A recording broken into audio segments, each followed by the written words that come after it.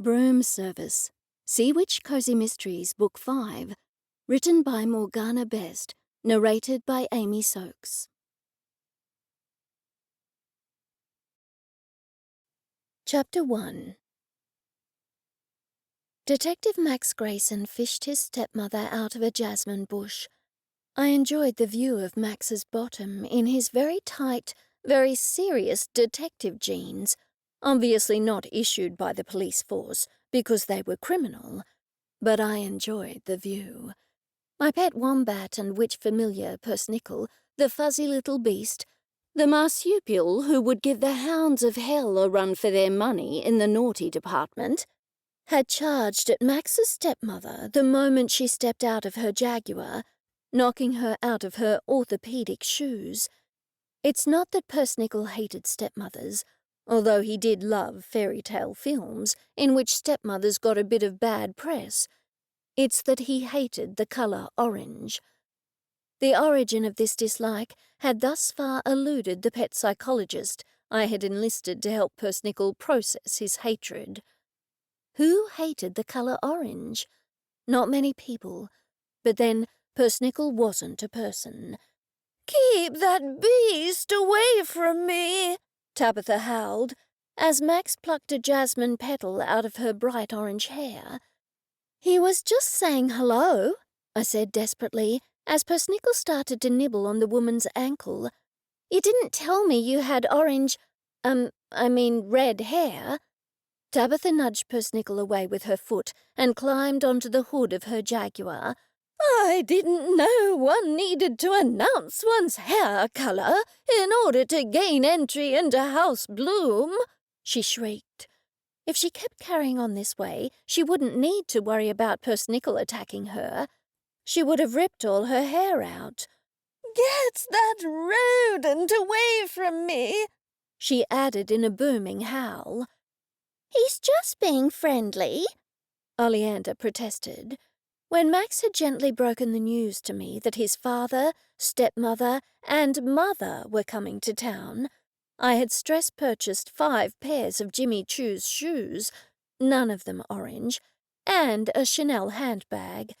I didn't know how I was going to pay the bills now, but I did know I was going to look very cute.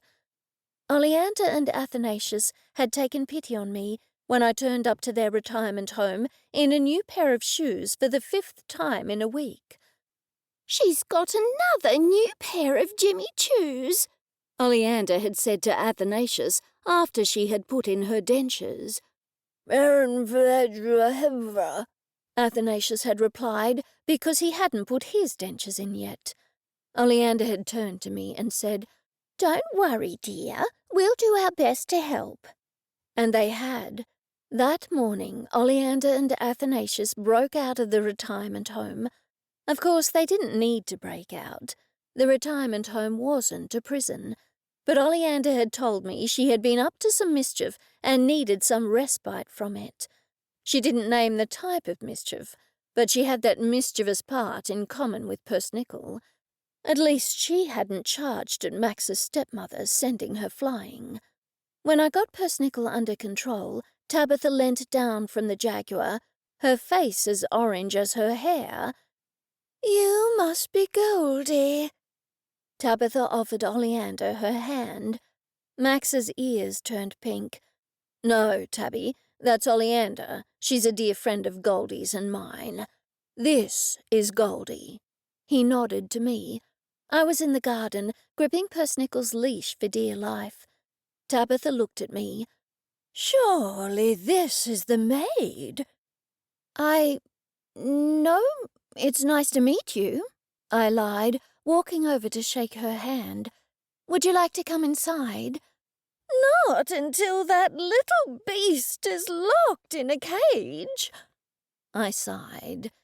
"Athanasius, would you mind taking Persnickle inside for a treat?"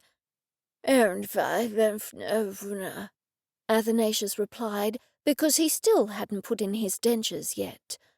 After Persnickle was inside, Tabitha climbed inelegantly off the car and pulled down her skirt. She had Dolly Parton hair, although it was orange, and a bosom that spilled out of her pencil dress. She was 82, and her entire face was frozen from an apparent overdose of Botox. It's a wonder she could speak. "Your father has gone to the airport to collect that woman," Tabitha told Max. I frowned. "What woman?" "My mother," Max replied. "Yes, apparently Delilah is too good to catch a taxi. Your father sent me ahead, like I'm some common scout in a war movie." Tabitha shrugged off her faux fur coat and tossed it over my head. I didn't know what was more confusing, the fact Tabitha was wearing a faux fur coat in the Australian summer, or the fact Tabitha thought of me as a coat rack. Sure, I had lost a little bit of weight recently, but not that much weight. Oleander rescued me from it. "I'll hang this up and see what Athanasius is doing." "I'll join you," Tabitha said. "Just go on ahead, would you, and make sure the giant rat is locked away safely." Max and I found ourselves standing alone in my garden. I began, but I didn't know how to finish that sentence. Not politely, at any rate. "She's a lot, yeah," Max conceded. "She's around 20 years older than my dad." "Wait, your dad left your mum for a woman 20 years older than him?" Max exhaled a lungful of air and wrapped an arm around my shoulders. "My father always was an unusual man. He attended every single one of my soccer games. Every single one." I frowned. "Is that bad?" "No, but it's not very dad-like, is it? He was always there for me, always happy to give emotional support." "Maybe he's not your real dad," I said playfully. "I've always had my suspicions." "Here's my husband now." Tabitha flew out of the house as another Jaguar pulled up to the curb. Just how many luxury cars did these people own? "And your mother, Maxwell. Goldie, I do hope you have hidden all the silver." "I don't have any silver." "Ah, so Delilah has been here before." "What? No, she's not stolen anything from me." "Not yet." Delilah was the exact opposite of Tabitha. She drifted out of the car and pulled me into a tight hug, only releasing me when Max cleared his throat. "Maxie," Delilah cried, "you're too skinny." "I've actually packed on a little bit of weight," Max said, his tone self-conscious. Jack Grayson stepped from the Jaguar. "Nonsense. Grayson men have always been hunks. We were the original Hemsworths." Jack looked nothing like his son. He was short and stick-thin, with jet-black hair and tortoiseshell-rimmed glasses. He was more a first-movie Harry Potter than a Hemsworth brother. I tried to imagine Tabitha and Delilah fighting over such a tiny man, but the idea only made me chuckle. "Goldie, we've heard so much about you. You finally let my boy kiss you, hey?" Jack chuckled as he clapped me on the back. Delilah winked at me. "Honestly, Jackie boy, don't embarrass our son." "I didn't," Jack protested. "It's not like I told Goldie that Max slept in our bed until he was 7, or that he insisted on sleeping with the light on in the hall until he was 15 because he was terrified of Santa." Max's ears turned red. "I don't know why you were all so relaxed about a strange man sneaking into our house at night." "He was bringing presents," Delilah said with a grin. "You always warned me about accepting presents from strange men," Max countered. I interrupted the laughter to say, "Dinner is almost ready." I ushered everyone into the dining room. I hoped the dinner would go smoothly, and I was relieved to see Persnickle had fallen asleep in front of the television. If he woke up, I could put on a Starsky and Hutch episode for him, and that was guaranteed to keep him quiet. No, I thought Persnickle would be the least of my worries. I hurried to the fridge and returned with 2 bottles of champagne. "Bubbly, anyone?" I asked. Before anyone could answer, there was an urgent knock on my front door. Through the frosted glass, I could see the outline of a tall figure. I swung around, catching Max's glance as I did so. Surely his father didn't have any more ex-wives. I hurried to the door and opened it. There, standing on the porch, was a uniformed cop. "Detective Grayson, there's been a death." Chapter 2. A collective gasp went up from the table. Max hurried over to my side at the door. "Murder?" The cop scratched his head. "It doesn't seem so, but given who it is, Constable Clancy sent me to fetch you." I could feel Max tense beside me. "Who is it?" "Sheila McFeeler." I heard heavy breathing and looked behind me. Tabitha was standing there. "Sheila McFeeler!" she shrieked, wiping her hand through her unruly orange hair. "It's bad enough to speak ill of the dead, let alone mock them. Use the poor dead woman's real name, if you would be so kind." She really was the most obnoxious woman. I took a deep breath. "Sheila McFeeler is her real name," I explained. When Tabitha's cheeks puffed up and her face turned as red as a ripe tomato, I added, "Don't shoot the messenger. Blame her parents, not us." I thought I had gone too far, so I turned back to the cop. He was still speaking. "She hit a tree." Max wiped his forehead. "Let me get this straight. She was driving and her car hit a tree." Constable Clancy nodded vigorously. "That's right." He gestured expansively to the northwest. "You know that sharp bend on the way to the M1 from here, heading north?" Max nodded. "Instead of turning, her car went pretty much straight ahead, and she hit a big tree."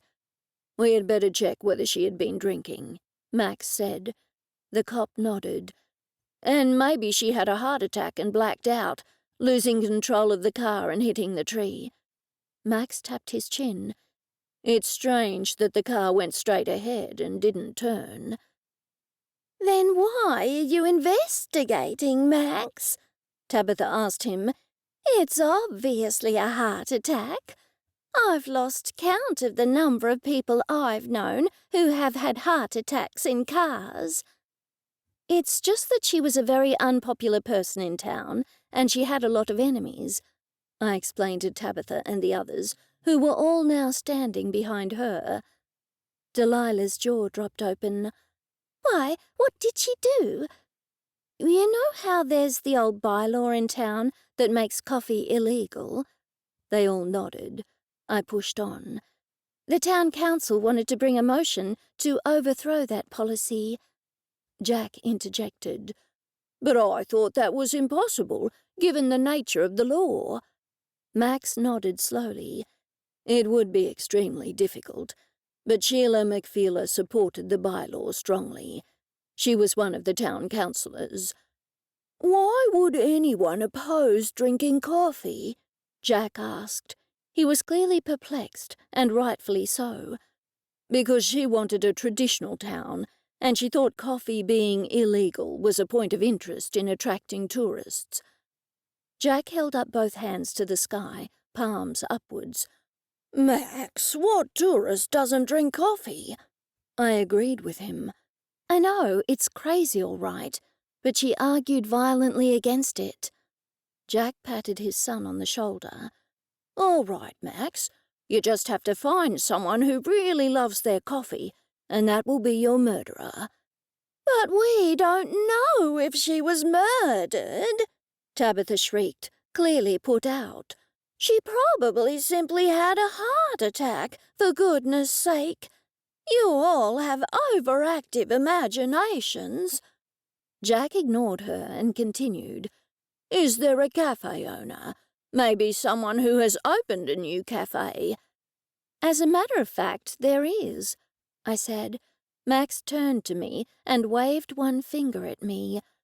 "Goldie, you are absolutely not investigating this. Do you understand me?" "Sure," I said. "I have no interest in the case anyway. It's not as if I'm personally involved." It was then I looked up and saw Oleander and Athanasius. Their faces were white and drawn, and they were wiggling their eyebrows at me. Max kissed me on my cheek. "I'm sorry, Goldie, but I have to go. I'll come back as soon as I can." I clung to his elbow. "You can't leave me," I said in desperation, looking at his relatives. Max knew exactly what I meant. "I'm sorry, but I have no option," he said. With that, he was gone, shutting the door behind him. I turned back to his relatives and plastered a fake smile on my face. "Well then, it looks as though we will have to continue our dinner without Max." Jack and Delilah smiled at me, but Tabitha frowned. I wondered why Jack would marry a woman so thoroughly unpleasant. Maybe she was blackmailing him. Or maybe I did have an overactive imagination after all. I hurried back to the table and poured myself a glass of bubbly first. To heck with social niceties. I drank it as fast as I could. Feeling a little better, I filled the other glasses. Athanasius smiled at me. I was relieved to see he had put his teeth back in. "I'll see to the dinner," I said, intending to take a very long time seeing to the dinner. The less time I spent with Max's relatives, the happier I would be. Oleander jumped to her feet. "I'll help you," she said. Oleander and I both took off to the kitchen. I reached it first, and once Oleander had entered, I shut the door firmly behind us, grateful that the old Queenslander was typical of its type and not an open-plan house. I went to toss the salad, but Oleander tugged on my arm. "Goldie, there's something you must know, and it's really, really bad." I turned around, a salad fork in my hand. "How bad?" I said. "Very, very bad." My stomach clenched. "What is that?" "You know how Sheila McPhiller was born here, and then she left town, and then she came back a few months ago?" I nodded. I had heard that. What of it? "She was a good friend of your uncle's." "I didn't know," I said, still puzzled. Oleander shook her head. "No, Goldie, you don't understand." I raised my eyebrows. "Maybe I would if you explained it." "Goldie, Sheila McPhiller was a sea witch." "A sea witch?" I repeated. "Why didn't you tell me? I thought I was the only sea witch in town." Oleander hesitated. "Well, I don't know if she was for sure, but she was a good friend of your uncle's." I interrupted her. "Surely all his friends weren't sea witches." Oleander waved one hand at me in dismissal. "It's not just that. I think she was a sea witch because when things didn't go her way, a storm always brewed." "A coincidence?" I offered. She shook her head. "I would have mentioned it to you, but it's only become clear in hindsight. I heard that someone accosted her in a cafe yesterday and argued with her about her trying to prevent coffee from becoming legal. The argument became quite heated, and a violent thunderstorm came up right at that moment. It wasn't an expected storm. I'm subscribed to the email storm alerts, and I didn't get one." "Do you mean that bad thunderstorm the other day?" I asked her. "The one that appeared with no warning, and there was hail?" Oleander nodded. "I was only forming suspicions at the time, and I did intend to tell you. But, Goldie, don't you see what this means? If Sheila McPhiller was actually murdered, then the murderer might be coming after you, too." I dropped the salad fork into the kitchen sink and leant back against the sink, grabbing it with both hands. Oh no, if a witch murders a sea witch, then they get that sea witch's powers. If someone murdered her, then they might be about to murder me, too.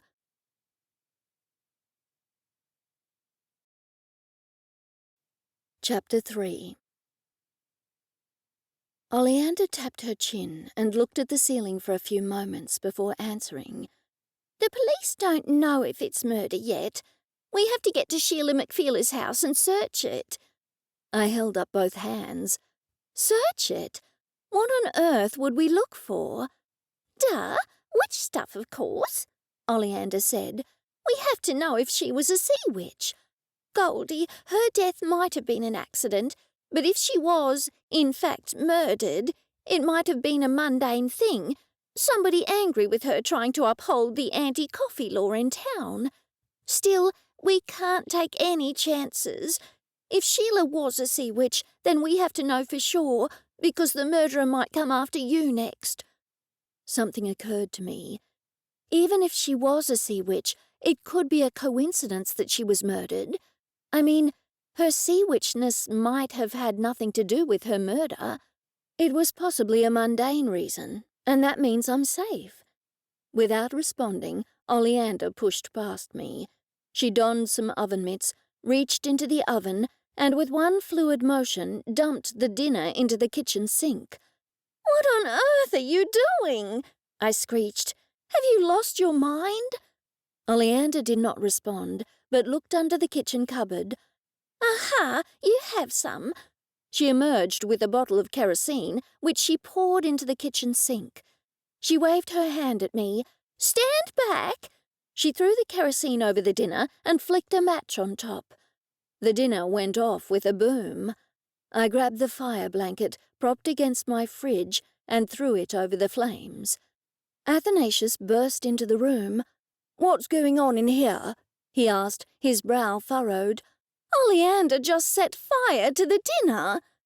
"We don't have time for that, Goldie," Oleander said to me. To Athanasius she said, "I suspect Sheila McFeeler was a sea witch, so Goldie and I are going to break into her house to see what we can find. You keep Max's relatives occupied and tell them that we have to go out and buy food. Tell them the dinner is ruined." "It is ruined," I muttered.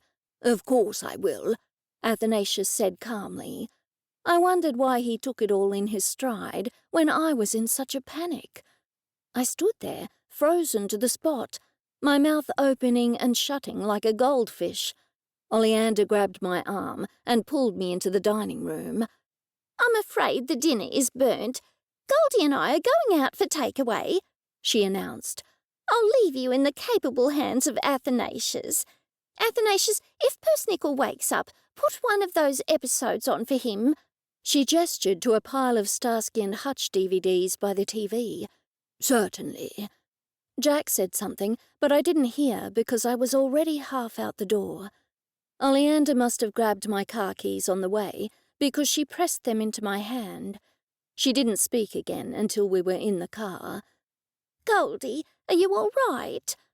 "I'm a bit shocked by this sudden turn of events," I admitted. Oleander made a clicking sound with her tongue. "Honestly, Goldie, get with the program. We have a thin window of opportunity to search Sheila's house before the police arrive." "What if it's locked?"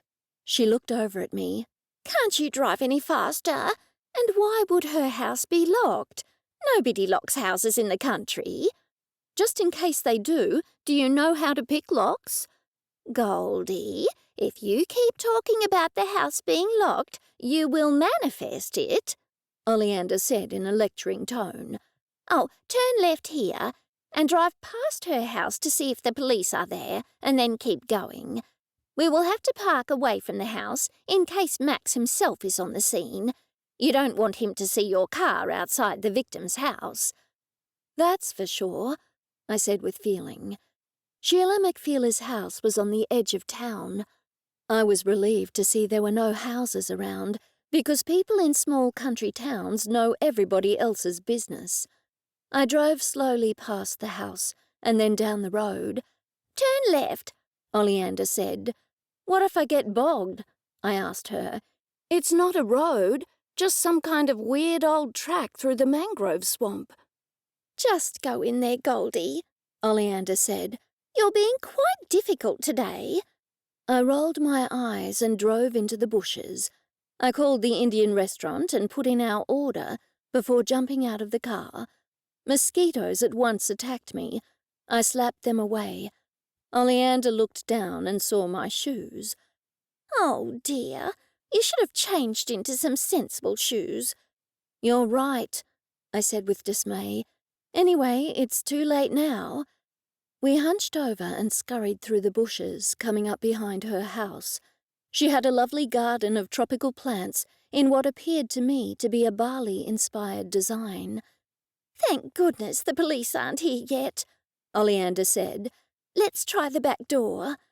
Oleander turned the handle, but just as I suspected, it was locked. "It's locked!" she wailed. "I always lock my doors," I told her.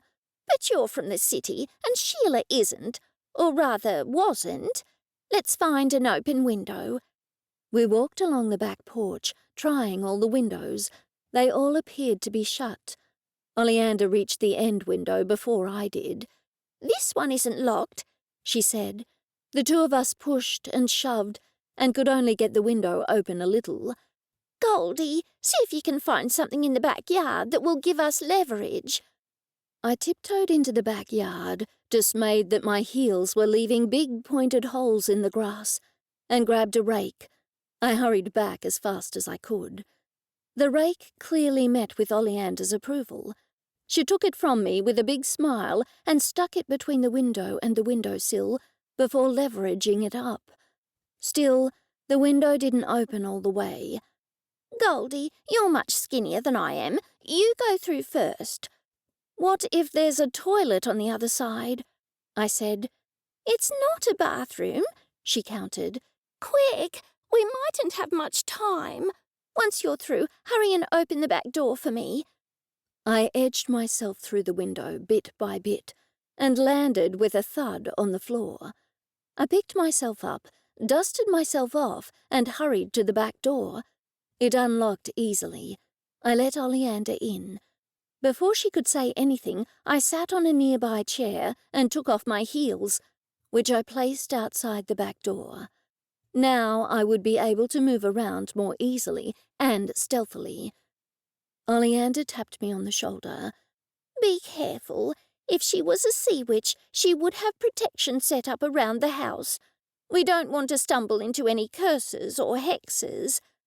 I tiptoed into the living room, but Oleander grabbed my arm. "We don't need to sneak around. We just need to hurry before the police come.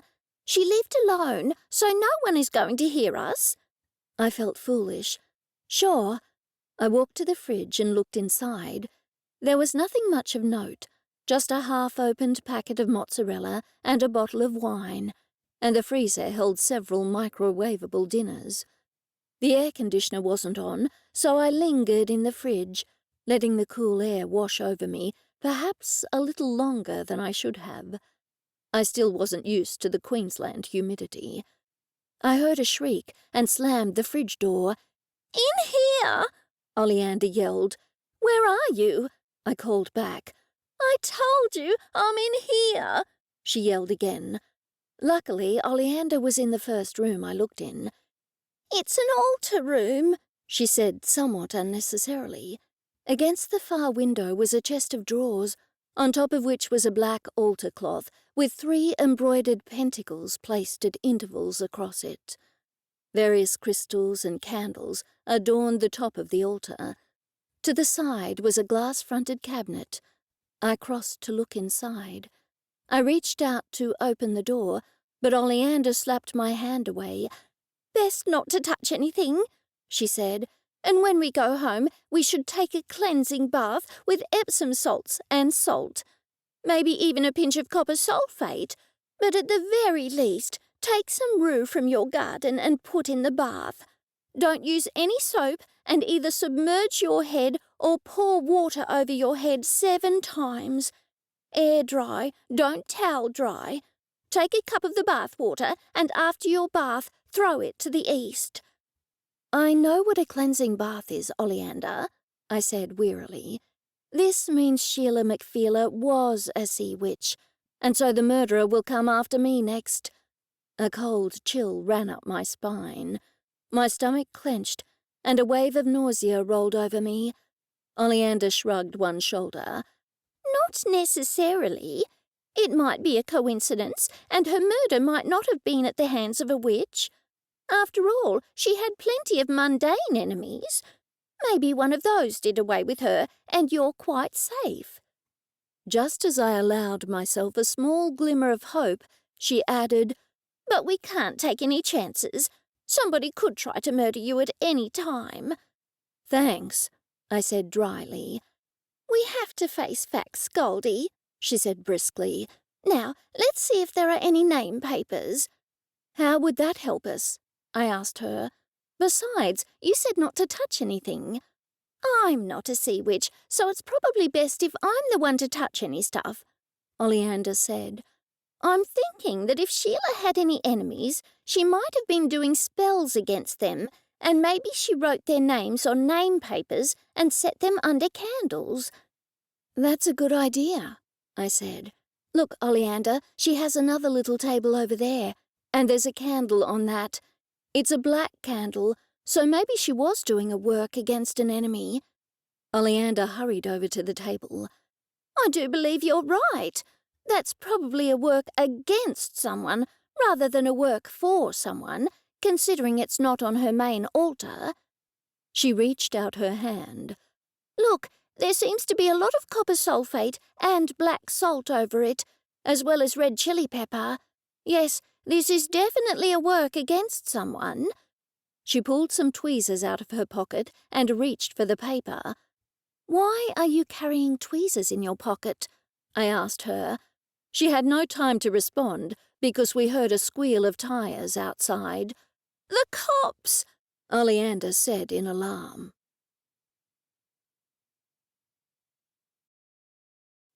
Chapter 4. We tiptoed to the front window and peeked around the curtains. There was a uniformed car outside, and as if that wasn't bad enough, Max's car pulled up behind it. One of the uniformed cops jumped out and headed for the back of the house. Let's make a sprint for it now, Oleander said. I grabbed her arm. No, he'll see us for sure. We have to hide in the house. We desperately looked around the house. Sadly, there was no tablecloth over the dining room table. It had a pretty runner across its length, on top of which were glass-encased candles. Could we hide behind the sofa? Oleander asked, followed by, Forget that. We'll have to hide in the kitchen cupboards, I said. Quick. I grabbed Oleander by the elbow and dragged her over to the kitchen cupboards. I certainly hoped they weren't crammed full of stuff. I was in luck.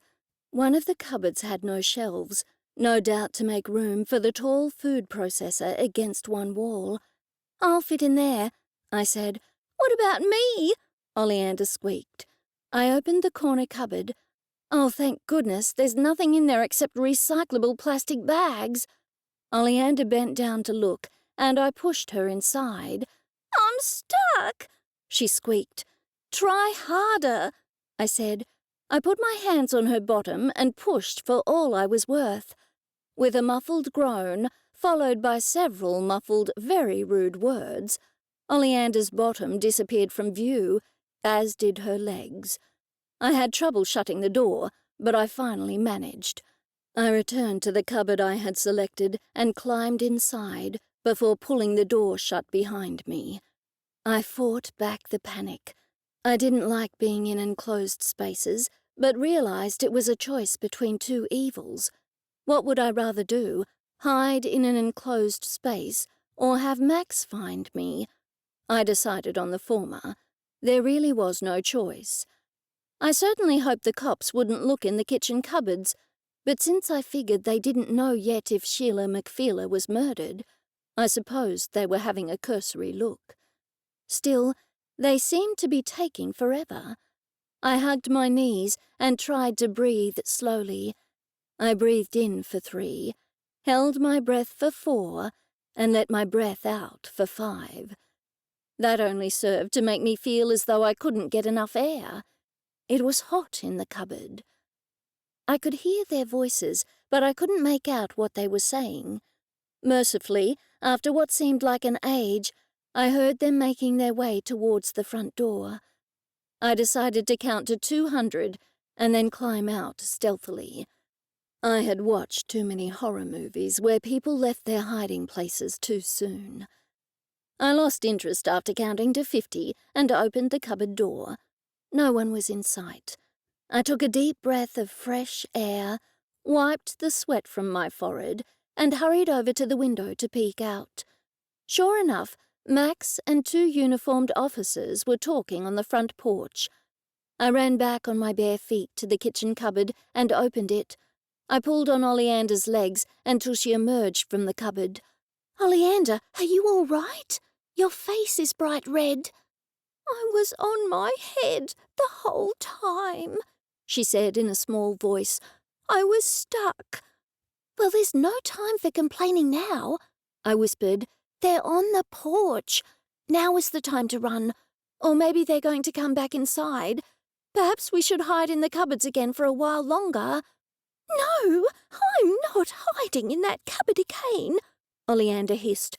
"Goldie, let's hightail it out of here." Before I could protest, she took my wrist in a vice-like grip and dragged me to the back door. A big ginger cat blocked our way. "Oh no, Sheila had a kitty. Who will look after the kitty now?" I asked. Oleander frowned. "As far as I know, Sheila didn't have any relatives. Maybe they will put the cat in the pound." The cat looked alarmed. I grabbed the cat, who did his best to scratch me. Strangely enough, he purred loudly while trying to get a paw free. "This cat is not going to any pound," I said. "We'll have to take him with us." "He must have been Sheila's familiar. Sea witches have familiars. What are we going to do?" There was a noise outside the front door. "Hurry, Goldie, now! We have to leave!" I ran after Oleander to the back door. Oleander shuttered quietly behind us, and then we sprinted for the mangrove swamp at the back of the house. "Ouch! Ouch! Ouch!" I said, followed by a few rather rude words. "What's wrong?" Oleander whispered. "The cat scratched me," I began, but the cat scratched me again, and I dropped him by reflex. Oleander dive-bombed on the cat and grabbed him around his middle. He proceeded to scratch her. "Poor thing, he's scared," I said, followed by, "Oh, I think you need some Band-Aids." Oleander handed the cat to me. I took him gingerly. The adrenaline was beginning to wear off, and I remembered my feet were bare. "I left my shoes by the back door," I said. Oleander gasped. "That's terrible." "No, it's not too bad," I said. "They weren't Jimmy Choo's." Oleander rubbed her forehead. "No, I meant the police will see the heels. I very much doubt Sheila McFeeler ever wore heels as high as that." "Don't worry about it," I said. "They're men. They won't know what sort of heels she wore. I bet they won't even notice them. I'll sneak back later and get them." We made our way to the car. I breathed a sigh of relief when it didn't get bogged, and I drove in the other direction as fast as I could. When I got to the Indian restaurant, I left Oleander in the car with the cat and left the engine running with the air conditioning on. The lady at the restaurant told me our order would be another 2 minutes, but just as she said it, someone brought our food out of the kitchen. I paid and hurried back to the car. "That was a stroke of brilliant timing," I told Oleander.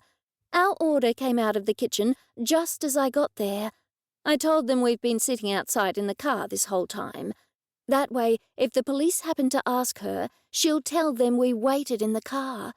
She won't think twice, and the police won't think to ask her how she knew." Oleander appeared to be in complete admiration. "You're so clever, Goldie." "I know," I said smugly. "Before we go home, I'll have to buy a litter box and cat food." Oleander was eyeing the cat warily. He certainly didn't seem to have a good temperament, or maybe he was simply frightened. "Oh, good. Sounds like a plan." When we got to the house, I said, "Won't they wonder why I have bare feet? And won't Max wonder why I suddenly have a strange cat?" "Just tell Max he's a stray," Oleander said. "Anyway, we have a bigger problem than that." You mean apart from Max finding out what we did? Yes. Have you noticed the cat's colour? Ginger? As soon as I saw it, it dawned on me. Oh no, orange. Persnickle is going to hate him. We can't let them meet, Oleander said. OK, this is what we'll do.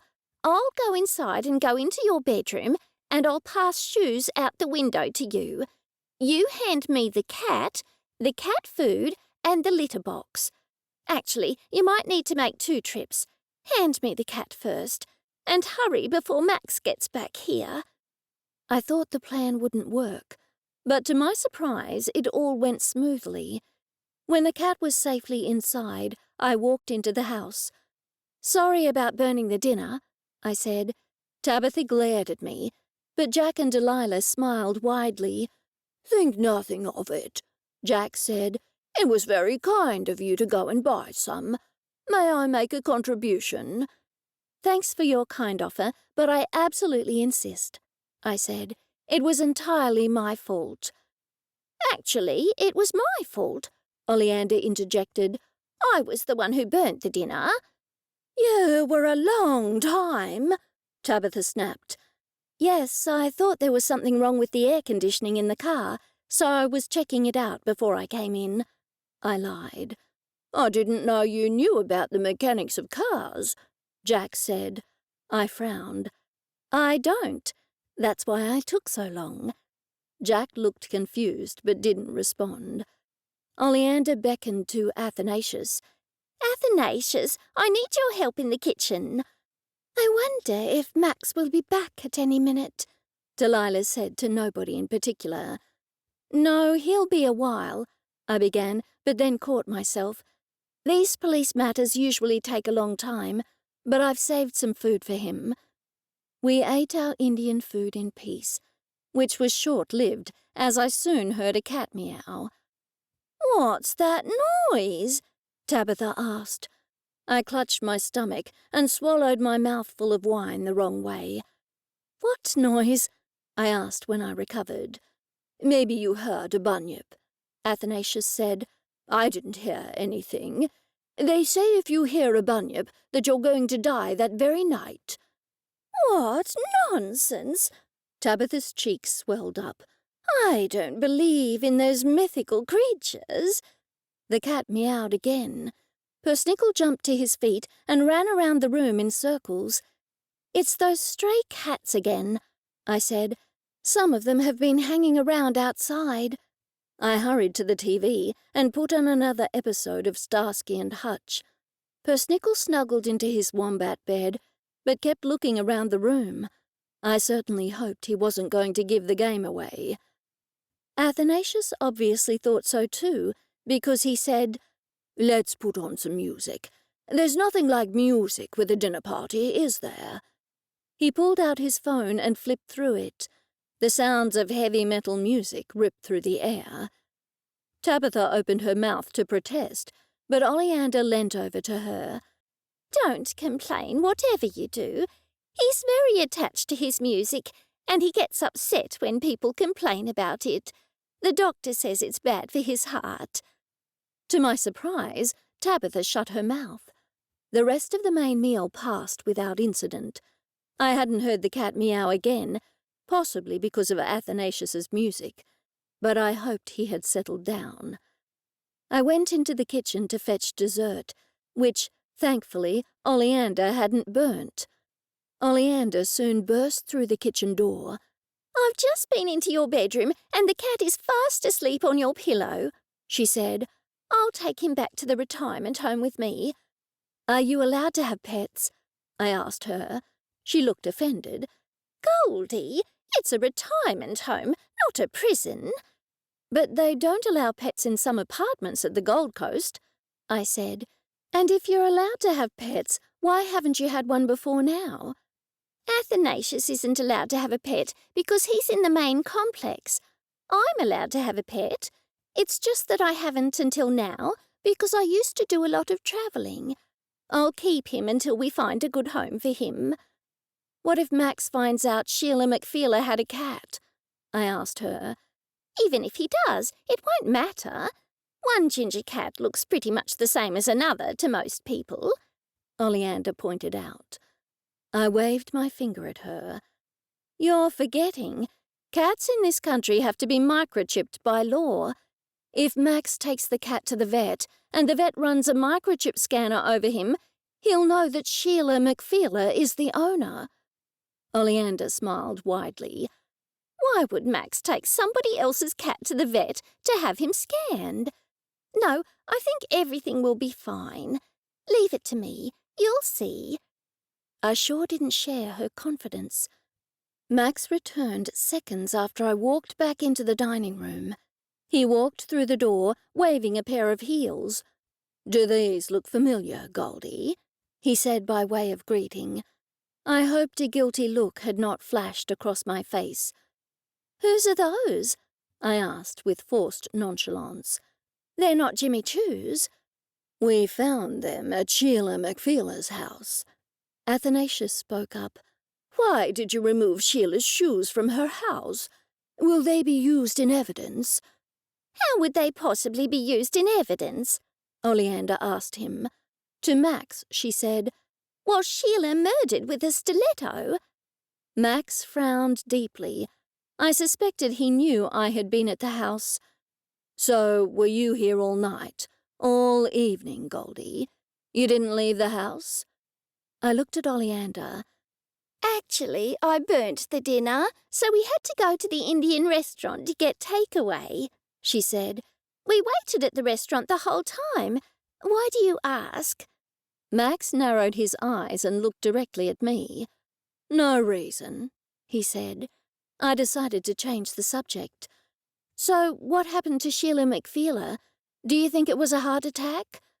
I was certainly hoping it had been an accident and not a murder. Of course, it didn't make any difference to Sheila McFeeler, who had now crossed over to the other side.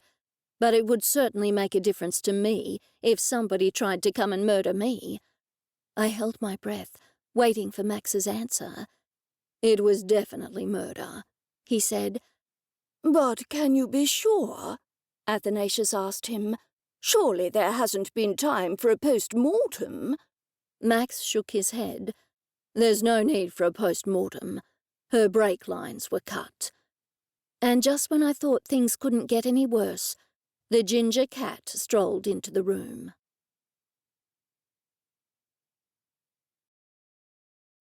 Chapter 5. Athanasius at once turned off his music. I looked at Persnickle, wondering if I should lunge at him, but to my enormous relief he had fallen asleep. Max put his hands on his hips. "Is that Sheila McFeeler's cat?" I plastered an innocent look on my face. "What, she had a cat?" Oleander hurried to the rescue. "You're kidding! Do you really think it's her cat? What an amazing coincidence! When Goldie and I were waiting in the car outside the Indian restaurant, that cat walked right past us. I grabbed him and put him in the car, and we brought him home." Max obviously didn't believe a word of it. "Why would you bring home a cat?" he said through gritted teeth. Oleander tut-tutted. "Well, it isn't safe for a cat to be out on the street, is it? Not for the cat, and not for the native animals. I didn't want to take him to the pound, so we brought him back. I was going to take him to the retirement home later and put a lost and found notice on the Facebook community page." "I thought you said it was a stray," Tabitha snapped. "No, I said there are strays around," Oleander corrected her. "This cat is obviously well cared for." The cat walked over to Max and rubbed his head on his leg. Max picked up the cat and held him to his chest. The cat purred loudly, and Max scratched him under the chin. "Nice kitty," he said. "I'll take the cat to the vet and have him scanned to see who the owner is." "I thought you said cops would never do that," Oleander said to me. "You were the one who said it, Oleander." To Max, I said, "And what if he is Sheila McFeeler's cat? You don't want the poor cat to end up in a pound, do you?" "If he is her cat, he can stay with me, and we'll see if any relatives come forward to claim him." Max looked at the cat fondly. I've always wanted a cat. So you want to keep him? I was incredulous. Max stroked the cat's head. The cat climbed onto his shoulder and wrapped his paws around Max's neck. I was rather shocked that the cat did not attempt to scratch Max. I was also surprised that Max would take home an orange cat. Persnickle hated the colour orange, and he would hate an orange cat. Sure, it would be a good home for the cat, but didn't Max see a future between us? My stomach sank. Or maybe Max hadn't put two and two together. In that case, Persnickle would have to learn to like the cat somehow. Maybe I could train him with carrots. Lots of carrots. Max was still speaking. Can the cat stay here until after dinner, Goldie?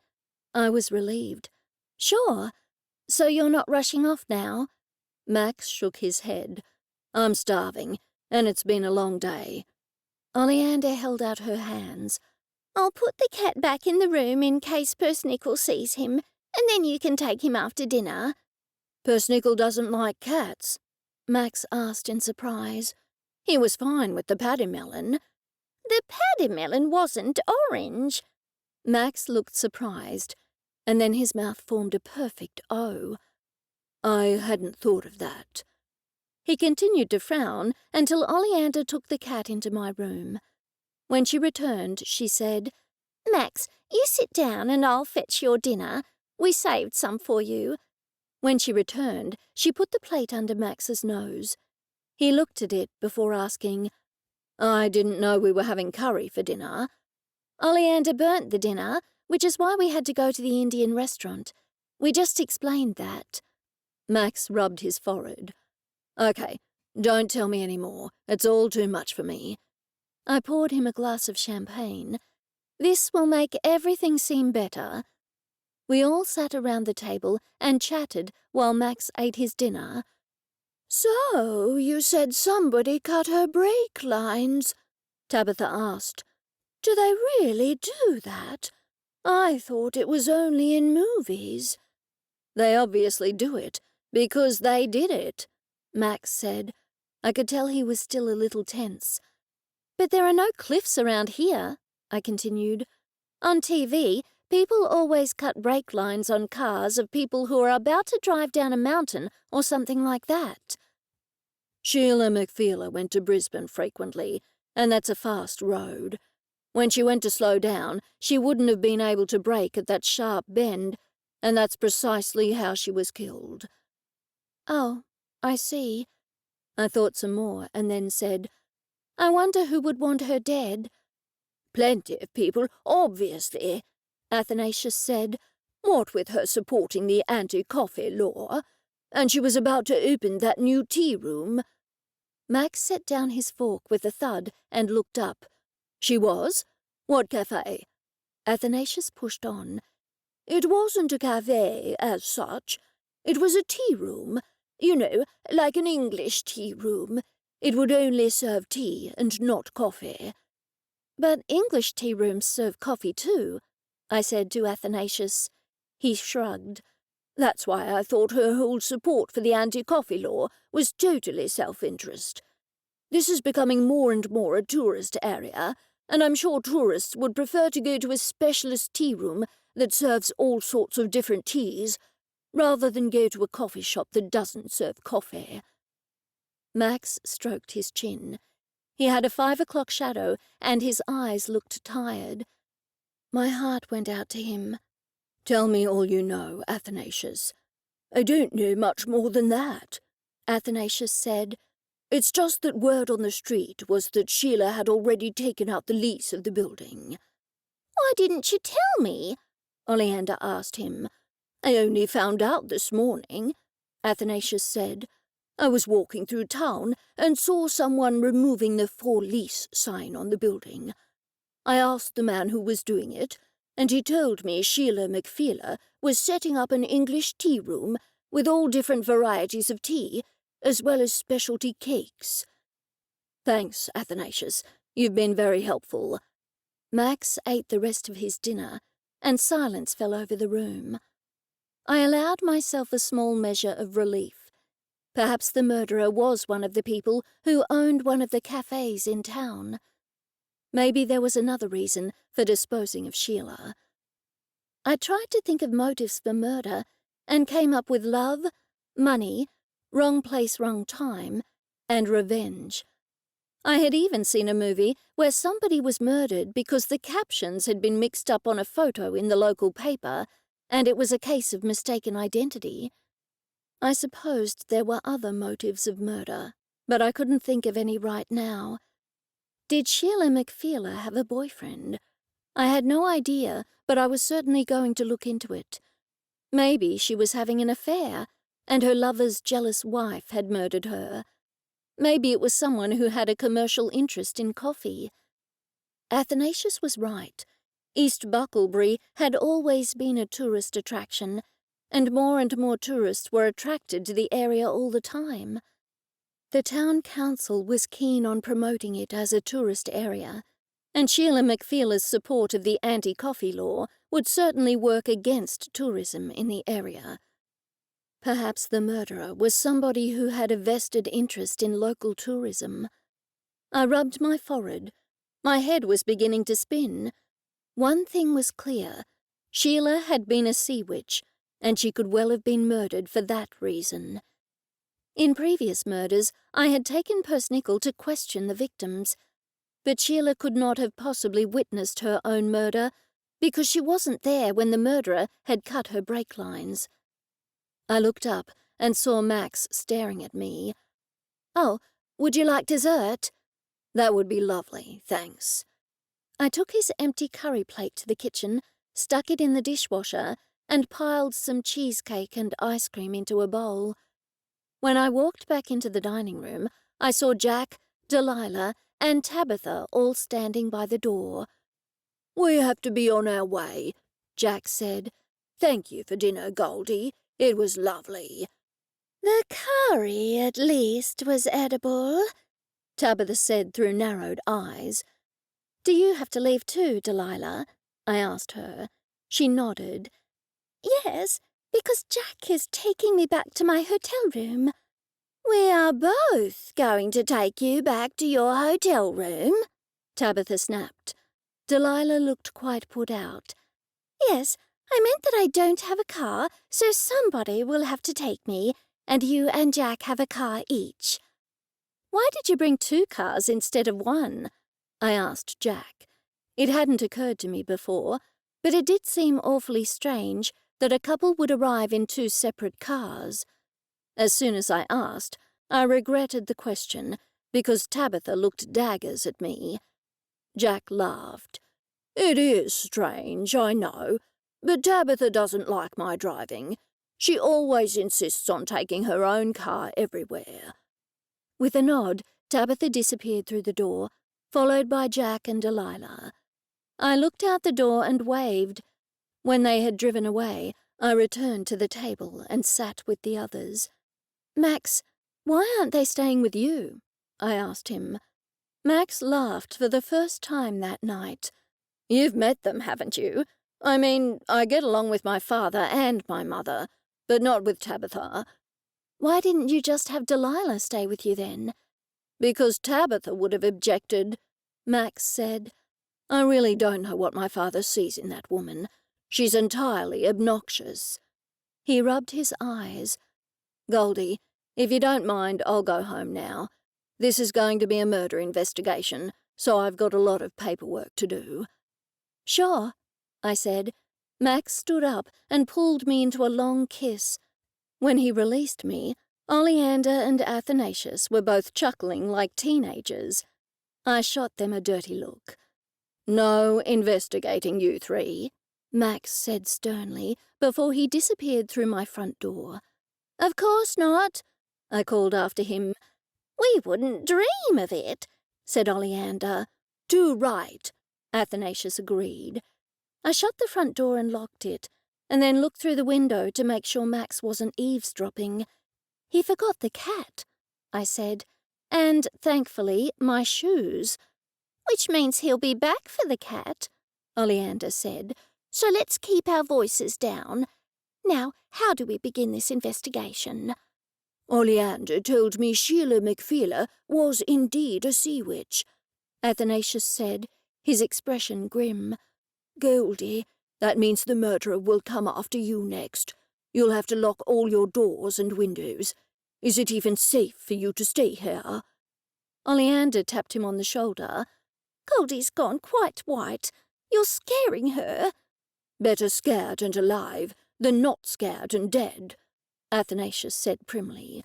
I think we should move in with Goldie and arm ourselves. I thought Oleander would say that was a silly idea, but she readily agreed. I think we should too, but what about room service? She asked Athanasius. Room service? I echoed. We often help out at the retirement home. A strange look passed over her face. The others can do it, he said. Oleander nodded. Goldie, I know that means you won't get any alone time with Max until this matter is solved, but safety first and all that. Sure, I said. You could use your sea witch powers against any witch who comes to kill you, but obviously they took Sheila by surprise. As soon as you get into your car, test your brakes, Oleander said. Athanasius nodded. And what are some other ways the murderer could kill Goldie? Apart from cutting her brake lines, I mean. You have to think ahead. Maybe they will run over you when you're crossing the road, Oleander said. You have to be extra careful crossing roads. Maybe don't cross any roads at all. Park on the side of the road and stay on that side when you're in town. Athanasius tapped his chin. There's always shooting, and stabbing, and poisoning. Goldie, don't eat anything from an open jar.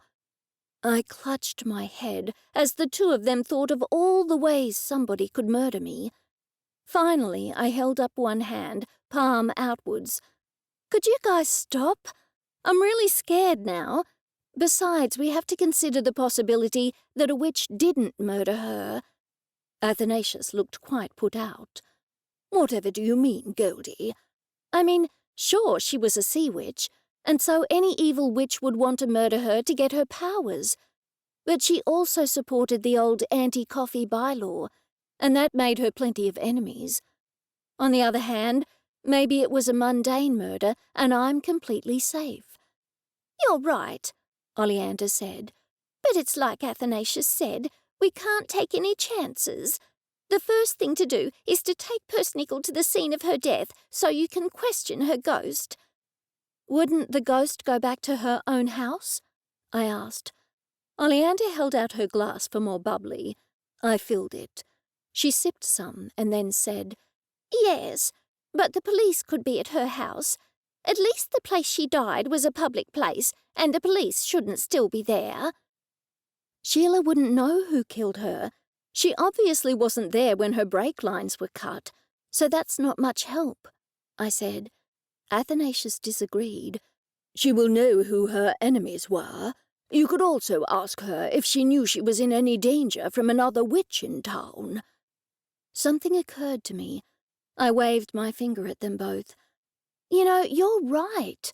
If somebody murdered her because she was a sea witch, then that somebody must be new to town. We could find out who's just moved to town. I thought my idea was a good one, but I was soon disavowed of that notion. Oleander shook her head. It could be a tourist, Goldie. A tourist could have found out she was a sea witch after being in town for just a few days. They could have cut her brake lines and then left town. I groaned. And that makes our job harder. My bedroom door opened again, and the cat stalked out. How does he do that? I asked. No one had a chance to respond, because Persnickle woke up. His little wombat eyes widened at the sight of the orange cat. He made a horrible grunting sound, and then charged at the cat. Stop! I shrieked. Somebody help! Persnickle charged onwards. When Persnickle was only inches away from the cat made the most horrible sound I had ever heard, and his hair stood on end. So did mine. The cat reached out one paw and struck at Persnickle. Persnickle did a sliding stop on his bottom, his front legs stretched out. He only managed to change course at the last moment. He then turned around and sprinted for the sofa and wasted no time hiding under it. The trouble was, he was taller than the underneath of the sofa, so the sofa lifted on both ends and wobbled precariously. I ran to the kitchen to get carrots to soothe him, while Oleander grabbed the cat. Just then, there was a knock on the door. I threw carrots under the sofa and hurried to open the door. Tabitha was standing there. "I forgot my handbag," she snapped. To my horror, she was wearing bright orange pyjamas. The fact was not lost on Persnickle. The cat forgotten, he charged from under the sofa and grabbed one of Tabitha's pyjama bottom legs. Tabitha screamed and tried to pull back. Her pyjama bottoms came off in Persnickle's mouth. He tore at them with his front paws and ripped them to shreds. I looked up to see Tabitha running down my front path in her huge pink floral underwear, screaming obscenities at the top of her lungs.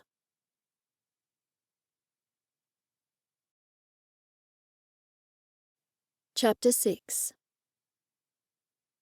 When I awoke the next morning, I was relieved I was still alive. I had tossed and turned all night and had jumped at every noise. Max had texted me just after midnight to ask if I could keep the cat until the following day. I had no idea what I had texted back, as I was only half awake. I staggered into the kitchen and pulled the cover off the coffee machine. Max agreed that we couldn't trust his relatives enough to let them know I had an illegal coffee machine in the house. I figured he was referring to Tabitha. I could hear dreadful snoring and thought it was Persnickle, until I realized it was Athanasius. As I walked out with my coffee, Oleander appeared, and Persnickle awoke. I gave Persnickle a carrot and handed Oleander a steaming mug of coffee. "The night passed uneventfully enough," she said. "I expect the murderer won't strike so soon, realizing that you'll be on your guard." "At least we can rule out long-term town residents," I said. "I mean, a long-term town resident might have murdered Sheila, but I doubt a long-term town resident was a witch who was after Sheila's powers." "How was the cat?" Oleander asked me. "He was good. I thought he might purr loudly and wake me up at night or sleep on my feet, but he slept at the end of the bed. I fed him and made sure the door was firmly shut before I came in here to make coffee.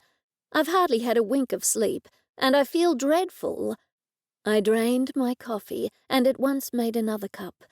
"Look, it's early," Oleander said. "Why don't we take Persnickle down to the crime scene and you can speak to the ghost?" "I hope her ghost is at the crime scene." I scratched my head. "What if she's back at her house?" "Then we go to her house," Oleander said with a wave of her hand. "It's not as if the house is a crime scene. The police won't have any interest in it whatsoever. They searched it yesterday, and that will be the end of it."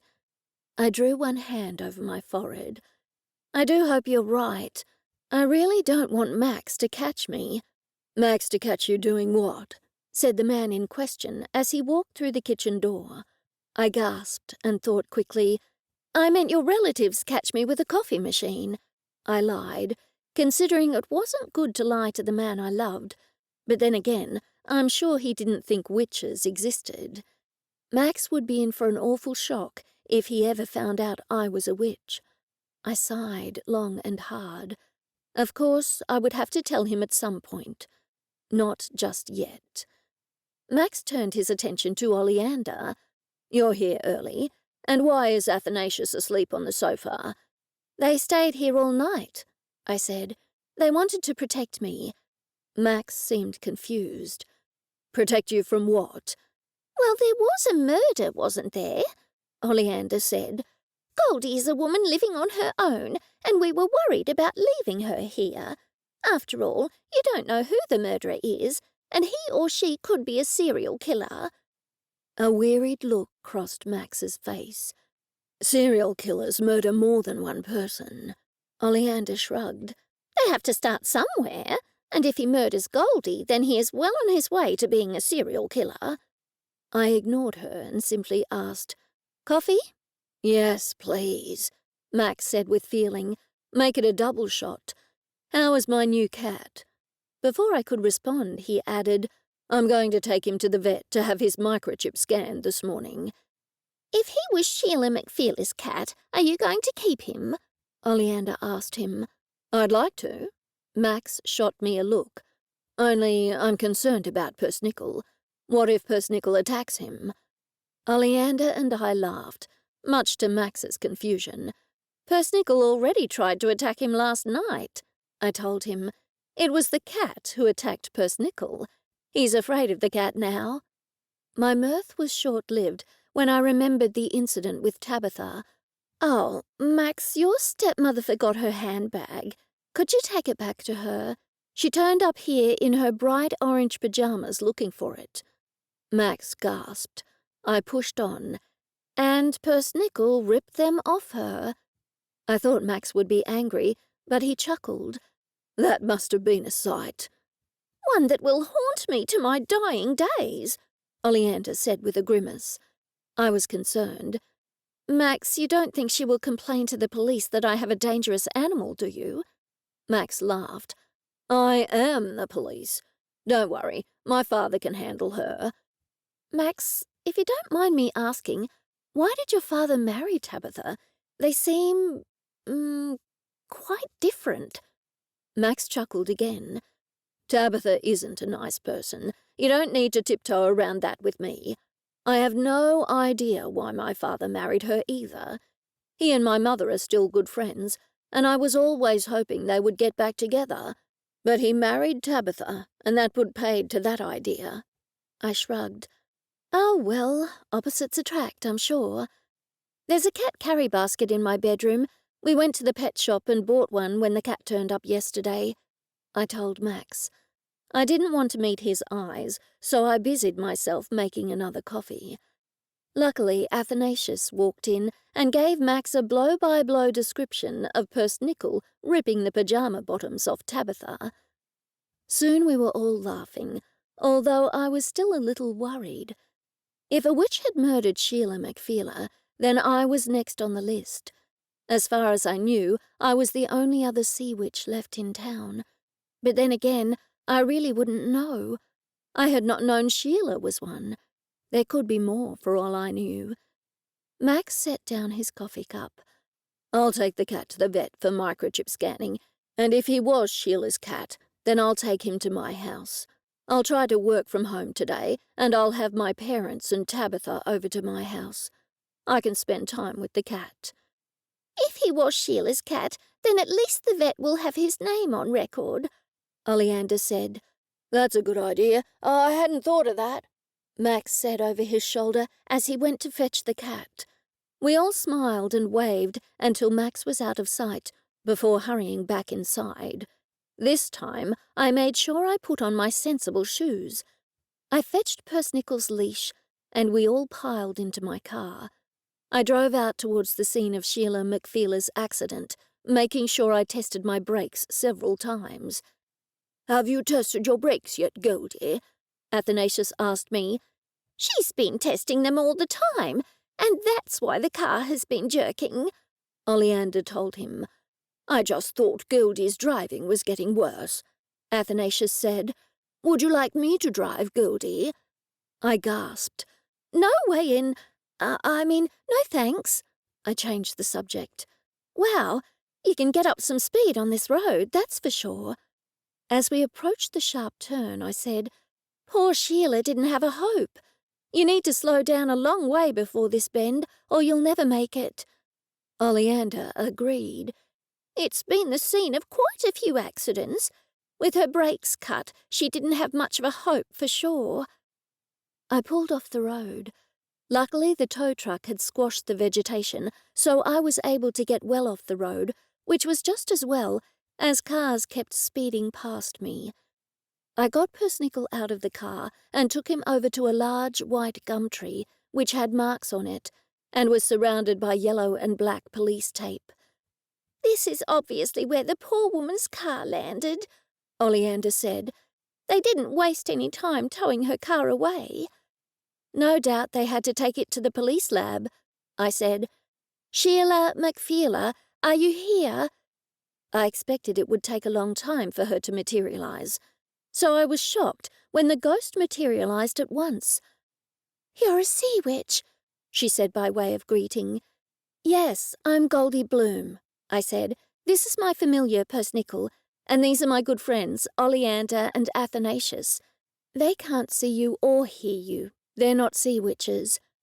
Is Sheila McFeeler's ghost here now? Athanasius asked. Oleander rolled her eyes. Of course she is. Goldie wasn't talking to herself. The ghost looked Oleander and Athanasius up and down. Yes, I can see that. Is Lucifer all right? Lucifer? I echoed. Oleander and Athanasius gasped. I don't know. Did something happen to him? Do you think you're going to hell? The ghost seemed exasperated. My cat, she snapped. Your cat is called Lucifer? Lucifer? Oleander and Athanasius echoed in unison.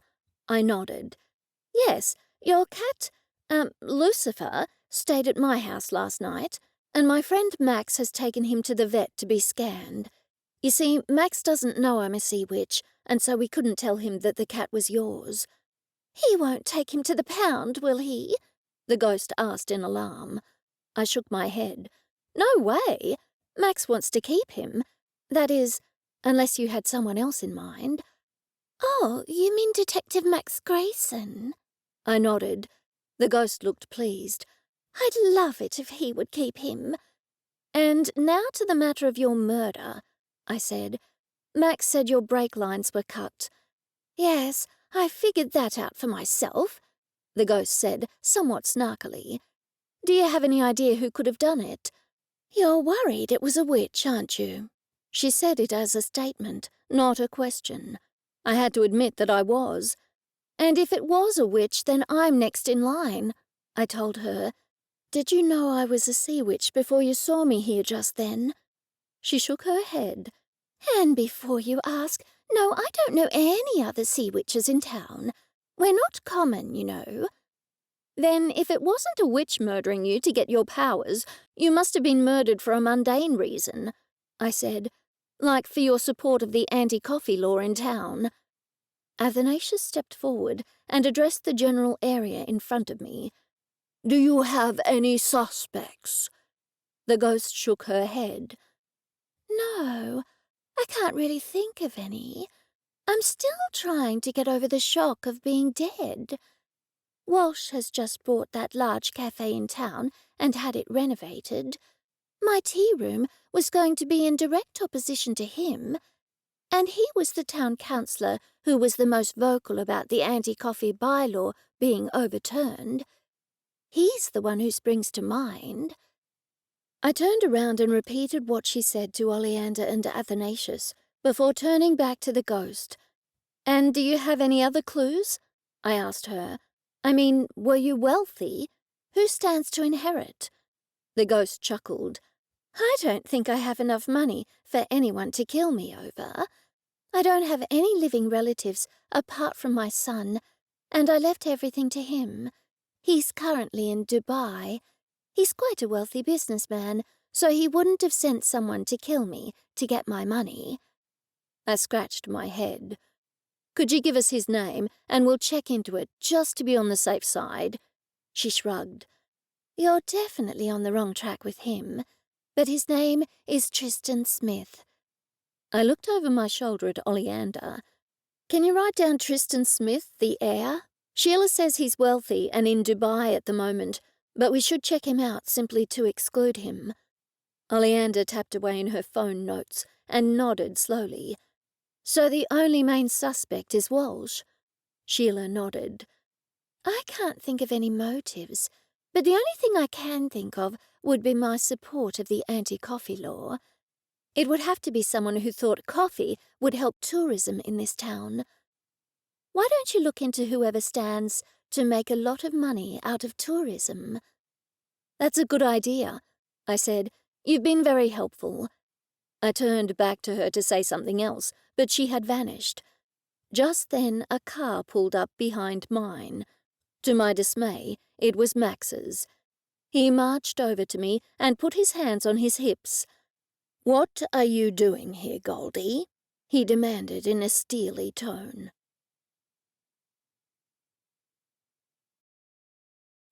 Chapter 7.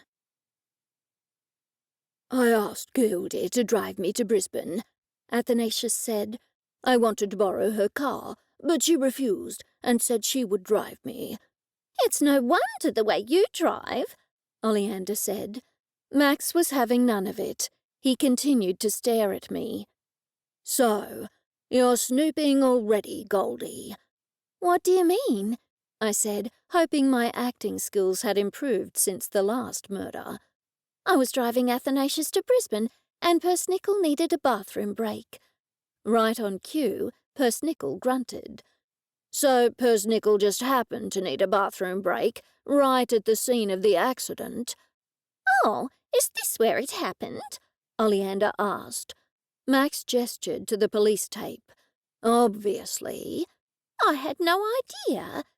"And why were you driving to Brisbane?" Max asked me. "Shouldn't you be at your office?" "It's only 8, and I don't open until 9. "If you're on your way to Brisbane, you won't be back until around 10, Max said.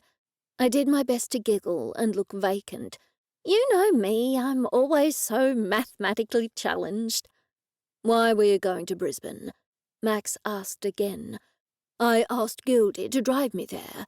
Athanasius nodded as he spoke. Max rolled his eyes. "I know that, but why did you want to go?" "I wanted to see what was on at the Brisbane Art Gallery. I heard there was a new exhibition."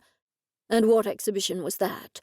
"I don't know, and that's why I asked Goldie to drive me." Max looked decidedly put out. "Goldie, I know what you're up to. Please don't investigate. Somebody cut Sheila McFeeler's brake lines, and if they know you're investigating, you might be in danger." "All right, then. Max, are you on your way to Brisbane?" I asked him. "No, I was looking for you, and I suspected you'd be here," he said, narrowing his eyes even further so that they were mere slits. "I wondered if I could have your key so I could fetch the cat and take him home to my place." "Sure." I pulled the car keys out of my pocket and took off one of the keys. "This is a spare key." I handed it to him, and our fingers brushed. Electric jolts shot through my body at the contact. I looked at Max, wondering if he had felt it too. He simply nodded. "I'll leave the key on the table and lock the door behind me. Don't forget, you have dinner tonight with my parents and my stepmother." I groaned. I had forgotten. I hope your stepmother still isn't angry with me. "She probably is, but don't worry about it," Max said. "Look, I have to go now. I'll see you at the restaurant tonight, Goldie." With that, he marched over to his police vehicle and sped off. "Gosh, our timing was bad," I lamented. "Now he knows I'm investigating, or snooping around, as he puts it. We might as well take Persnickle home and then go back to the office." "Shouldn't we go to Brisbane to maintain our cover?" Athanasius asked. I shrugged. What's the point? Max knew we were lying. And besides, I have to make a living. "You go to work, and Athanasius and I can investigate Walsh," Oleander said. Athanasius raised one bushy eyebrow. "I've always wondered if that was his first or his last name." Oleander shrugged. "I think he only has one name.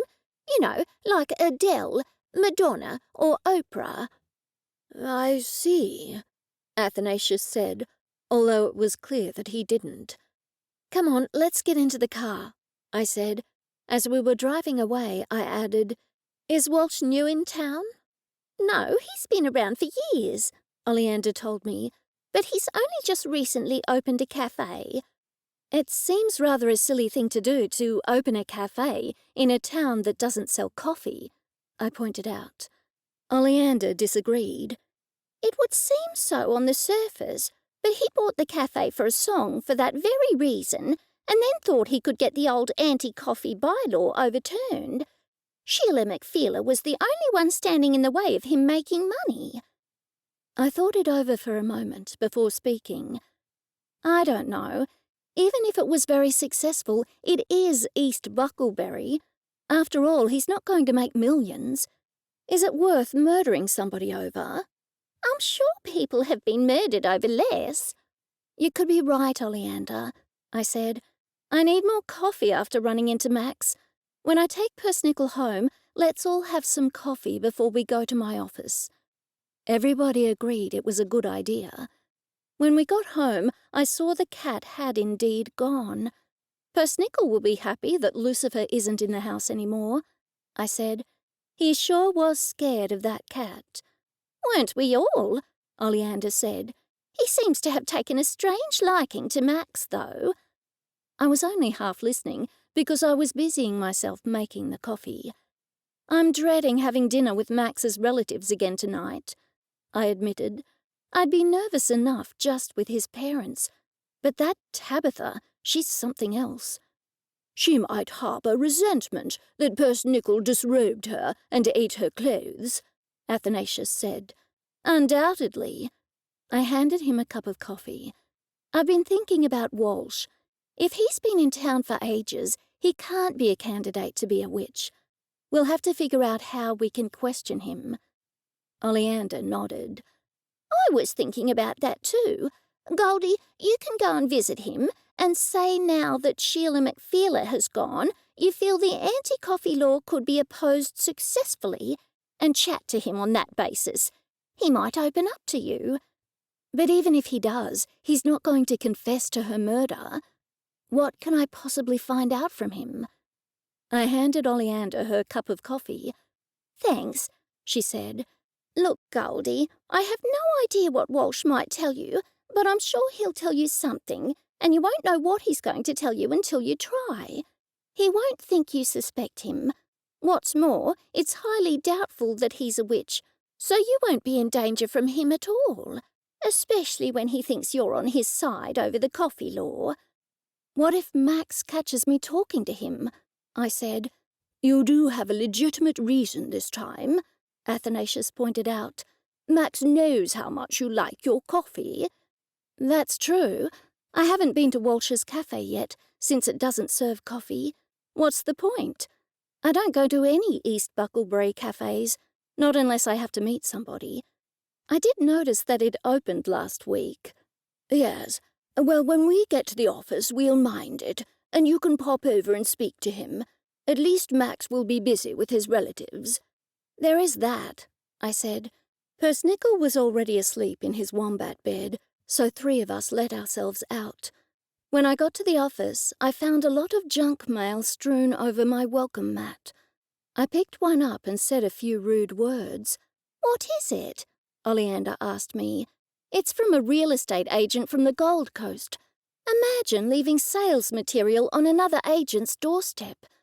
They just pay people to do it, Athanasius said. They wouldn't know. I know that, but it irritated me, I said. And it's glary today. Oleander chuckled. It's always glary. It is Queensland, after all. I pulled my sunglasses off my head and stuck them on my face, even though I was about to walk into my office. The landline was ringing, so I sprinted over to answer it. It was a conveyancer complaining that the bank refused to go to Tambourine Mountain to settle on the house I had just sold. The fee was going to be $25, and the sellers had refused to pay. I suggested to the conveyancer that the buyer pay. I don't know why they involved me. What was all that about? Oleander said. I relayed the gist of the conversation and then added, It's nothing to do with me. I'm just the selling agent. I think the person who called me is new at the lawyer's office and maybe doesn't know what they're doing. I hope my day improves, I said darkly. I heard a crack of thunder in the distance. Calm down, Goldie, Oleander said. You're brewing up a storm. I nodded.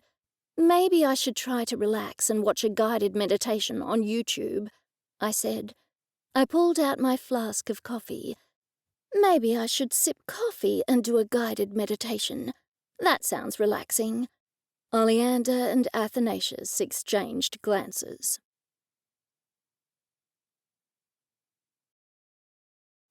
Chapter 8.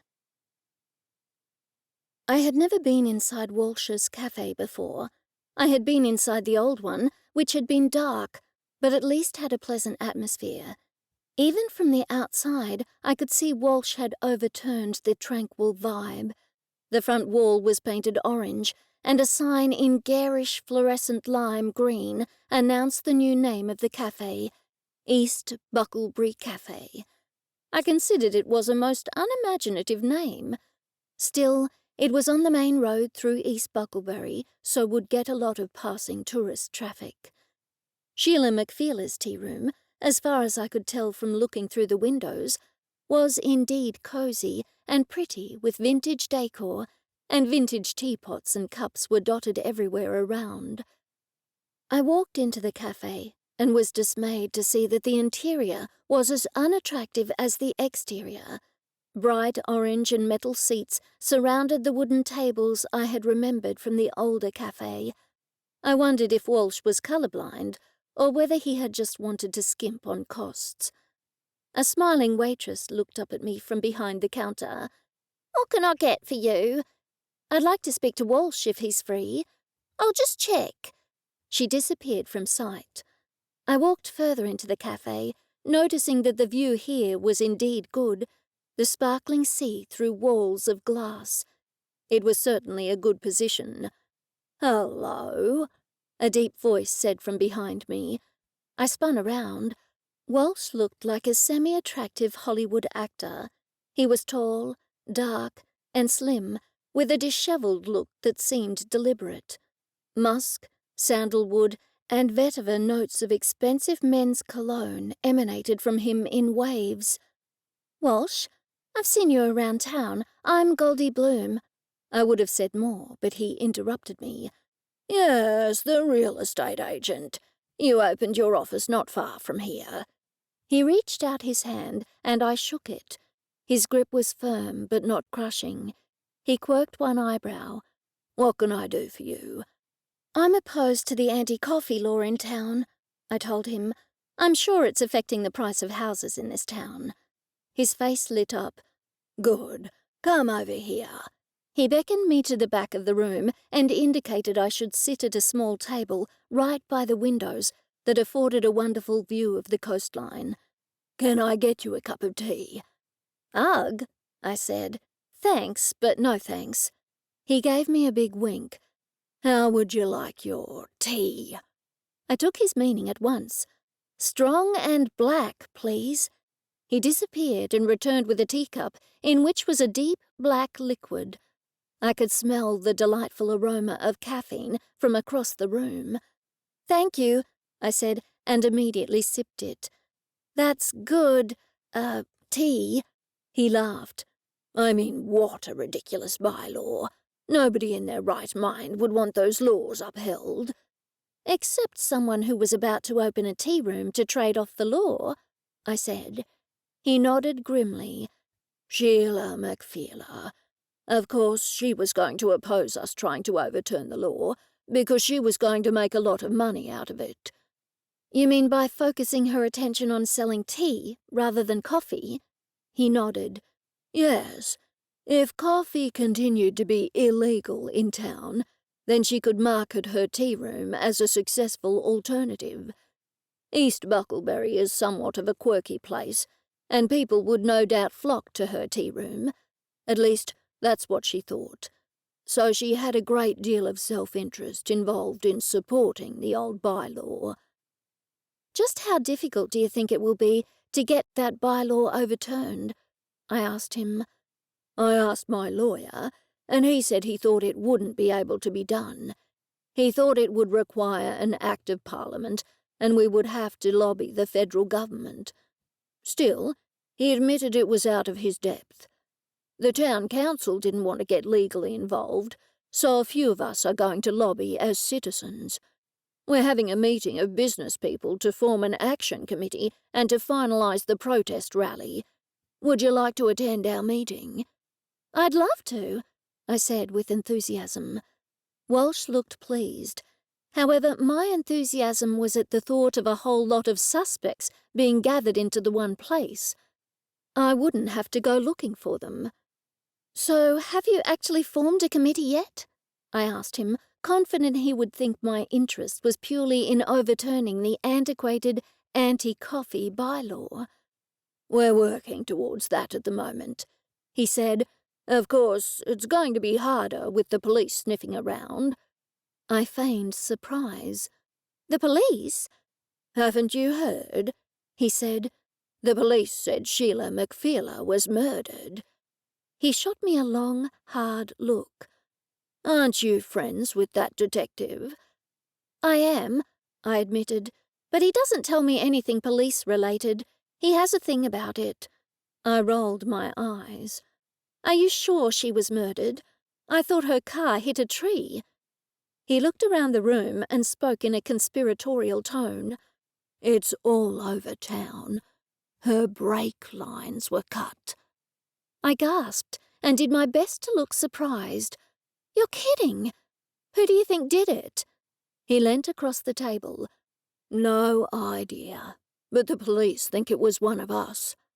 "Us?" I echoed. "They seem to think it was another business in town, someone who opposed Sheila McPheeler over the coffee issue." "But that's surely not a motive for murder. Was Sheila rich? Maybe her heirs murdered her." He tapped his chin. "That's a point, but I don't think she was rich.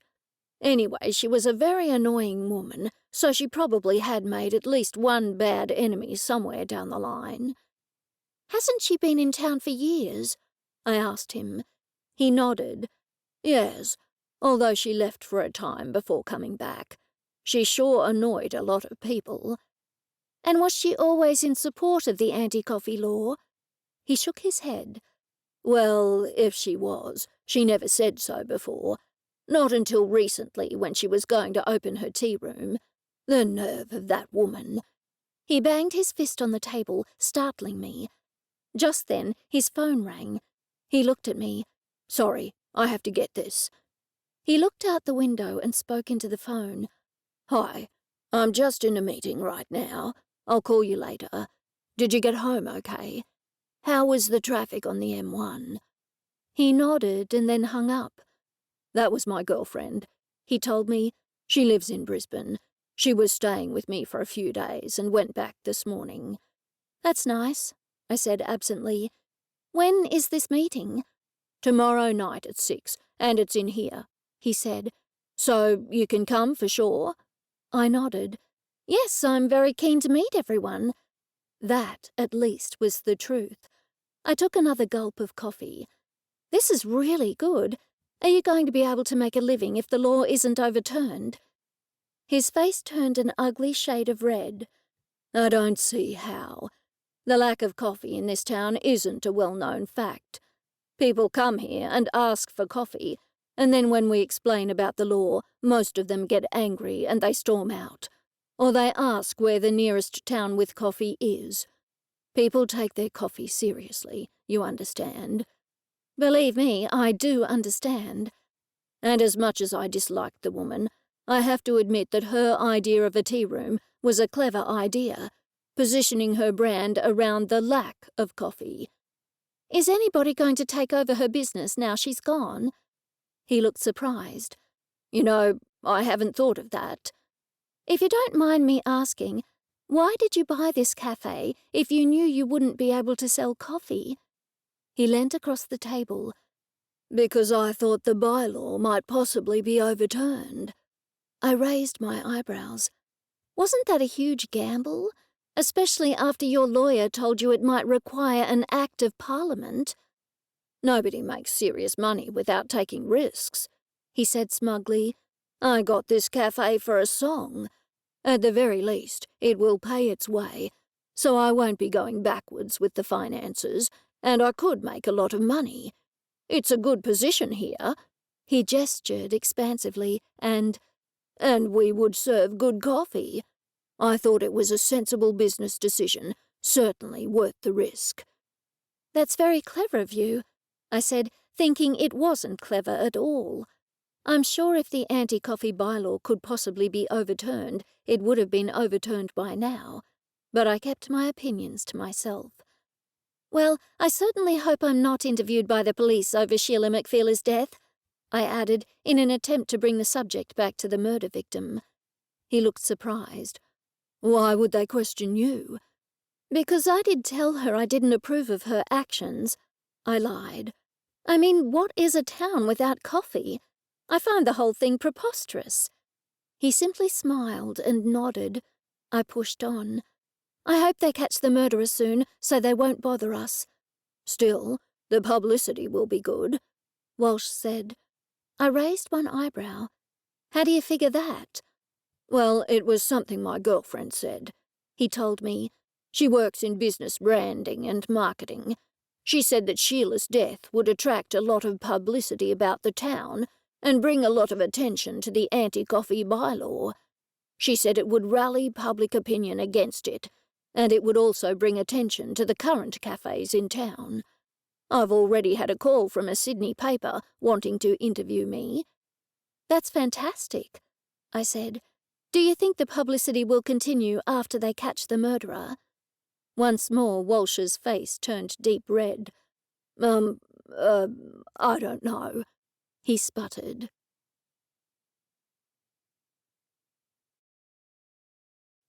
Chapter 9. I tried to talk myself into getting out of the bath, but the water was so deliciously warm. Besides, I was dreading meeting with Max's parents again. The four of them were going out to dinner with me. Max, Jack, Delilah, and Tabitha. I needed to make a good impression, especially after Persnickle had attacked Tabitha for wearing orange pajamas. I didn't know how to make amends for that little incident, but I knew I had to give it my best shot. Sighing, I stepped from the bath, wrapped a towel around myself, and tried to let out the bath water. Try as I might, I could not get the plug open. It was not a plug you plucked out of the bath, but the kind you pushed down a little so it would pop back up. I slammed the heel of my hand against my forehead. It was the seal. The old rubber seal had broken, and I had bought the wrong seal to replace it. Now I could not get the water to drain. "Hello?" I hissed into the phone after it had chirped. It was Athanasius. "You sound stressed," he said. "I have this dinner thing with Max's parents tonight. Also, I need a seal urgently," I replied. I felt bad for hissing. It was just that I felt so embarrassed. What if Max's parents came home to my place after dinner and needed to use my bathroom and saw that the bath was full of water? "You need a seal urgently?" He sounded puzzled. "Yes, it's urgent." "How urgent?" "Extremely urgent. Now would be great," I said more to myself than to Athanasius. "I'm on it," he replied, and he hung up the phone. I wondered where he would get a seal at this time of night. I hadn't even told him the size, and the hardware store had a wide range of sizes. At any rate, it was too late. The store would be closed. But I didn't have time to think about this for long. The doorbell rang, and I scrambled to get ready. "It's rude to leave one's guests waiting," Tabitha said as I brushed past her. Jack and Delilah followed with sheepish smiles. For some reason, Max had decided that the five of us would go to the restaurant together in his car.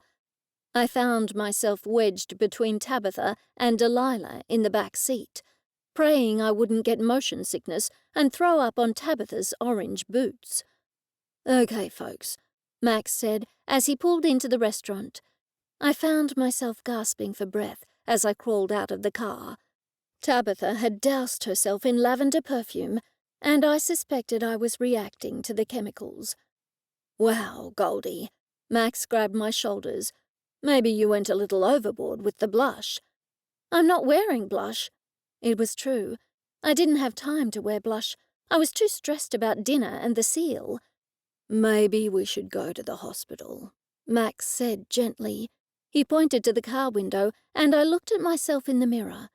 I was bright red. In fact, I was bright red and bumpy. It had only taken 5 minutes of sitting next to Tabitha for my skin to erupt in hives.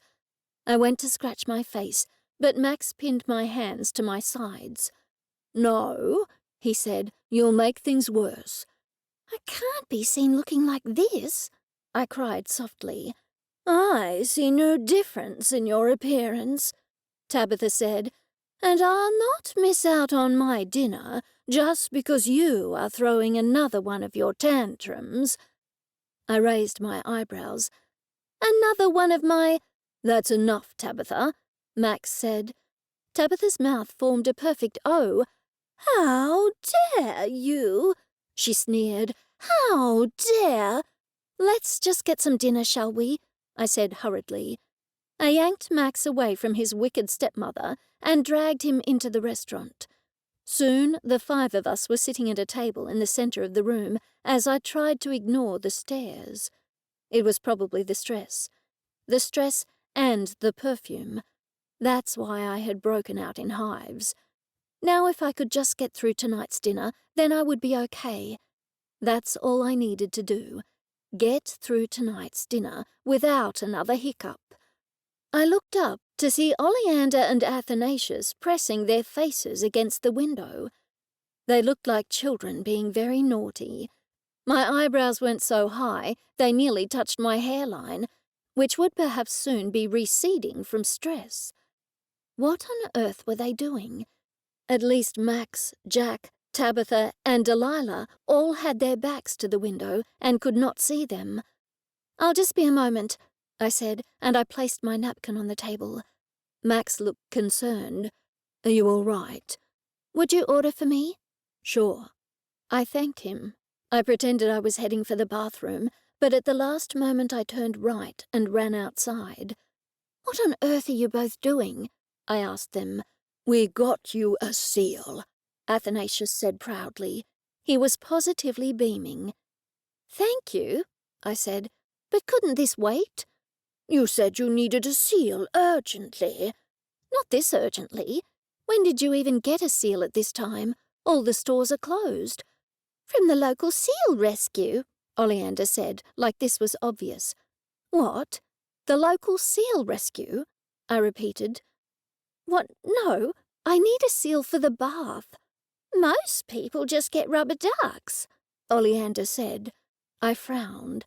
"You stole a seal from the seal rescue?" I couldn't believe what I was hearing. "Where is the seal now?" "At Walsh's house," Athanasius replied. "Oleander took the retirement home bus. We broke in and left the seal in his living room. Don't worry, we turned the television on for the little guy. He's watching The Bachelor." "This cannot be happening," I muttered, more to myself than to Oleander and Athanasius. "Why on earth is the seal at Walsh's?" "Because we couldn't get into your house, so we figured if we just left the seal at Walsh's while he was out for the evening, then we could grab the seal when we went over there to investigate, which we should do right now," Oleander said. "We are not breaking into Walsh's house to investigate him." "But he's a suspect." "And I'm having dinner with Max's family." "Everything okay?" Max poked his head around the restaurant door. "Your food is getting cold, Goldie." "Yes," I said hurriedly. "Thank you." "Hi, Oleander." "Hi, Athanasius," Max said before going back inside. "You don't need to wear so much blush to impress Max," Oleander said. "This is not happening." I scratched my skin. "Fine. We'll go to Walsh's, investigate, and get the seal, which you will then return to the seal rescue. Got it?" "But I volunteer at the seal rescue on Tuesdays," Oleander said, as if that somehow made things better. "But what about your bath?" Athanasius said. "I'll get that rubber duck." It did not take long for us to reach Walsh's. His house was on the water, and the back door was already unlocked, thanks to Oleander and Athanasius breaking in earlier that night. I grabbed Oleander's arm. "How do you know Walsh isn't home?" "Oleander swung by his cafe and stole his planner this morning. He is out at a friend's house until late tonight," Athanasius said. I made a mental note to keep my belongings away from any octogenarian pickpockets. "Let's just get the seal, have a quick look round and then leave," I said. Oleander showed me into the living room, where the seal was happily lying on the floor. He had big eyes and long whiskers, and it looked as though he was grinning. Oleander bent down and scratched his stomach. "The poor little guy is probably frightened," I muttered. "Hardly. He's loving the trip away from the seal rescue. Aren't you, buddy?" Oleander chuckled as the seal thumped his short tail. "I'll load him into the car." "How on earth will you do that?" "He likes treats." Oleander reached into her purse and pulled out a packet of salmon slices. "I think he likes them," I said as I left to find Athanasius. Walsh's kitchen was done up like a diner from the 50s. The tiles on the floor were black and white, while the walls were painted baby pink. The chairs at the dining table were turquoise. I noticed that Walsh's girlfriend had left a lot of things lying around, from dresses to jewellery to books. "Athanasius," I called out as I carefully trod up the stairs. "Please tell me there are no other animals here." "Just the lion." "What?" "Kidding," Athanasius said as he emerged from a room. "I don't think Walsh is a witch. I don't see an altar. There is nothing witchy here at all." "Good," I replied. "Then I can get back to that dinner." "Don't you need to go to the hospital?" "No, I've just had a bad reaction to Tabitha's perfume." "Are you sure you haven't just had a bad reaction to Tabitha?" Athanasius asked. "Well, that too." Athanasius and I found Oleander in the car with the seal, whose name, she told me, was Clyde. Clyde was in the back seat with me, and he kept trying to shove past me to stick his head out the window, which was closed. "Can you drop me off at the restaurant?" I asked. "You don't want to take Clyde home?" I felt my stomach knot. "No, I need to get back to Max." Thankfully, neither Oleander nor Athanasius argued. After saying goodbye to them, and Clyde, I jumped from the car and burst into the restaurant. I threw myself into my seat, panting, and shook my head discreetly at Max. He could ask questions later, just not in front of his family. "I have digestion issues too," Delilah said kindly, and she grasped my hand. "Oh, no, I wasn't in the bathroom." "Then where, pray tell, were you?" Tabitha scoffed. "Returning a seal that was taken from the seal rescue," I said. Jack and Delilah laughed, but Max and Tabitha looked at me with intention. Tabitha because she did not like me, and Max because he knew me well enough to know I was up to no good. "Can we have a word?" Max asked. "Now you'll disappear for half an hour too," Tabitha said. "Just what kind of family have I married into here?" "The kind that minds their own business," Max said, as he dragged me over to a huge potted palm. "You better not have been investigating." "Why would I have been investigating Walsh?" "I didn't say Walsh." "Excuse me?" I said faintly. Max folded his arms. "I didn't say anything about Walsh. I hope you haven't been harassing him." "I didn't go near the man," I said, which was true. "I'm a detective. A very dashing detective," I corrected him. "I can't have my girlfriend doing anything illegal." He was frustrated. "Like breaking and entering?" "Exactly." "Good to know," I said. "I am glad we've cleared that up, Detective Grayson." "I don't want to arrest you, but I will do my duty if I am forced." "Meaning?" "I will arrest you." "Can I put the lights on in your police car? And the siren?" "Obviously." "You would never arrest me," I said then. Max grinned. "I know." I checked to make sure Tabitha was not staring at us, and I reached out to squeeze his hand. "I will tell you everything in good time. For now, can you please help me impress your parents?" "I've been trying to impress them for years." "Then you've had a lot of practice." "And very little success." "Shall we make it a team effort then?" Max offered me his arm. I think we shall. The two of us returned to the table, grinning from ear to ear.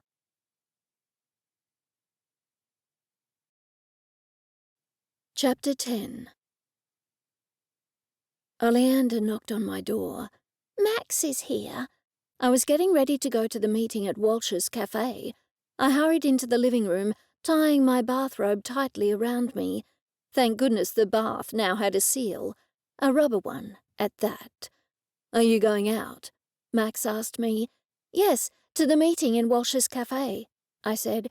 "He's having a meeting for people who will oppose the anti-coffee law." Max looked decidedly put out. "I didn't know you opposed the law." I gestured to my kitchen. "Are you kidding? You know I have an illegal coffee machine in there. Of course I'm opposed to the anti-coffee law." Max narrowed his eyes. "Obviously you want coffee to be legal in this town, Goldie, but you haven't actually been an activist before."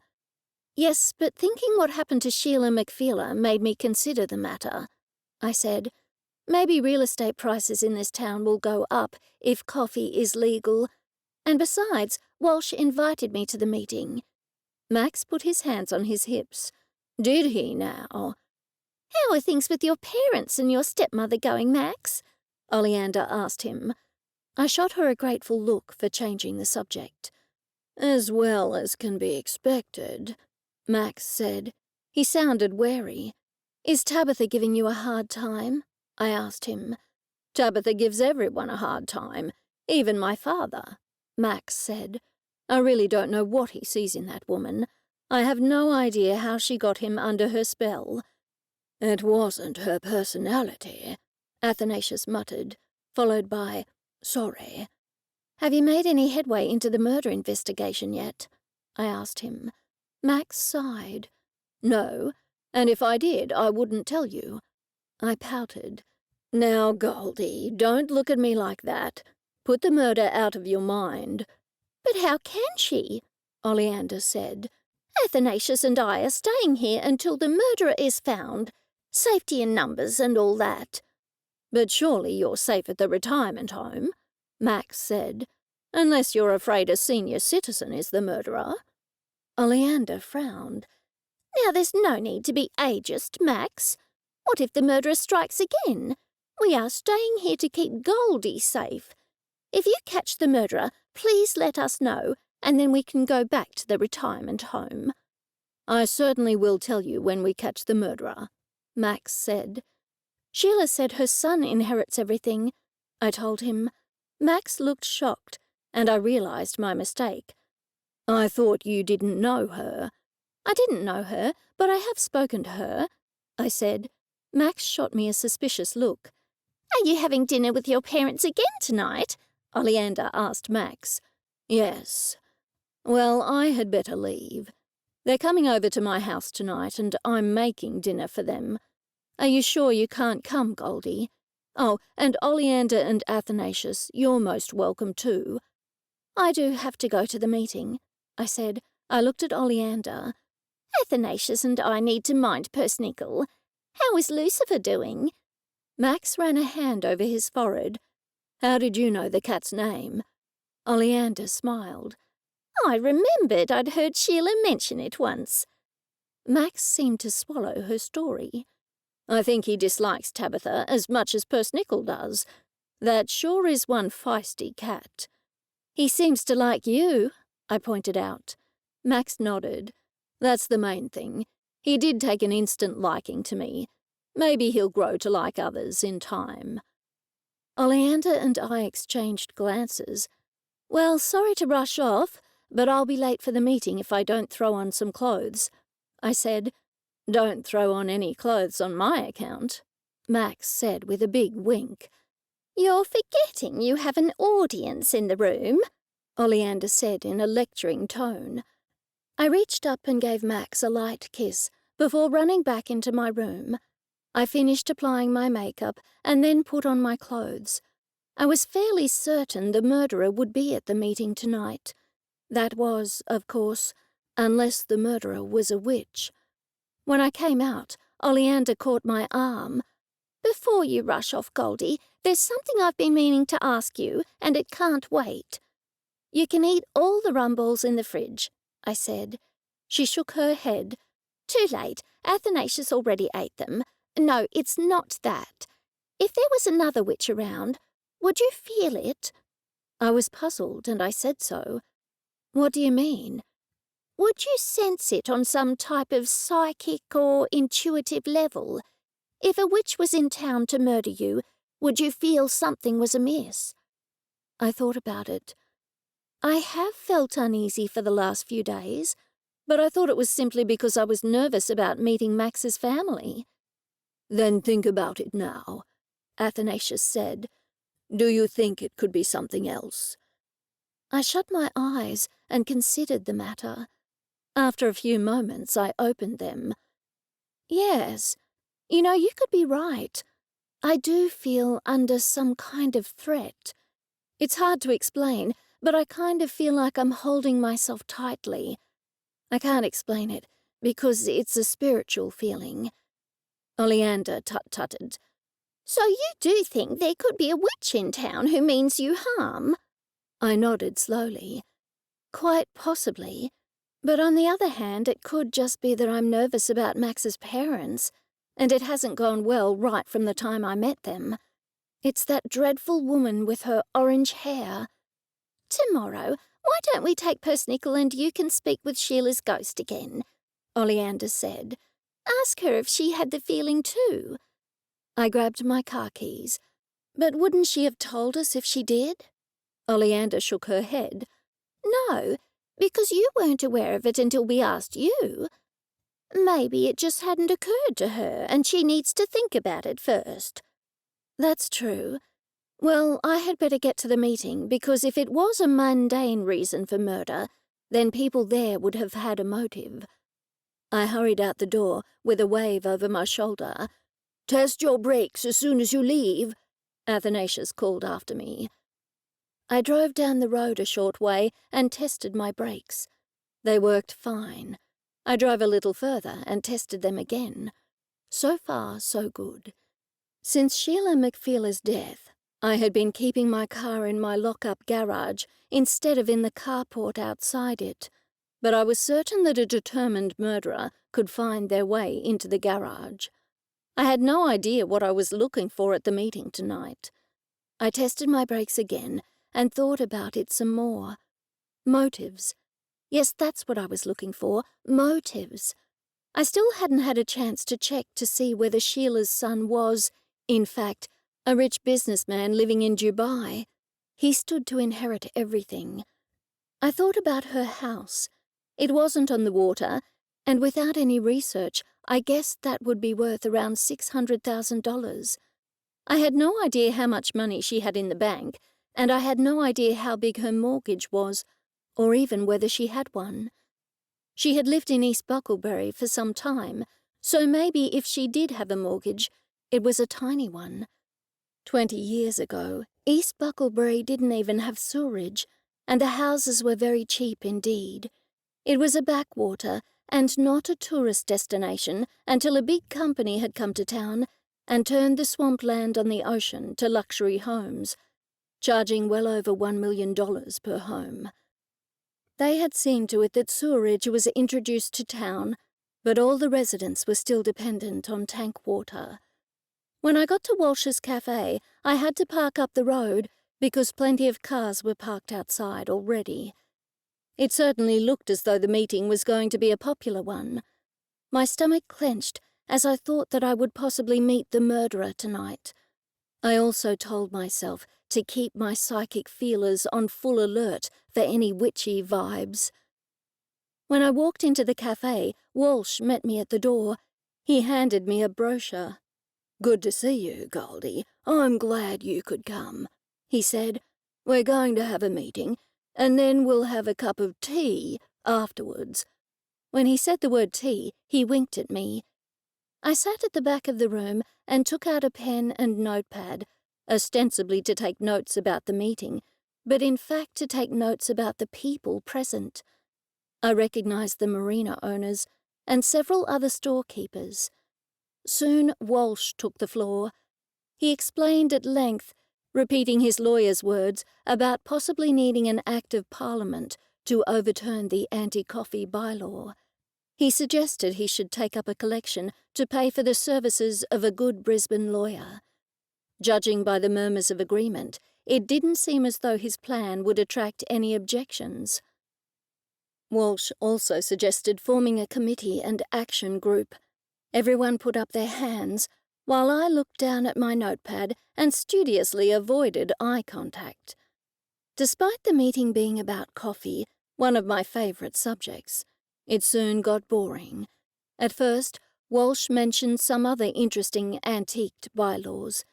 He said it was illegal in Victoria to touch a high-voltage electric wire that caused instant death, as this would attract a $200 fine. It was also illegal to dress as Batman or Robin in that state. All Aussie bars are legally required to provide a stable, hay, and water for their customers' horses. However, I lost interest when Walsh droned on and on about the technicalities of Acts of Parliament. I was glad when he brought the meeting to an end, but my relief was short-lived because he said, "Are there any questions?" I wanted to ask when the meeting would be over, but fought the urge. A woman from the front row waved her hand vigorously. "Do you think Sheila McFeeler's death will attract sympathy to her cause?" "I'll let Madison answer that," Walsh said. A slim, well-dressed woman walked over to stand next to Walsh. "It's possible, but I'm keeping a watch on the media. If that appears in any of the papers, I'll make sure I shut it down quickly. So far, the media seems firmly on our side in our coffee wars." There were a few more questions, but I simply sat there, wondering who the woman was, until it dawned on me. Madison must be Walsh's girlfriend, the one from Brisbane. After Madison spoke for a full 5 minutes, there were no further questions. Walsh suggested he form a Facebook group and invite us all. We all joined the group on our phones then and there. "And now that the doors are locked and the curtains are drawn, we can all have coffee," Walsh said to the sound of cheers. At that time of night, I would have preferred wine, but I wasn't one to refuse a cup of coffee. A short lady walked over to me. "You're the new real estate agent in town, aren't you?" she asked. I studied her. Her face was round and plump, but covered with worry lines, and her eyes were sad. "Yes, but I've been in town for a while. Of course, I know I have to be third generation in a country town for someone to think I'm a local," I said. She laughed long and hard. When she finished laughing, she said, "I'm Dolly Florette, and that's my husband Boris over there talking to Madison." "Is Madison Walsh's girlfriend?" Dolly nodded. "She's in marketing, I believe?" "Yes, she's very smart." "Weren't you the lady who owned the cafe before Walsh bought it? I'm sure I saw you in here when I met with clients on occasion." Dolly nodded. "That's right. Boris and I owned it. We sold it to Walsh for a pittance. He certainly has changed the decor." Her nose wrinkled in disgust. I lowered my voice and leant forward. "I much preferred your decor." Dolly nodded. "Me too. Boris is quite angry about how it looks now, but he's not one to say anything. He just broods on things and gets very angry." "He's angry about the decor?" I asked her. She nodded, and then shook her head. "Well, sort of. But he's mainly angry that we sold the cafe for chicken feed to Walsh. It's not Walsh's fault, mind you. We weren't able to sell it to anybody else. It was on the market for a long time. Who can sell a cafe in a town where coffee is illegal?" I opened my mouth to say something, but she pushed on. "We tried to keep the place afloat, you see, with sandwiches and stuff like that, and cold drinks. But when that, she hesitated, dreadful woman came out so strongly in support of the anti-coffee law, we knew it was the end for us. Boris was very upset. Boris was very upset with Sheila McFeeler? Yes. I mean, it was clever on her part to plan a tea room in a town where coffee was illegal. All the tourists would flock there. But wouldn't they be angry that they couldn't get coffee? Sure, I realised she was going to open a tea room, but I've been in tea rooms in England and they still sell coffee. Dolly shook her head. No. She was going to market herself in a big way and say she only had tea. It was all part of her marketing plan. Madison told me. Did Madison know Sheila? I thought it was rather strange if she had. Dolly looked puzzled. I don't think so. But Madison is in marketing, and it got back to her that Sheila had hired a marketing company to brand her business. Sheila thought she was going to make a lot of money out of it. She didn't care who she stomped on, people like me and people like Boris. Oh yes, it must have been awful for you. I hope her son doesn't want to carry on the business, Dolly said, rubbing her forehead hard. Her son? I heard he was a rich businessman in Dubai. Dolly drained her coffee and then stuffed a strawberry iced donut in her mouth. She took some time to eat it, and I was consumed with curiosity. I tapped my foot impatiently. Finally, she spoke.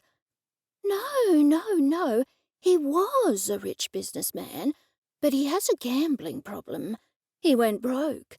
He isn't in Dubai either. He's living at the Gold Coast. I saw him at Pacific Fair only the other week. He asked me not to tell his mother he was in town. And did you tell her? Dolly's fists clenched and unclenched. No way. I wasn't going to tell that woman anything. If her son wanted his privacy, then he was entitled to have it. I remembered his name was Tristan Smith. Is Smith his father's surname? I asked her.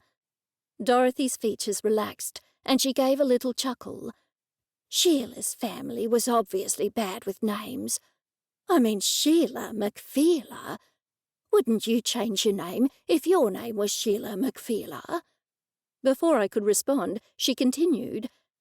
And she called her cat Lucifer. Who calls a cat Lucifer? No, Tristan legally changed his name to Tristan Smith. Was he born Tristan? I asked her. She nodded. Yes, he was born Tristan McFeeler, and he changed it to Tristan Smith years ago. Oh, look, here's Boris now. Boris wasn't much taller than Dolly. He had an affable smile, and I couldn't imagine him having a temper. Dolly was just explaining to me that the two of you owned this cafe and sold it to Walsh, I said. Any doubts I had about him not having a temper soon fled. His face turned as red as an angry, ripe tomato. I am sure ripe tomatoes couldn't be angry, but if they could, then they would have looked exactly like Boris at that moment. That blasted woman, he said through clenched teeth. I'd tell you what I thought of her, but I can't because you're a lady and my wife is present too, so I will just have to keep my opinions to myself. I'm terribly sorry about what she did to you, I said lamely. I was at a loss as to what to say. Karma, Boris suddenly exclaimed, causing me to jump. Excuse me? Karma? Do you believe in karma? I sputtered, but he pushed on. Karma got that woman. Not that I would wish anyone dead, he added as an afterthought, although he was clearly lying. It was clear to me that Boris very much wanted Sheila McFeeler dead, and I imagine so did his wife, although she was less forthcoming about it.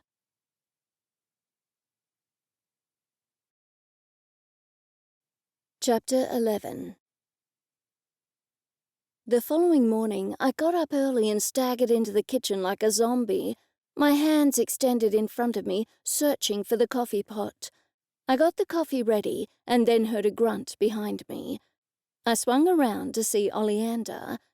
You look like a zombie, she said. I grunted. Have you looked in the mirror? And is Athanasius awake yet? After I have some coffee, I'll knock on his door. Did somebody mention my name? Said a male voice from the doorway. Athanasius tottered into the kitchen. You know, I wonder how all those law-abiding, non-coffee-drinking citizens manage in the mornings, I said. I can't imagine how anyone could live without a drop of caffeine in their bloodstreams. Oleander, Athanasius, and even Persnickle all grunted in response. Persnickle looked bleary-eyed. You can have an early breakfast for once, I told him, but don't get into the habit of demanding it at 6 in the morning. Persnickle ate his breakfast before waddling out of the room. I stuck my head around the kitchen door to see he had headed straight back to his wombat bed and had probably fallen asleep. I hoped I wasn't going to have any trouble getting him in the car at this early hour. Are you sure Max won't catch us if we go this early? Oleander asked me. I don't think he's following me, and he has his hands full with his relatives. He won't suspect we're going back to the crash scene today. He has no idea I'm a sea witch, and I can speak to ghosts with the help of Persnickle. Athanasius chuckled, but Oleander said, When are you going to tell him? I clutched my stomach. When the relationship is a little more advanced, it's not something I can bring up easily. Athanasius and Oleander nodded solemnly. After we each had 3 cups of coffee, we all felt sufficiently caffeinated to leave the house. I clicked Persnickle's leash on him and said, Ride in the car? Persnickle did a happy dance. At this hour, the traffic on the road to Brisbane was light. I was able to do a U-turn and pull off the road at the site of Sheila McFeeler's fatal car crash. Persnickle hopped out of the car nimbly. Oleander and Athanasius followed more slowly. I walked over to the tree. Sheila! Sheila McFeeler! I called out. I looked around me. Nothing. I don't think she's here, I told them. Maybe she has crossed over, or gone towards the light, or whatever ghosts do, Athanasius said. Oleander shot him a glare. That's not very helpful. It might not be helpful, but it might be a fact. She's possibly hanging around her house, I said. I'll try here a bit longer, and then we will go to the house. We stayed there another 5 minutes, which was longer than I wanted to stay, but I wanted to be certain that the ghost wasn't going to appear before I left for her house. All the while, I was watching the road, hoping Max wouldn't catch me. Explaining why Persnickle had to have 2 bathroom breaks in exactly the same spot on different days, with 2 barely explained trips to Brisbane, would be way too much for Max to swallow. Okay, I give up. Let's head back to the car and go to her house, I said. What if she's in her tea room? Oleander asked me. It's going to be awfully difficult to take Persnickle there, I said. I suppose I could walk him along the street past it and stop outside, hoping she'll turn up. But I think the best bet is the house. We drove to Sheila's house the back way. I was hoping I wouldn't run into any police, especially Max. Once more, we parked down the road amongst the mangroves and walked to the back door. I knocked loudly on the back door. Why did you knock? Athanasius asked me. Ghosts don't answer doors. Nope, but maybe her son or someone else could be inside, and I can't call out for her ghost if somebody is there. Athanasius nodded and opened his mouth to speak, but Sheila's ghost suddenly appeared. What are you doing here? She asked. She's here, I said to Oleander and Athanasius. To Sheila's ghost, I said, I've come to speak to you, of course. She nodded. Do they know who murdered me yet? I shook my head. But I wanted to discuss that with you. As you know, it was either a mundane murder or it was a witch who murdered you to get your powers. Did you feel anything magical or witchy around you, say the week or so leading up to your death? The ghost faded a little and then solidified. What do you mean? Well, did you get any psychic impressions that maybe somebody was against you? Did you feel under any threat? And if so, did it feel a magical threat or a mundane threat? She faded again. I thought she had gone when she suddenly materialized, giving me a fright. I did feel uneasy, but I thought it was just because of the trouble I was having with the people opposed to the anti-coffee law. If you look back, can you see if there was any magical attention on you, if you know what I mean? I know what you mean. She shut her eyes tightly, and this time stayed materialized. You know, I think you're right. I did feel as though there was another witch around, but only the day before I died. It was the same feeling I'd felt on previous occasions, but only for a few days at a time. Can you get a handle on the type of feeling? I pressed her. Once more, she shut her eyes tightly. It was as though there was another witch around, but like I said, the feeling didn't stay. She tapped her chin. I wondered why her finger didn't pass through her, given that she was a ghost. The feeling was there again the day before the accident, but I suppose I didn't think anything of it, since I'd felt it once or twice over the past year or so. Maybe it was someone who comes to town on occasion, I said. Yes, it definitely wasn't a permanent resident, because there were times I didn't feel it at all, and I didn't feel it on a very regular basis, just now and then. And when did this start? I asked her. I'm not sure. Maybe a year ago. It might have been a bit longer. Anyway, I'm sure it wasn't as long as 2 years. Okay then, so we have someone who comes to town on occasion. That is, if it was a witch who killed you, I said. And as for mundane suspects, did you have a particular run-in with Dolly and Boris Florette? The ghost scowled. Oh, yes. Walsh bought their cafe. Nasty people. Her face wrinkled with disgust. I thought Dolly seemed nice, I said. The ghost grunted. She seems nice, all right, but she makes the bullets and Boris fires them. She gets him all worked up about stuff, and he does her dirty work. Does Boris have a temper? She nodded. Yes, he sure does. Oleander interjected. Boris does have a temper, Goldie. He and Dolly have been in town for years. He has a terrible temper. To Oleander, I said, Sheila agrees with you. To Sheila, I said, then do you think Boris would have it in him to murder you? Athanasius stepped forward. He used to be a mechanic, so he would know how to cut brake lines. I'm not a mechanic, but I could probably find out how to cut brake lines, I said. I could find something easily enough on YouTube. What sort of car did you have, Sheila? A Toyota. I turned to the others. Sheila said she had a Toyota. It would be easy to know where the brake lines were in a Toyota. It's not as if it was some sort of exotic European car. Oleander and Athanasius both nodded. So have you been thinking any more about it? I asked the ghost. Have you come up with any suspects? I have been thinking about it, and nobody has been snooping around my house. I somehow ended up at my house, and I've been here ever since. The police have been here once, but they didn't take long, and that was all. If a witch murdered you, I wonder if they would want to take any of your stuff from the house, I asked her. The ghost shrugged. I imagine stealing my powers was enough. Your powers? I exclaimed. What did she say? Oleander asked me.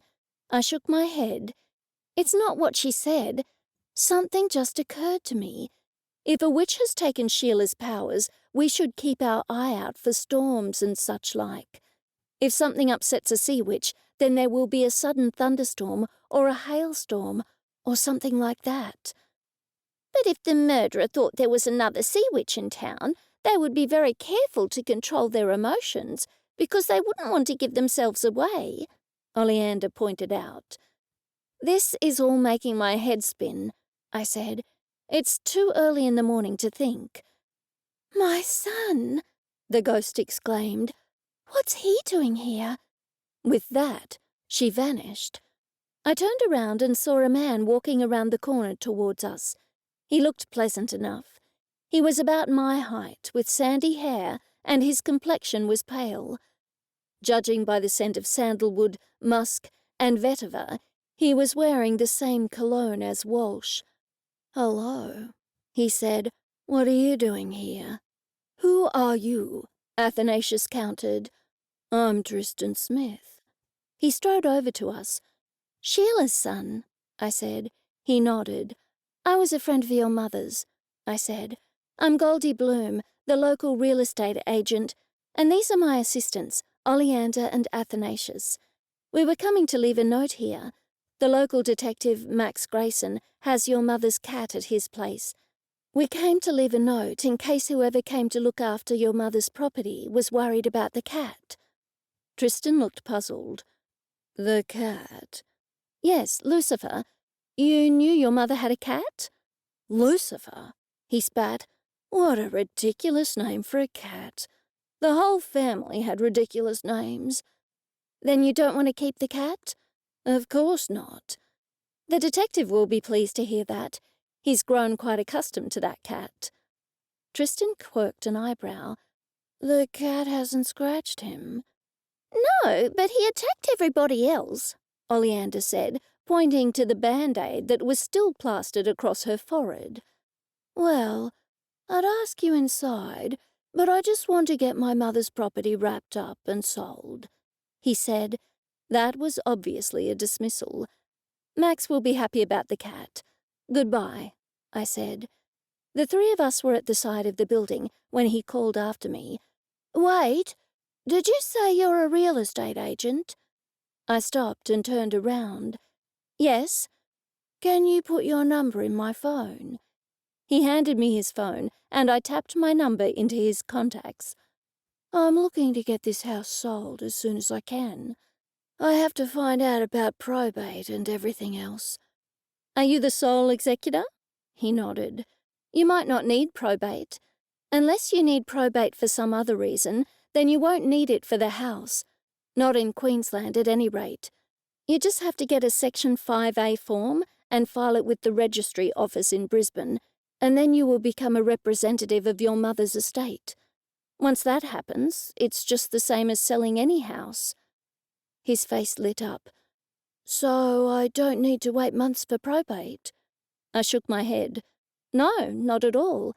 That is, unless there is probate needed for some other legal reason, such as a certain amount in your mother's bank account and stuff like that. If your mother's bank account is over a certain monetary limit, you will need probate. But if it isn't, and you don't need probate otherwise, then you don't need it for the house. A lawyer can easily do it for you, or you can just fill out this Section 5A form and post it to the Department of Natural Resources, Mines and Energy in Brisbane." "If I give you the listing, would you explain it all to me later? I don't think I have enough money for a lawyer." "Sure," I said. "I can explain it to you if you sign an exclusive listing with me." He smiled broadly. "I'm glad we met." With that, he turned his back and busied himself unlocking the back door. This time, we walked around to the front of the house and down the garden path, as it would have looked strange if we had walked out the back and headed into the mangrove swamp. Persnickle busied himself eating all the plants flanking the footpath. I did my best to stop him, but I only saved a couple of orange clivia flowers. When we were back in my car, both Athanasius and Oleander spoke excitedly. "Did you hear that?" Athanasius said. "He said he couldn't afford a lawyer. He must be completely broke. We have to look into this some more." "Yes, money could well have been a motive for murder in his case," I said. "I wish we knew whether it was a mundane murder or a magical murder." Just then there was a crack of thunder and the sky turned black. "It's a sea witch," Oleander said. "Who else could do that? You're not upset, Goldie, so there is another sea witch in town. Something must have just happened to upset them, and they might be coming for you."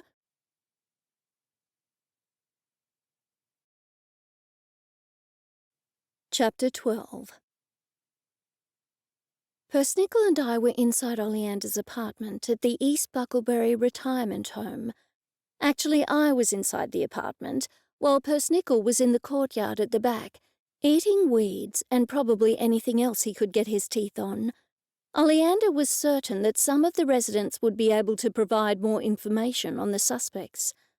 We were sitting in her small living room, all of us with pens hovering over our notepads. Athanasius stood up abruptly. A lemon tart fell from his pocket. He bent down, picked it up, and placed it on the coffee table in front of him. "And now let's look at the suspects," he said. "Who do we have?" "The victim's son, Tristan Smith," I said. "We need to look into him a lot more, given that he seems to be broke. I don't know how much money Sheila had in her bank account, or whether or not she had a mortgage, but her house would be worth around $600,000. Plus, it doesn't have to be split with other siblings or heirs. Tristan is the sole beneficiary."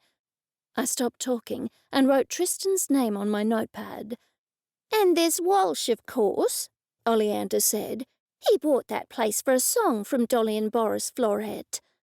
Athanasius shook his finger at her and then sat down. "And indeed, Dolly and Boris are prime suspects. They wouldn't have gone broke if it wasn't for the anti-coffee law." I held up one finger in a gesture of objection. "But the anti-coffee law was here before they were born. Plus, I'm sure they would have been able to sell that cafe before Sheila moved back to town."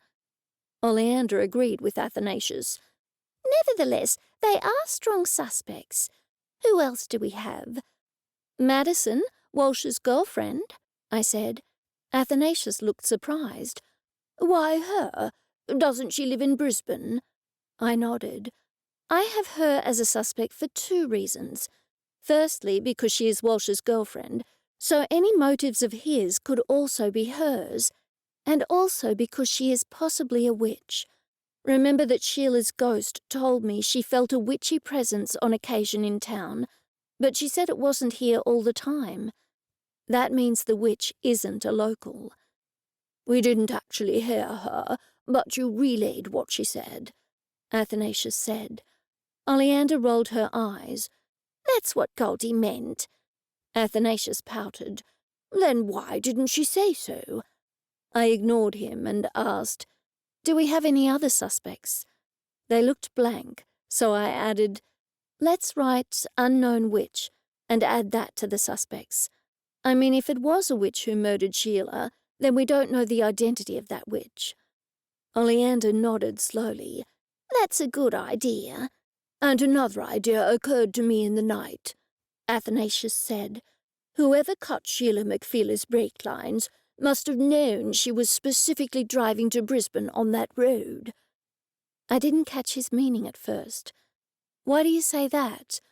"Because all the roads around here are flat. It's not as if she could have driven down a steep hill anywhere. The only possible way anybody who lived in these parts could be killed by brakes failing would be if they were out on that road. Otherwise, they would have had plenty of chances to test their brakes and find they weren't working. Sheila only had to drive straight down her road as it turned gently into the main road. No brakes required. That sharp bend where she did, in fact, die was on that main road." "Of course," I exclaimed. I dropped my pen in excitement and then bent down to pick it up. I saw a big dust bunny under the sofa and wondered if I should tell Oleander, but then figured she would be embarrassed.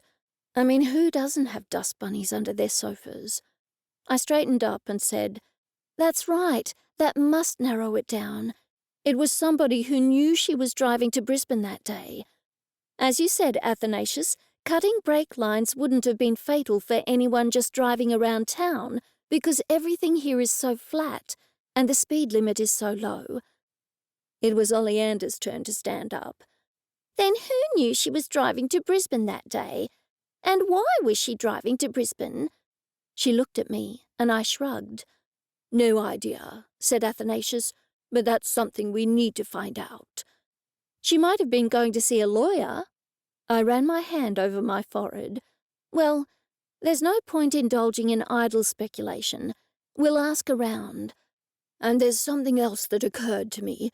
But you won't like it, Goldie. Athanasius's normally pale face grew even whiter. I was alarmed. What is it? Max is a good detective, is he not? I nodded. He pushed on. Max hasn't solved the case yet, or at least found any strong suspects. I don't know where you're going with this, Athanasius, but Max wouldn't tell us if he had any suspects, Oleander pointed out. Athanasius disagreed. He is very protective of Goldie, so if he did have a suspect, then he would tell her to stay away from whoever it was. No, I don't think he has a clue, and that leads me to believe that a witch is probably the perpetrator. I gripped the edge of the sofa with both hands. So you really think it was a witch? I squeaked. I'm afraid I do, Athanasius said, and don't forget that storm suddenly came up last night. It does look as though there is another sea witch in town. Oleander corrected him. Not necessarily a sea witch, but a witch who has taken Sheila McFeeler's sea witch powers. If she has a sea witch's powers, then she is now a sea witch.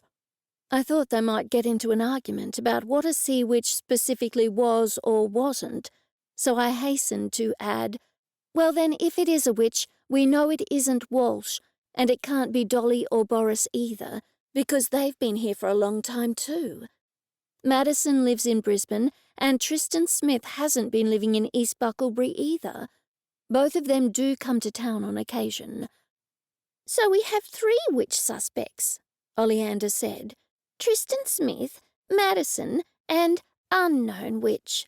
Of course, we don't know if Madison or Tristan are witches, but we need to put them on our witch suspect list. As for mundane suspects, we have Dolly and Boris, either working individually or together, and Walsh. We need to put Tristan Smith and Madison on the mundane suspect list as well. So we have Walsh and Madison, either working individually or together. I sighed long and hard. This is mentally exhausting.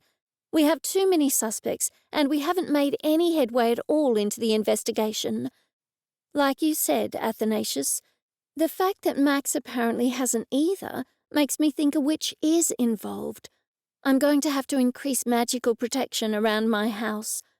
I thought you would have done that already, Oleander said, her hands flying to her cheeks. Yes, I did, but I mean even more, I said. I'm quite concerned about all this. Then we had better get moving on our investigation. Let's go and speak to the residents. I walked outside to find Persnickle asleep in the sun. Sorry to wake you, Persnickle, I said, reaching for him with the harness. He became excited.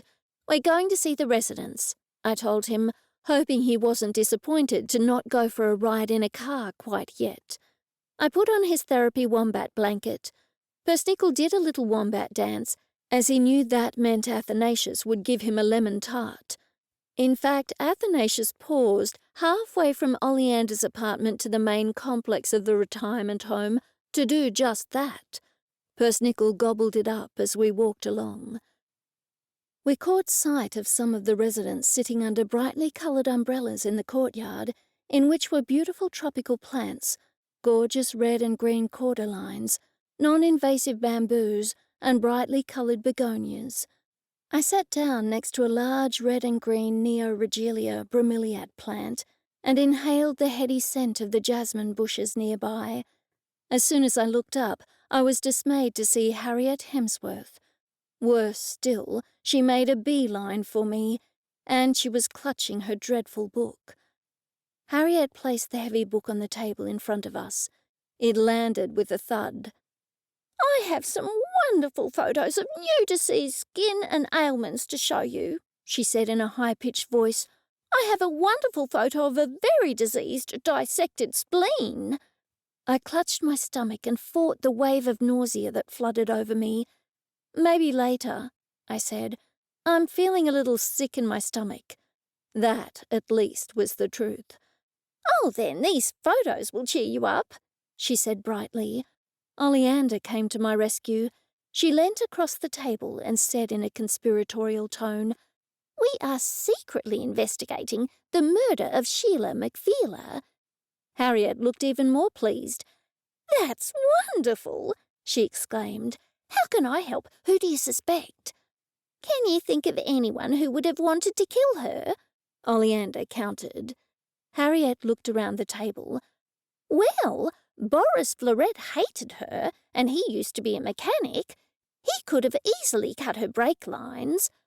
But I could probably cut someone's brake lines if I Googled how to do it first," I said. Harriet looked crestfallen. "But Boris does have rather serious anger management problems. He was a client of mine when I first came to town. Don't tell anyone, will you? I'm not supposed to do it anymore." "He was?" I looked at her intently. Harriet had been a naturopath years ago, although she had been struck off. "Did he come to you for anger management problems?"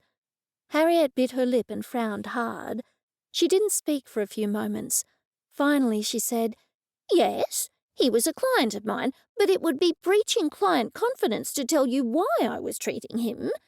Still, I can show you a photograph of his boil." I covered my eyes with both hands.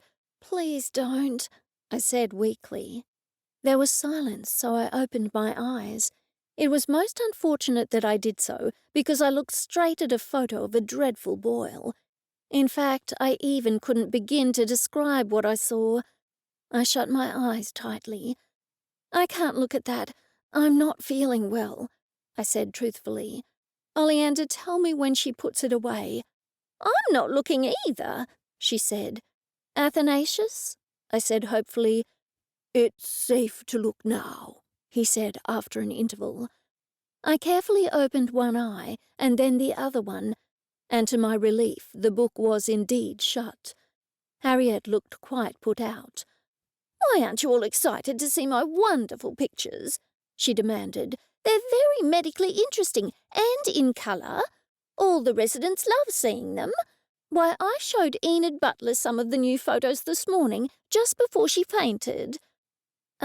It's just that we need to focus on your sleuthing skills," I lied. "If Boris killed her, then what was his motive?"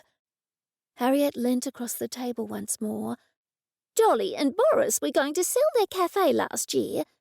She hesitated and looked up to the sky before adding, "Or maybe it was the year before.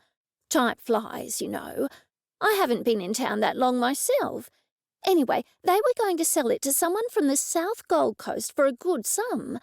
They planned to retire on the proceeds, but there was all the buzz around town about the possibility of overturning the old coffee bylaw, so they hung on to the cafe. They thought they were going to make a go of it, but then Sheila McFeeler came back to town with all her nonsense supporting the anti-coffee bylaw. She sent them broke."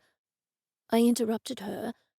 "So they would have made good money if they'd sold the cafe a year or two ago, but they hung on to it thinking the anti-coffee law would be overturned and ended up selling it to Walsh for a pittance." "That's right. And Dolly is no clean potato, let me tell you. She comes across as nice and everything like that, but she gets Boris to do all her dirty work." "Yes, I have heard that," I said. "So do you think Dolly and Boris would have been angry enough to murder Sheila McFeeler?" Harriet narrowed her eyes. "Possibly. I certainly wouldn't discount them. And they would give each other an alibi. Not that anyone needed an alibi because nobody knew when the brakes were cut. The murderer had all night to cut the brakes. It could have happened at any time." "Yes, it is quite difficult," I said. "Can you think of any other suspects?" She looked blank. "No, I can't." "What about Walsh?" I asked her. "Walsh? Why would he be a suspect?" "Because he bought Dolly and Boris's cafe, and he would have done very well out of it if the coffee law had been overturned, and that was never going to happen so long as Sheila supported it." Harriet nodded slowly. "Yes, there is that. But Walsh seems a lovely young man, not like Boris." Her nose wrinkled with distaste. "What about Walsh's girlfriend, Madison?" "Oh, does Walsh have a girlfriend? I didn't know that." I exchanged glances with Oleander. Harriet certainly hadn't been any help. Sure, she also suspected Boris, but she hadn't come up with any new names. I tried one last time. Is there anyone at the retirement home who knew Sheila McFeeler well? Or do you know anybody who had a reason to harm her? Harriet shook her head vigorously. No one else. That's all the residents and I have been discussing ever since it happened. I mean, there is nothing else interesting on the news, is there? The only news we ever have here is of bushfires or floods, maybe viruses. But murder, that's something else again, isn't it? Her face lit up and then fell with disappointment. And cutting brake lines? How unimaginative. Now if poison had been used. Her voice trailed away and a wistful look passed over her face. That would have been more interesting, and maybe I could have procured a photo of her liver.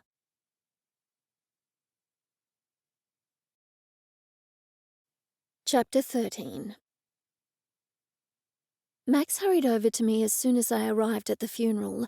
"What are you doing here, Goldie?" he asked in a scolding tone. "You didn't know Sheila McFeeler?" "I did know her a bit," I said defensively, "but I know her son Tristan much better."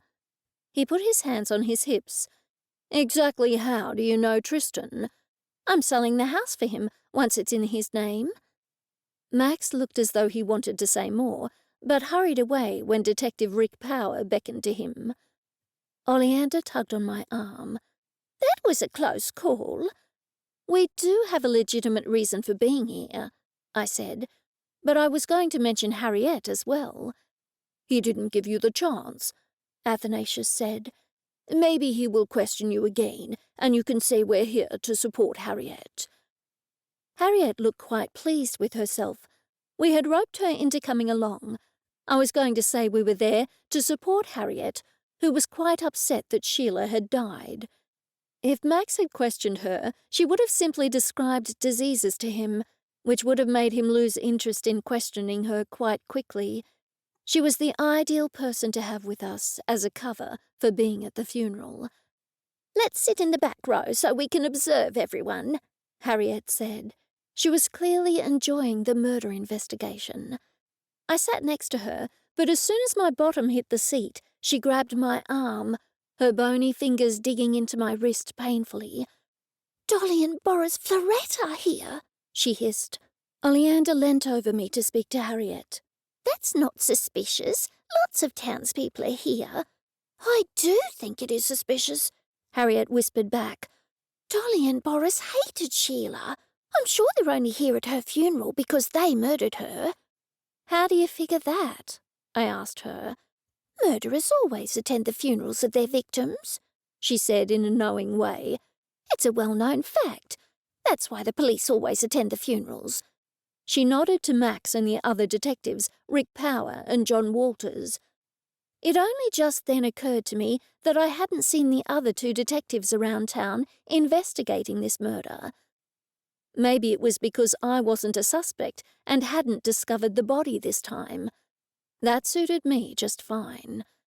"Her son Tristan Smith is having her cremated," Harriet continued. "How do you know that?" Athanasius asked in a booming voice. People turned around to look at him. "Keep your voice down," Oleander admonished him. He nodded and then repeated, "How did you know that?" in hushed tones. "Because everyone at the retirement home was talking about it," she said. "One of the ladies is the mother of the funeral director." I nodded slowly. I would have to file that away for future reference. It could come in handy at some point. "Did we ever find out why Sheila was driving to Brisbane that day?" I asked the others. They all shook their heads. "Maybe I can ask Tristan later," I said. I looked for him, but he was sitting down the front row. He seemed genuinely upset. He certainly had a motive if what they said about his business was true. But then again, Max would know that and hadn't made an arrest. Or maybe he suspected Tristan and just didn't have the evidence yet. I wondered if I could find a way to get the information out of Max. After a considerable time pondering the matter, I formulated a plan. The opportunity presented itself minutes later. Max walked to the back of the room alone, so I jumped from my seat and joined him. "Can I have a word with you outside?" I asked. We walked out onto the porch. "Do you think it's safe for me to have Tristan Smith as a client?" I asked him in my most feminine voice, batting my eyelids at him coquettishly. "Is something wrong with your eyes, Goldie?" he asked with concern. I shook my head. "No, Max. Do you think I'm in any physical danger having Tristan Smith as a client?" I patted his arm seductively and leant into him. He took me by both arms and steadied me. "Are you coming down with the flu? Do you have a middle ear infection? You're just listed to one side." I stomped my foot. "Max, you haven't answered my question. I'm scared, being a female living on her own with just a wombat for protection. Do you think I'm in any danger from Tristan Smith? I'm selling his mother's house for him, and so I'll be in close contact with him." Max scratched his head. "Why would you be in danger from Tristan?" "I mean, what if he's the killer? The house would be worth around $600,000, and word around town is that he's broke. If you suspected him, you would tell me, wouldn't you, Max? Then maybe I could suggest another real estate agent for him." Max shot me a long, hard look. "You are investigating Sheila's murder, aren't you?" I shook my head. "Oh, good gracious me, no! Whatever gives you that idea? I'm scared because you haven't found the killer yet. What if they come after me next?" "Why would the murderer come after you? You had nothing to do with Sheila McFeeler." I put my hands over my eyes and tried something else. "I can't help being scared, Max. What if Tristan murdered his mother and then decided to go on a killing spree?" Max wagged his finger at me. "You can't fool me, Goldie. You're investigating. How many times have I asked you not to investigate? You could be putting yourself in danger. If the killer discovers that you're sticking your nose in where it's not wanted, then you will be in danger." Detective Power appeared and beckoned Max inside.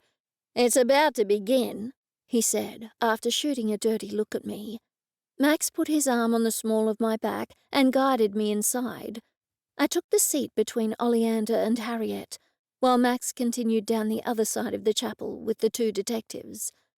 The chapel was small and depressing. The interior walls were brick, and the carpet was faded green. Hard wooden pews lined each side of the centre aisle, which led to a stage covered by dark blue curtains. The coffin, a plain wooden one, was on a stand at the front, but it wasn't open. Next to it was a stand with a big photo of Sheila. A chill descended upon me as I looked around the room. Chances were that the murderer was in that room with us right then and there. Who could it be? Dolly and Boris? Walsh? Walsh's girlfriend, Madison? Tristan? Or maybe it was someone else entirely. If it was a witch who had murdered Sheila, then maybe the witch wasn't at the funeral.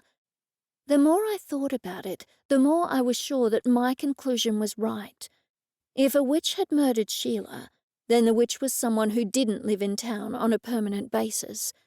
Still, Madison and Tristan were in the room, and neither of them lived in town permanently. Of course, there was the other possibility, namely that it was someone I didn't currently suspect. Maybe I didn't even know them. The minister walked out and cleared his throat. "The family has asked me to conduct a non-denominational service," he said in a disapproving tone. Oleander whispered in my ear, "I'm sure Sheila would have wanted a pagan burial." "Obviously her son didn't know that," I whispered back. "Maybe he didn't know she was a witch." Oleander shook her head vigorously. "Of course he knew she was a witch. If he didn't before, he would have found out when he saw her altar." "He might not have understood the full implications of that," I pointed out. The minister presently handed over to Tristan, who spoke beautifully and at length about what a wonderful person his mother was, how he had never known his father, and how his mother had been adopted. He said he never knew his father, as he had left the family when Tristan was just 6 weeks old. Sheila had been from foster home to foster home and had never found her biological parents. He said he didn't know any other relatives. Harriet burst into a flood of tears. Everybody turned around to look at her. "That poor boy," she said through her sobs. "Think of his spleen. Spleens carry emotional traumas." "Come on, Harriet, I'll get you a drink of water," Oleander whispered. She helped Harriet out the back door. I thought about what Tristan had said. It certainly seemed genuine. Maybe he wasn't the killer after all. But then again, I was fairly gullible and always thought the best of people. I looked across at Walsh. I could only see the side of his face, but he certainly wasn't pretending to be upset. From the body language of Dolly and Boris, they were not pretending to be upset either. Boris had his arms crossed over his chest the whole time, and I couldn't see his face, but his shoulders were certainly rigid. The minister made a speech about family members always being there for each other, which I thought was rather tactless, considering that Tristan was now left all alone in the world. When the minister stopped speaking, Tristan stood up once more. "Walsh has kindly offered his cafe. It's free cups of tea for everyone," he said. "We will all go there for the wake." Some sad music played, and Tristan walked out the back of the room, followed by people from the front rows. "Shouldn't he have asked if anyone else wanted to say some words about Sheila?" I whispered to Athanasius. Athanasius chuckled. "That would normally be the case at a funeral, but I'm sure Tristan was under no illusions as to how the whole town felt about Sheila.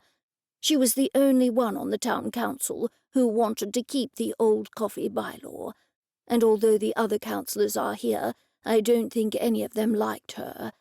He nodded to the town councillors who were walking past us. "Then let's head off to Walsh's cafe," I said. "We can drink tea and question the suspects. Walsh can hardly slip us some coffee with all the cops around." Harriet drove us all to Walsh's cafe in the retirement home bus. She had stopped sobbing, much to my relief. When we arrived at the cafe, I saw Tristan speaking to some locals. I waited until they had left, and then I hurried over to him. "I'm sorry about your mother," I said. "I liked her. She seemed a nice person." "Thank you," he said. "You're the first person who said she was nice." "Well, I didn't agree with her supporting the old anti-coffee bylaw, but that doesn't mean I didn't like her," I said. "Tristan, I was meaning to ask you, did you know why your mother was driving to Brisbane that day?" He looked blank. "What day?" "The day that she was killed." He ran his left hand through his hair. "Yes, I did. Gosh, it's been such a stressful day. Yes, the police asked me that too." "Well, why did she drive to Brisbane?" I asked him. "Apparently she had a meeting with a lawyer," he said. "One of those hotshot Brisbane lawyers." "How did you find that out?" I asked, trying not to sound too interested. "It was on her iPad, in her appointments," he said. "The police asked me if Mum kept her appointments in a book or on her computer, so I looked everywhere and I found it on her iPad. They took the iPad, but then they gave it back." "I see," I said, injecting a tone of nonchalance into my voice. "It must have been one of those lawyers who knew about overturning laws." He nodded. "I thought so too. I hope it doesn't upset you to say this, but whoever cut your mother's brake lines must have known she was driving to Brisbane that day." Tristan's brow furrowed. "I don't see the connection." "Because if somebody cut her brake lines and then she just drove around town that day, it would not have done any harm." He continued to frown, processing what I said. Finally, recognition dawned on his face. "I see. Oh well, I guess you're right. Should I tell the police?" I shook my head. "I'm sure they've already figured that out for themselves. That's why they wanted to know about her appointments. The thing is, Tristan, The murderer must have known your mother was driving to Brisbane that day, and that fact would surely eliminate some suspects. I knew she was driving to Brisbane that day, said a male voice from behind me. I spun around. It was Walsh. You did? I said in shock. He nodded, and then his hand flew to his mouth. I hope that doesn't make me a suspect. How did you know? Tristan asked him. Because your mother told us all. I said I was going to get a lawyer, and she said she was getting a better lawyer. That Miles Pembroke guy who's always on TV. He's always trying to get high-profile cases. He is a media whore. Anyway, she was gloating to us all about it. Who is us all? I asked him. The whole town council, he said, and she was telling us in my cafe the day before she died. Sheila was having a loud argument with a woman. I had to intervene. She said she was sorry about the cafe, but she wanted to tell us that she was confident that Pembroke would somehow find a way to prevent us overturning the law. She said she was going to Brisbane the following day for a meeting with him. I wonder if the woman Sheila argued with was the murderer, I said. Tristan shook his head. No, she actually fell over outside just after the argument when she was crossing the road in the storm. She broke her ankle and spent the following day in hospital. Do you remember who was in the cafe at that time? I asked him. Was anyone close enough to overhear? I don't know, because there was that terrible storm at the time. It wasn't forecast, and it just came out of nowhere. Isn't the weather doing strange things lately? Anyway, I'll ask Madison later. She might remember. With that, he patted Tristan on the shoulder and walked away. I wondered what to say to Tristan, but I needn't have worried, because a woman enveloped him in a big hug. I hurried back to Oleander and relayed everything that had been said. Then it was a sea witch, she said. So there was a terrible thunderstorm that came out of nowhere just as Sheila said she was going to drive to Brisbane the next day.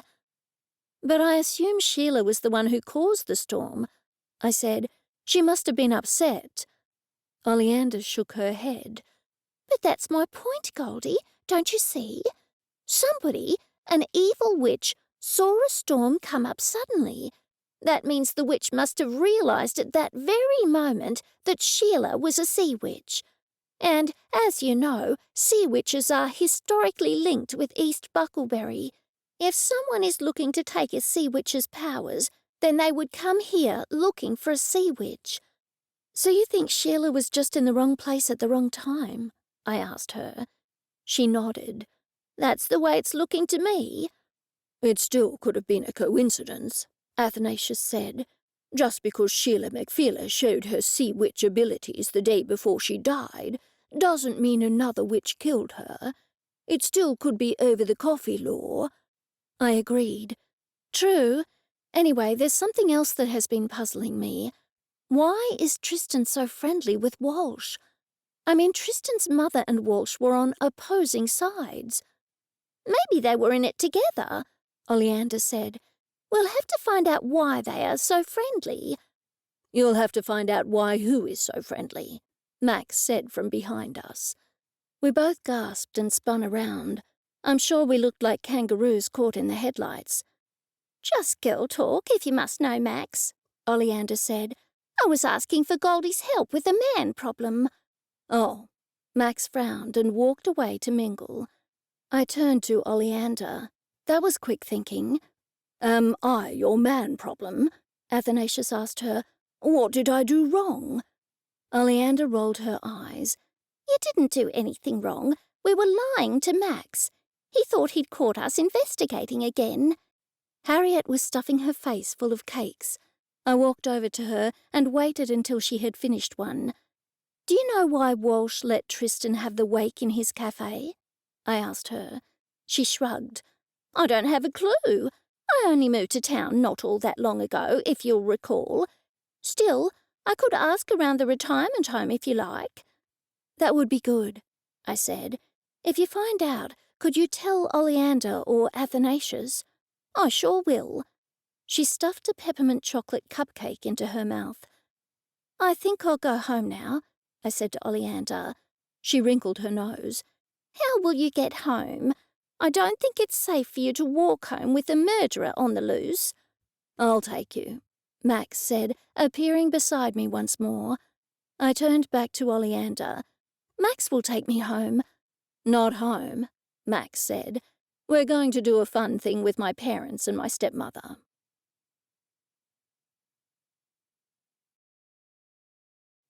Chapter 14. A fun thing with Max's family? I liked Jack and Delilah, but Tabitha? Not in the slightest. She was a spawn of hell as far as I was concerned. And so, less than half an hour later, I found myself sitting on the beach with Jack, Delilah, and the dreaded Tabitha. I had not been able to bring Persnickle. "Tabitha, is your favourite colour orange?" I asked her. "Of course," she snapped.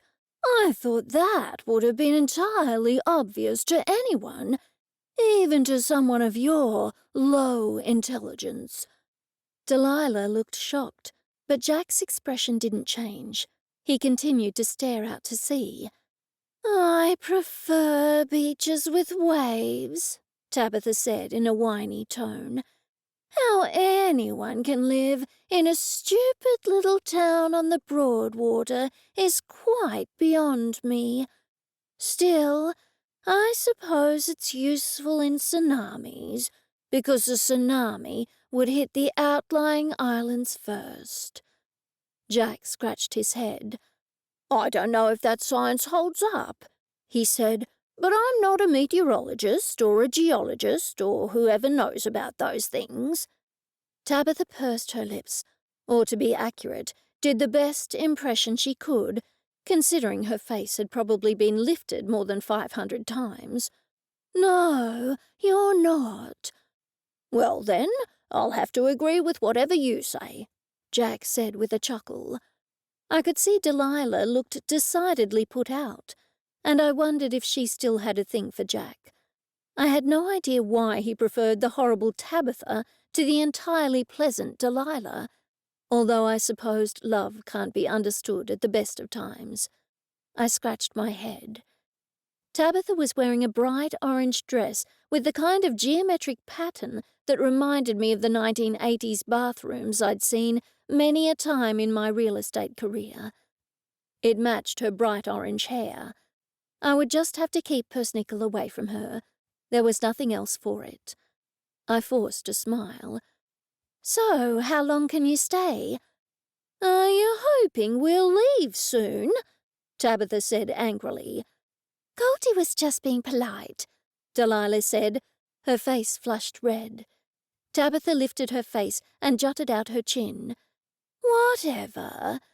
Max, did you bring wine?" "I bought bubbly," Max said. "It's not every day I get to spend time with my family, and the funeral took a few hours." "But you were working at the funeral, weren't you?" his father said astutely. "That was work, not a social thing for you." "I knew the victims, so I had to go anyway," Max said. Tabitha continued to purse her lips. "I thought you would have solved the murder by now," she said with malice in her tone. "A clever boy like you, or so your father says. And you haven't even figured out who did it yet." Delilah looked at Jack, no doubt expecting him to say something, but he simply looked down at his knees. We were sitting on a picnic rug, all in a circle. It would have been good if we were performing a ritual, but then I was the only witch there, as far as I knew anyway. I chuckled to myself. I looked up to see Delilah's face was still bright red. "My son is a very good detective, and I'm sure he already has a suspect." "I'm sure he doesn't," Tabitha countered. I looked at Max, hoping the exchange would somehow encourage him to divulge some information. "I can't discuss police matters," was all he said. What a shame you became a detective and didn't follow in your father's footsteps to become a very wealthy businessman, Tabitha said. Delilah looked as though she was about to explode, so I quickly said, "Bubbly, anyone? Max, let's all have some now." Max opened the picnic basket and produced a blue wine glass for everyone. He hurried to fill the glasses with bubbly. "I don't like to drink on an empty stomach," Delilah said, and would have said more, but Tabitha interrupted her. "You could have fooled me," she said in a stage whisper. I wondered if there was going to be an outright fight, so I asked, "What delicious food do you have for us, Max?" "I have lovely, crusty French bread rolls." He wasted no time producing one from the hamper, "and I have some dairy-free margarine." Tabitha made a strangled sound, and I thought she was having some sort of an attack, but she said, "Dairy-free margarine? Whatever will they think of next? My, we have got fancy in this funny little town." I wondered if she could be more obnoxious if she tried. I wondered what Jack saw in her. They obviously didn't share a love for the colour orange, so what else could it be? It certainly wasn't her personality. Maybe his business had been going under and he had to marry a wealthy woman. I nodded to myself. Yes, that must be it. I couldn't see any other reason he would have married her. Something occurred to me. Maybe she was blackmailing him. Yes, that had to be it. She had some dirt on him. I had no idea what it could be. I bit my lip and thought about it, until I realized Max was speaking to me. "Goldie? Earth to Goldie? You were 1,000,000 miles away." "I was just thinking about blackmail," I said, and I clamped my hand over my mouth. "Honestly, Goldie, I told you not to investigate the case." "Actually, it was nothing to do with Sheila McPheeler," I said, hoping he wouldn't press me. Fortunately for me, he didn't. He laid out some platters in the middle of the blanket and heaped piles of delicious food on top of it. We all ate in silence.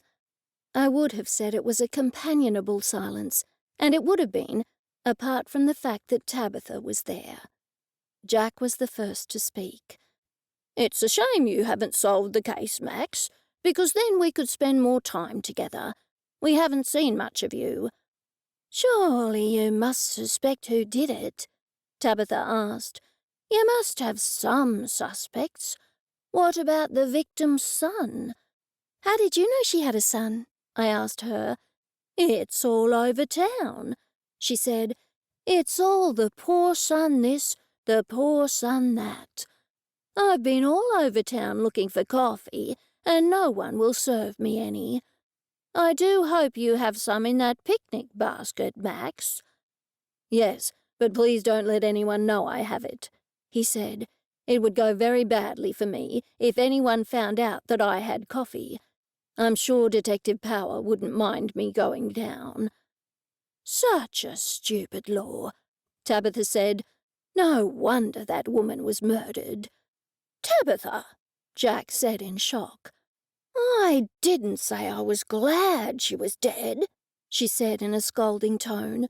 "I just said it was no wonder she was murdered, and that's a fact. All these poor coffee-deprived people in that town." She waved her hand expansively in the direction of town.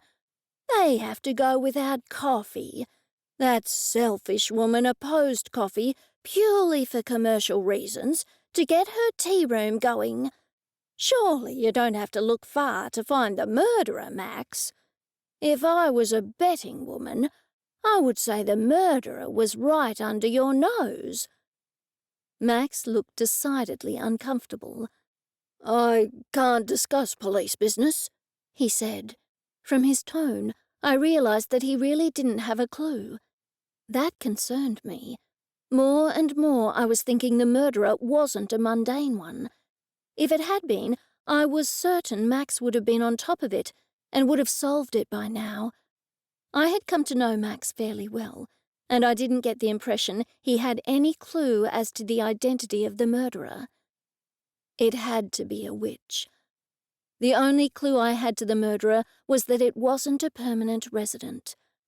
Walsh was a permanent resident, but his girlfriend wasn't. The victim's son, Tristan Smith, wasn't a permanent resident. Tristan obviously knew where Sheila lived, and it would have been easy for Walsh's girlfriend to find out. And then, of course, there was Dolly and her husband Boris. They certainly had a serious grudge against Sheila, and everybody said that Boris had a terrible temper. What's more, he had been a mechanic, and although anybody could easily find out how to cut brake lines, it seemed to be the type of murder that a mechanic would commit. I was certain that if I was both a mechanic and a murderer, I would murder somebody by doing something to their car. I didn't know whether I should say anything to Max, but finally I said, "I think the townspeople suspect Boris Florette." Max looked surprised. "Is that what they're saying?" I nodded. "And that's what they think at the retirement home, too. They say that Boris has a terrible temper. In fact, he was a client of Harriet's some time ago, and while she couldn't divulge any patient information, she did say that he had a terrible temper." Tabitha leant forward. "But did he have a motive? You do need a motive to kill somebody, I hope you realise. Otherwise, there would be a lot more dead people in the world if people with terrible tempers just murdered people willy-nilly." I shot her my best glare. Max looked exasperated with her, but before he could say anything, I said, "Yes, he had a motive, all right. He and his wife had a cafe, and it wasn't doing well. They thought they could trade out of it, until Sheila decided to open a tea room and support the anti-coffee law. They then had to sell the business for a song to Walsh." "Then it must be Boris," Tabitha said. "That should be obvious even to you, Max. He did it, either acting alone or with his wife." Max took a deep breath and let it out slowly, and then rubbed his temples. I felt sorry for him having such a stepmother. She really was a wicked stepmother, just like the ones in fairy tales. "Thanks for all that, Tabitha," he said in a tone that didn't sound thankful at all. Delilah cleared her throat. "Do we have cake?" Max smiled with relief. "We sure do." He reached into the hamper and produced a huge lemon meringue pie and a cake knife. I clasped my hands with delight. I love lemon meringue pie. I had only eaten one mouthful when Max got a call. He looked at the caller ID before jumping to his feet and walking over to his car. He came back, his face grim.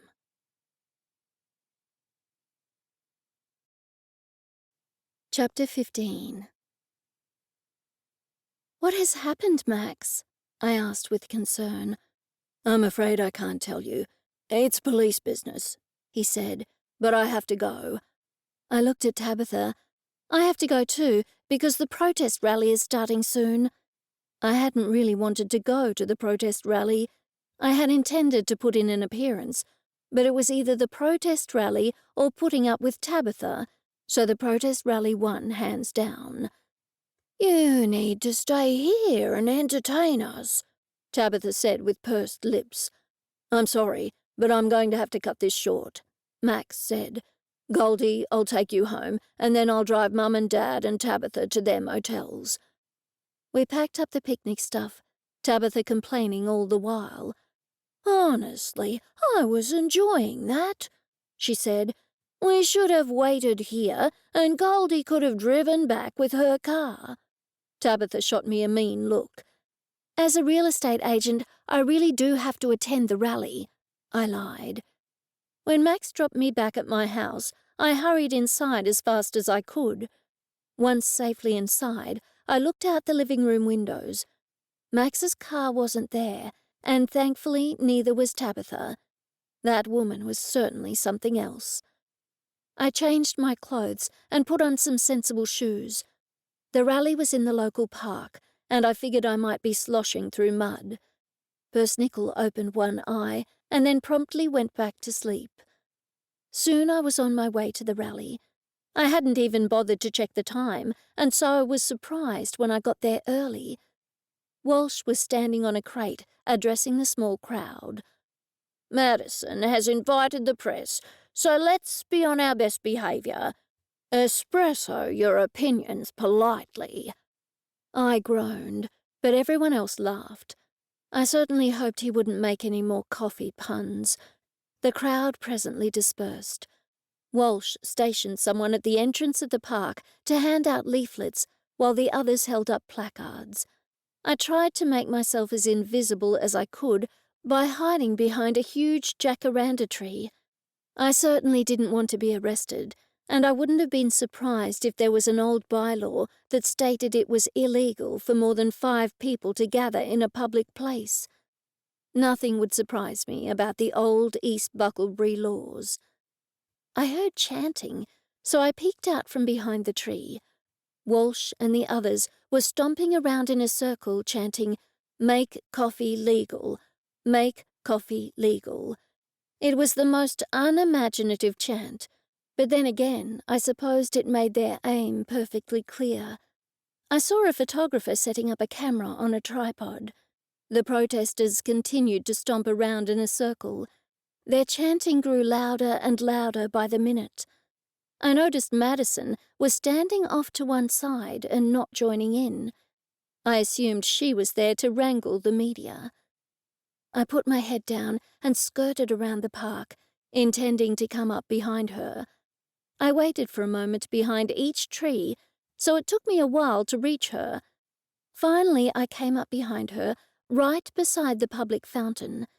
She was talking to a man with a camera from one of the big Brisbane television stations. He was loudly expressing surprise about the bylaw. While they were chatting, Detective Power arrived on the scene. "I'm going to arrest you all," he said in a booming voice. "This is an illegal protest."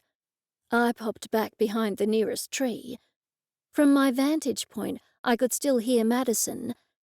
"The journalists here will find that very interesting," she said. "They are already interested in the antiquated bylaw. I'm sure if you arrest the protesters, they will become martyrs, and it will attract national, if not international, attention." I could see Detective Power's face. Even from the distance, I could see he was angry. After a moment, he stomped back to his police car, but instead of driving away, just sat in it. All of a sudden, there was a crack of thunder, and a heavy storm came up from nowhere. Even though I was under a spreading tibuchina tree, I was drenched right through to the bone. There hadn't been any clouds a minute earlier. This had to be the work of a sea witch. But was the rally the target? It made no sense.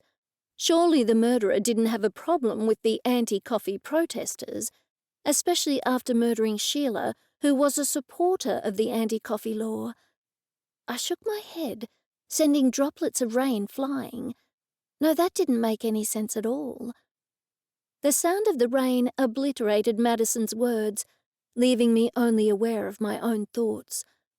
Why would the sea witch make it rain heavily on the protesters? Or could there be another target? I didn't think anything else was going on in town at the time.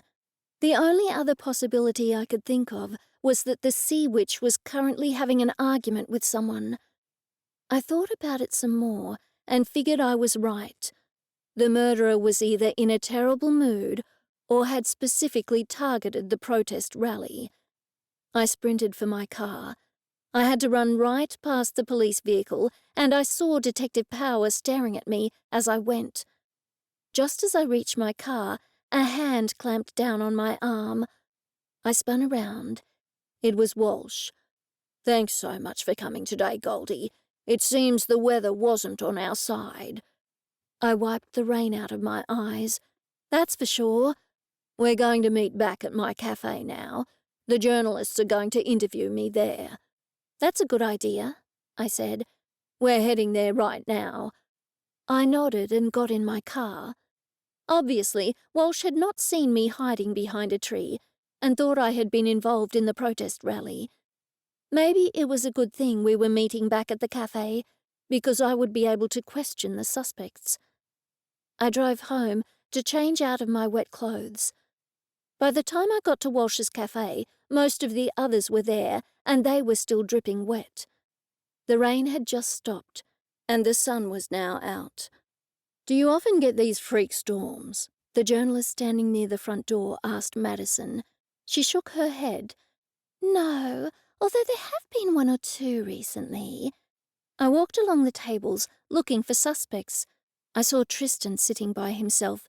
"Mind if I join you?" I asked him. "Certainly." He gestured to a chair. "All these people seem to have been caught in a storm." "There was a protest rally against the anti-coffee law," I told him. He nodded. "I figured as much. You didn't go?" "I didn't take part, but I went for a look. I went home and changed before I came here," I told him. "Have you heard? The police have taken somebody in for questioning." I sat on the edge of my seat. "Who was that?" "Boris Florette." "Boris?" I repeated in a shrill voice. "Have they arrested him?" Tristan shrugged. "I don't know. I heard people saying he had been taken in for questioning because he threatened my mother." "She didn't tell me that." I realized what I'd said and silently rebuked myself. I hurried to add, "Not that I knew her that well, of course." "I didn't know her at all when she was alive," I added silently. Tristan did not seem to notice anything amiss. "Yes, apparently he yelled at her in the street in front of witnesses. He said she'd sent him broke and said he wished she would drop dead." "A lot of people say things like that," I began, but Tristan interrupted me. "The police are taking it seriously, obviously." I nodded. That must have been the call Max had received. A woman sitting at the table directly behind me cleared her throat loudly. "I couldn't help hearing what you two said," she said. I swung around. She pushed on. "I was one of the people who overheard Boris say that to Sheila. He was yelling at her. I was quite scared, to tell you the truth. He said he and his wife had worked hard all their lives, and now they had nothing to show for it because she was supporting the anti-coffee law." "But that's not logical," I protested. "That law has been around for decades." The woman shook her head. "But there was the public perception that Walsh might have been able to get it overturned. Once Sheila came back to town and started spouting that she would support it no matter what, well, that really put paid to Dolly and Boris selling the cafe for decent money." Tristan nodded slowly. "You know, I wonder if Walsh and Mum were in it together." I was shocked by his words. "Whatever do you mean?" "Walsh bought this cafe for a song. My mother supporting the anti-coffee law certainly helped Walsh financially." I thought about what he said. That certainly did make sense. But even if that were the case, would Walsh have had a motive to murder Sheila?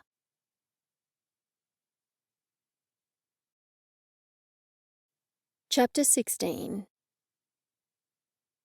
"I'm still not sure it was Boris," I said to Oleander. We were sitting in my living room drinking coffee. "This investigation is going nowhere. It even seems Max is stumped." "Has he said anything?" Oleander asked me. I shook my head. "No, you know Max. Still, I can sense he's frustrated, and it's not just because Tabitha is visiting." Oleander agreed. "I'm sure he would have liked a nice visit from his parents without Tabitha." I nodded. "She really is the evil stepmother of fairy tale proportions," I said. "What Jack sees in her is beyond me." "Maybe you should take Persnickle back to speak with Sheila." "I was thinking about that," I said. "With Tristan staying in Sheila's house, we obviously can't go back there. Not to the house itself, I mean. But we could park outside." "Tristan will notice if you park outside," Oleander protested. "It's the only house at that end of the street." "Yes, I know that, but I thought we could drive past and park in the mangroves like we did the other day." Soon, Oleander, Athanasius, Persnickle and I were heading for Sheila's side of town. I didn't know if it was going to work, but what did I have to lose? Besides, I was becoming more aware of a witchy presence in town. It felt malevolent. As yet, it didn't seem focused on me, but I didn't want to take any chances. "Don't turn in there," Athanasius shrieked. "You'll get bogged." "We parked there before," Oleander told him. I myself didn't like the look of the ground. "It's rained since we were last here," I said. "I won't go in too far. This should be fine. I can't see the house from here." I rolled down my window and a huge mosquito flew in. "Roll that window up now," Oleander exclaimed. "That mosquito's the size of a horse." I rolled my window up and yelled, "Sheila! Sheila McFeeler, are you here?"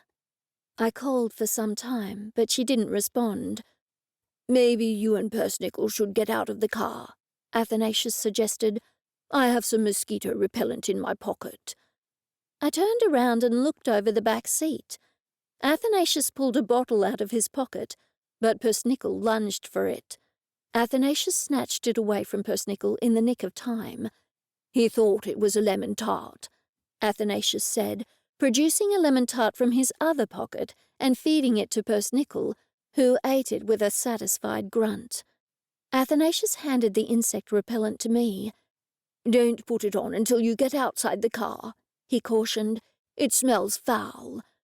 I got out of the car and sprayed myself with the repellent. Persnickle shot me a puzzled look. "You don't need any. You have natural wombat protection," I told him. I was about to call out for Sheila when she materialized in front of me. I gasped. "Sheila," I said in surprise. "You called?" she said dryly. "The police have taken Boris Floret in for questioning," I told her. "Why didn't you tell me he threatened you?" She scratched her head. "He threatened me? Is that what they're saying?" I nodded. "He apparently threatened you in front of a bunch of witnesses. He said he wished you were dead." Sheila looked puzzled. "And the cops took him in for questioning over that? He's been saying he wanted me dead for ages. He didn't actually say he was going to kill me." "Well, the police must have thought there was a good reason to take him in," I countered. "Do you think he might have killed you?" "Anything's possible." She floated upwards a little before floating back down to the ground. "Somebody did it, and it's obviously someone I don't suspect, so it could be anybody." She threw up her hands to the sky. "Did you sense any malice from Boris towards you?" Sheila chuckled. "Of course I did. He hated me, that's for sure. But as for killing me, I don't know if he had it in him." "What about his wife, Dolly?" Sheila waved her finger at me. "If it had to be one of them, I would definitely think it was Dolly rather than Boris. She seems nice and pleasant to everybody, but she's a nasty schemer, that one. Boris wears his heart on his sleeve and says exactly what's on his mind, whereas she's duplicitous and scheming." "Do you think she would have it in her to murder somebody?" Sheila's answer came swiftly. "Not really. But like I said, someone murdered me. I've had nothing to do but think about it, and I haven't come up with one particular person. It could have been Dolly, or it could have been Boris." "Or Walsh?" She nodded. "Or Walsh. He certainly saw me as someone standing in his way." "Have you thought of anything else since we last spoke?" I asked her. "I'm surprised the police haven't arrested somebody by now. Goldie, do you think it could have been a witch?" "I don't want to think so, but I must admit it's looking that way. There was a protest rally against the anti-coffee bylaw at the park yesterday, and there was a sudden storm. I was certain it was the work of a sea witch." Sheila agreed. "Yes, that did not feel like a natural storm to me at all, that's for sure. So, if it's a witch passing through town, how did they know I was a sea witch? Didn't you cause a sudden storm when you were in Walsh's cafe the day before you were murdered? Yes, and the sky was perfectly blue and clear, and the humidity was low, so everybody did think that the storm was strange. If a witch looking for a sea witch was in the cafe at the time, then I would have been the prime suspect because I was the one who was angry. And Walsh's girlfriend Madison was there at the time. Do you remember who else was there? She shook her head. I vaguely remember there were plenty of tourists, people I hadn't seen before. Goldie, watch your back or you'll end up like me. I think somebody has come to this town looking for sea witches. A cold chill ran up my spine. What makes you say that? Because it would be too much of a coincidence for a bad witch to be in the cafe right when I caused the storm, unless that witch had been hunting sea witches.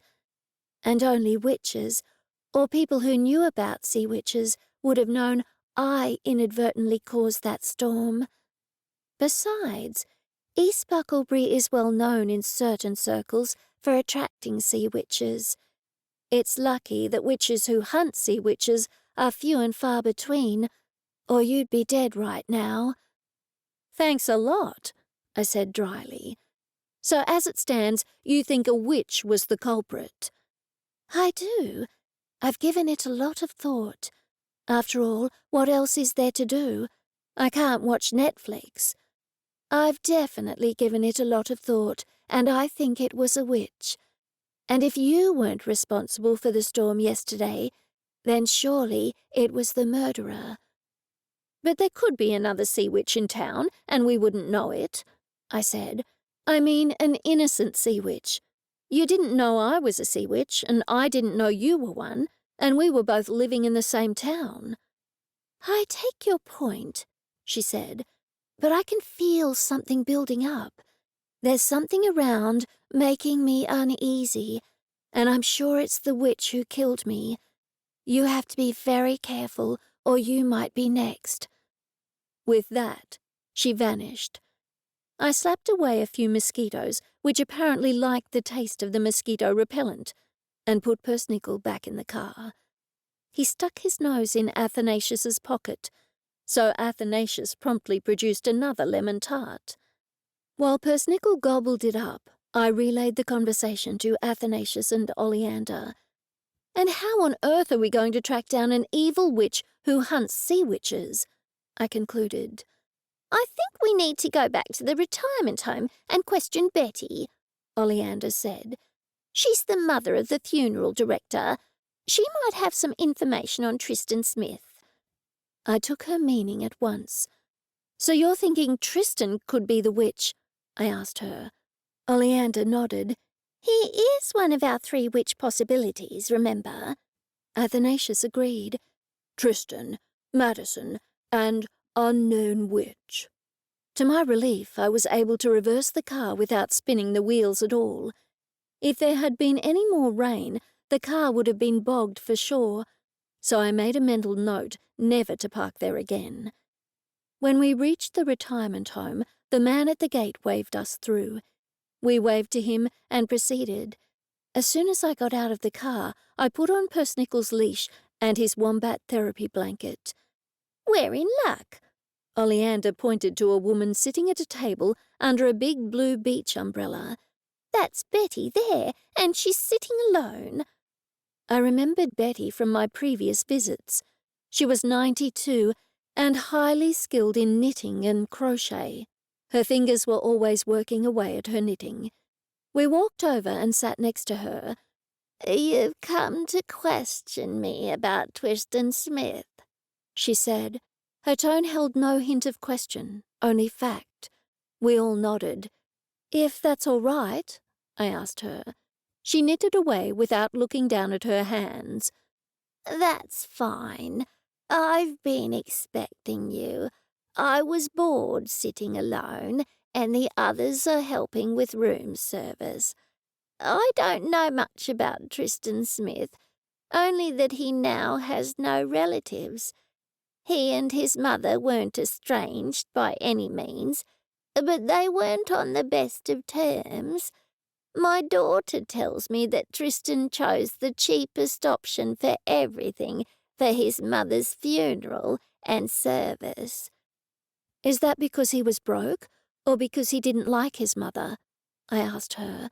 She had come to the end of the row, so she flipped her knitting needles over and started on the next row.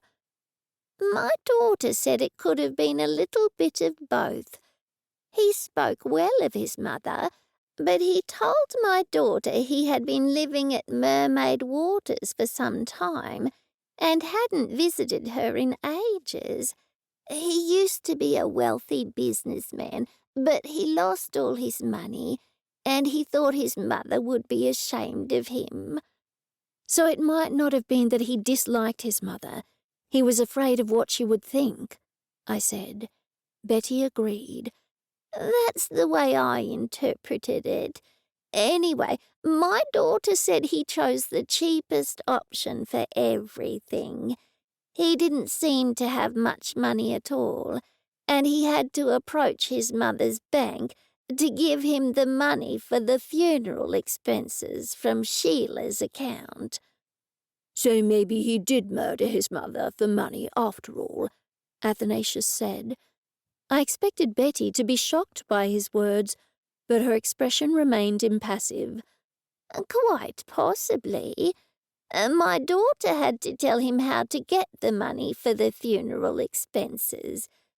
She told him that if Sheila had less than $10,000 in her bank account, then the bank would release that money to him, as he was the executor. And I'm guessing Sheila did have less than $10,000 in her bank account? I asked. Betty nodded. Yes, she had just under $7,000 in her account. The bank wrote the check for Sheila's funeral expenses. But I thought you said the bank would release all the money to Tristan, Athanasius said. Betty shook her head, and then nodded, knitting all the while. Yes, technically they do, but it could take a few weeks. He has to give them the death certificate, which my daughter applied for on his behalf. Of course, Tristan could have applied for the death certificate himself, but he would have had to pay for it, whereas, because my daughter applied for it, the bank wrote the check for that as well. I spotted some flowers and tightened my grip on Persnickle's leash. There's a lot to it all, that's for sure. Did your daughter happen to mention whether she thought Tristan might have murdered his mother? For the first time, Betty showed surprise. She didn't actually say, she said, and my daughter is usually forthright in giving her opinion, so I doubt she did think that. She only told me that Tristan was obviously broke, and he was highly worried about money. Athanasius, Oleander, and I exchanged glances. Thanks, you've been very helpful, Oleander said. Goldie, we'll walk you to your car. As soon as we were out of earshot, Oleander turned to me. That was useful as far as finding out Tristan is broke. That gives him a motive for murder, but we're no closer to discovering whether he's a witch. That sudden storm at the protest rally was definitely caused by a sea witch, I told them. It had magic stamped all over it. Still, I have no idea of the reason behind it. I planted my palm on my forehead. I should have asked Sheila whether anyone else was in support of the anti-coffee laws. You didn't need to ask Sheila that, Oleander said. Anybody in town could tell you that. You could simply ask Walsh, but I suspect that there were no other supporters, or we would have heard of it by now. You're right, but where do we go from here? I was met with blank faces. None of us had a clue. Just then there was a loud crack of thunder, and black clouds rolled in. It's the sea witch again, I said. Whoever it is closing in.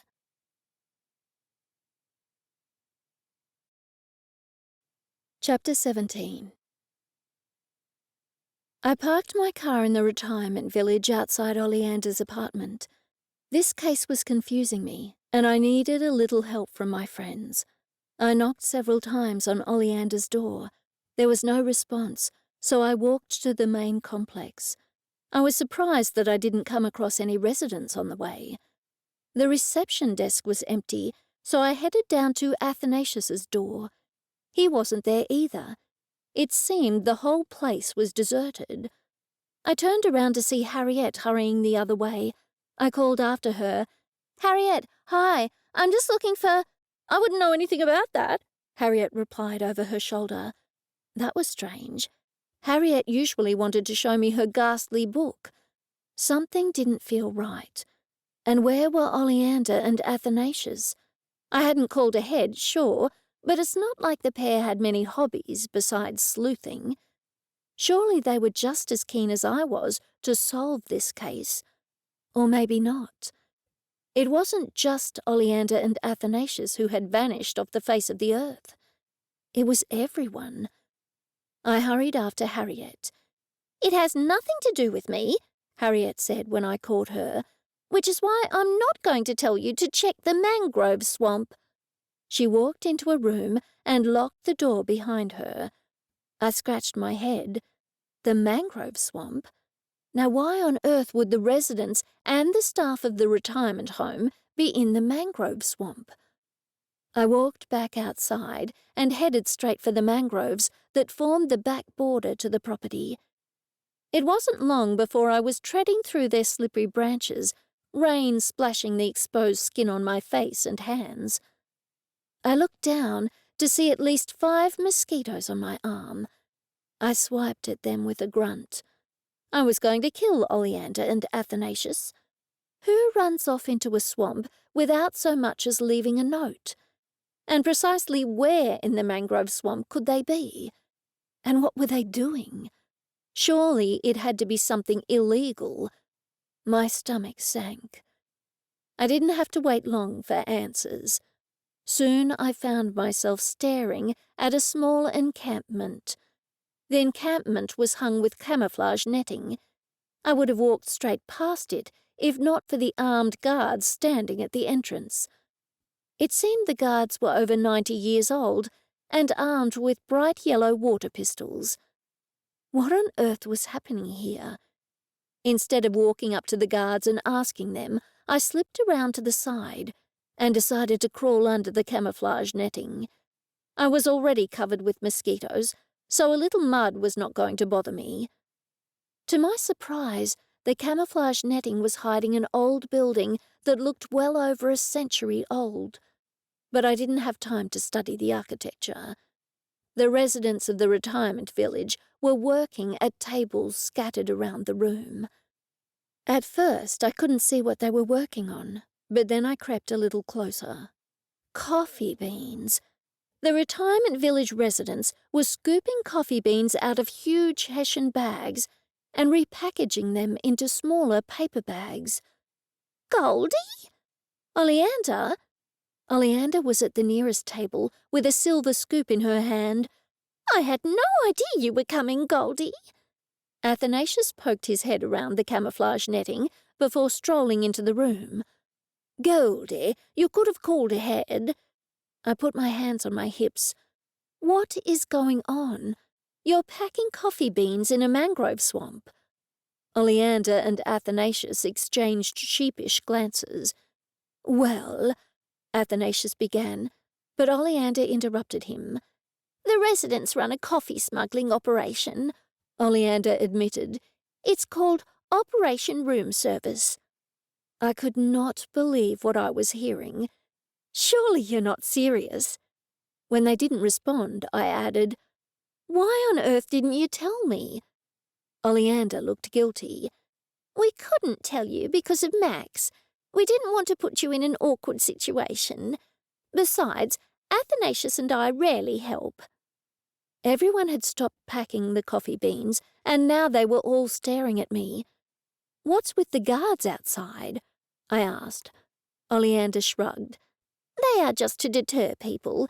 The guns are actually water pistols. I figured that. So why are you packing coffee in a mangrove swamp?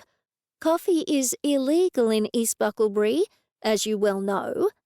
Athanasius nodded. That's precisely why we are packing coffee in a mangrove swamp. We couldn't possibly run this operation in the middle of town now, could we? And this is the shipment that's going out to Walsh. He's our best customer.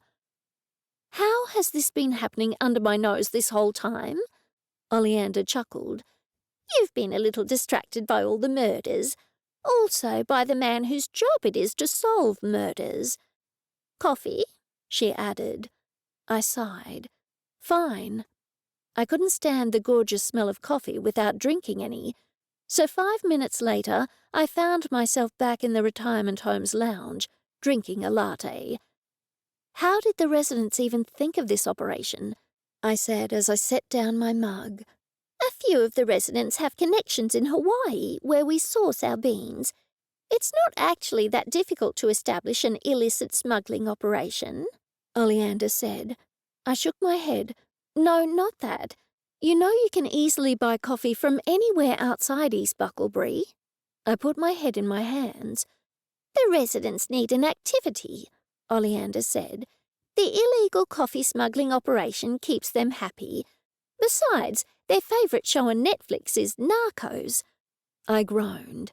This is terrible. I can make it again. Not the coffee. This is the best coffee I have ever tasted. What am I going to tell Max? Nothing. Just keep it our secret for now, Athanasius replied. I did not like lying to Max, but how could I betray my friends? Besides, it would put Max in an uncomfortable position. Yes, the best thing for now was to keep this whole thing to myself.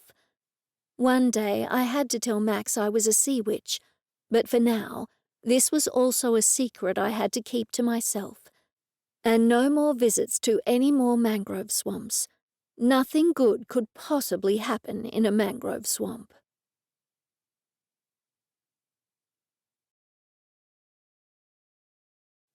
Chapter 18. Half an hour later, I found myself at Walsh's cafe.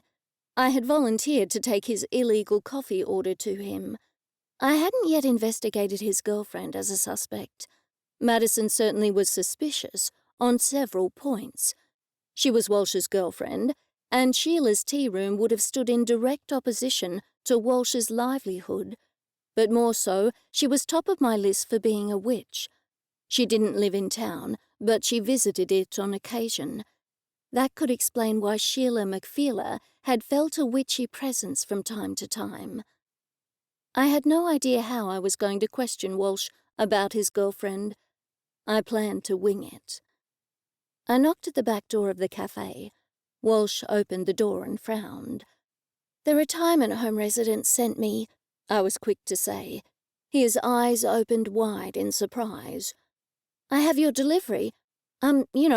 Operation Room Service? More like Broom Service, as I'm delivering it and I'm a witch, I thought with a smile. He looked around and then opened the door fully. Come inside, he said in hushed tones. I found myself in the kitchen. He beckoned to me, and we walked through the kitchen and into what was clearly his office. It was small, with a big safe dominating the room. A small desk was pushed against one wall, and behind it was a black office chair. I knew the type. It was one which required assembly.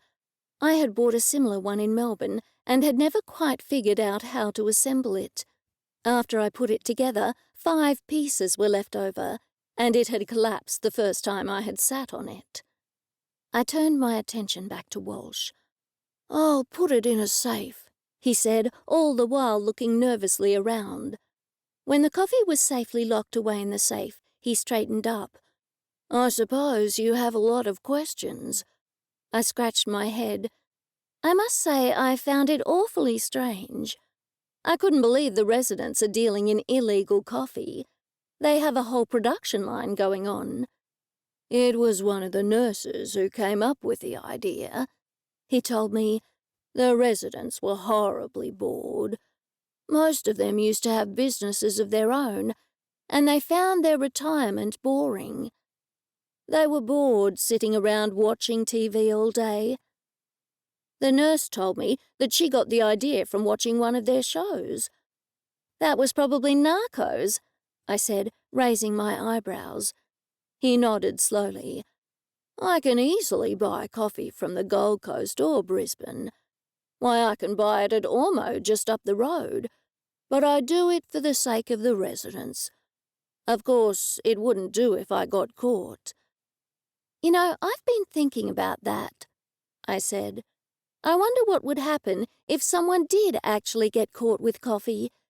That would certainly test the law, wouldn't it? Walsh looked stricken. Absolutely not. The lawyer I spoke to at length told me that it would certainly bring public attention to the issue, but he advised me very strongly against doing it. I shrugged. I see. Anyway, it's awfully kind of you to help the residents. I think it's quite funny, to tell you the truth, he said. Who would think residents of a retirement home would be dealing in illegal coffee in Australia? We both chuckled, and then he said, And can I offer you a coffee in exchange for delivering the illegal goods? I'm a bit caffeine overloaded, but I will never say no to coffee.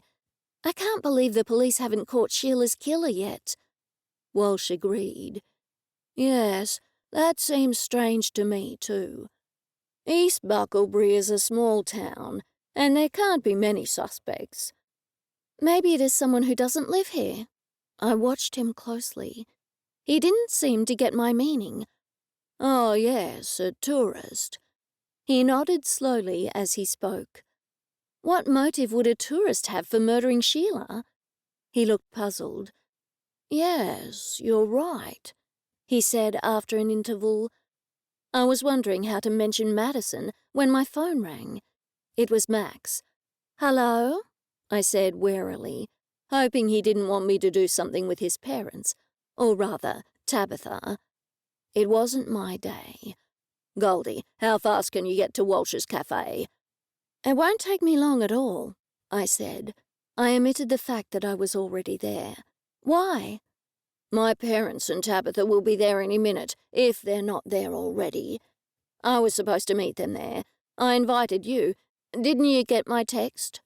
I looked down at my phone. There were 5 missed calls from Max, and a text asking me to meet him and his family at Walsh's cafe. I didn't see any of those, I said. My phone has been annoying again. I have the sound turned up to high, but it's not notifying me of any texts. Your calls must have come when I was out of the car at the...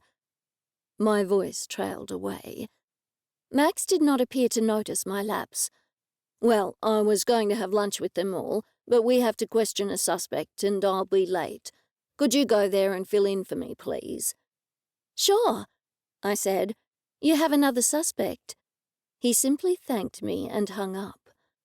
The phone had been on loud, so Walsh overheard everything. I'll bring a coffee out to your table, Goldie, and thanks for your delivery. He winked at me.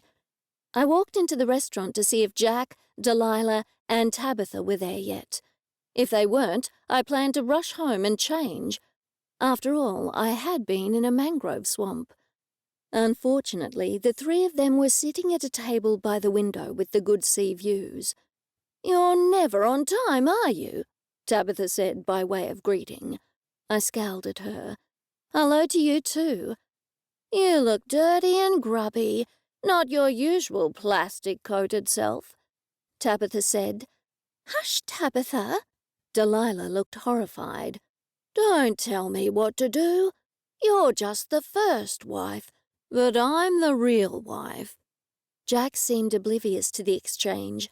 I wondered how long Max would take.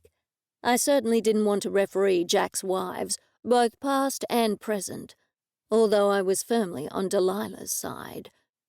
I'm glad you could have lunch with us, Goldie, Jack said with a wide smile. Walsh walked out and placed my coffee on the table. I was about to thank him when Tabitha said loudly, "Why did she get coffee first?" "Goldie and I were speaking about a business matter moments ago," Walsh said firmly. "A waitress will be along to take your order soon." With that, he left. "See that she is," Tabitha countered.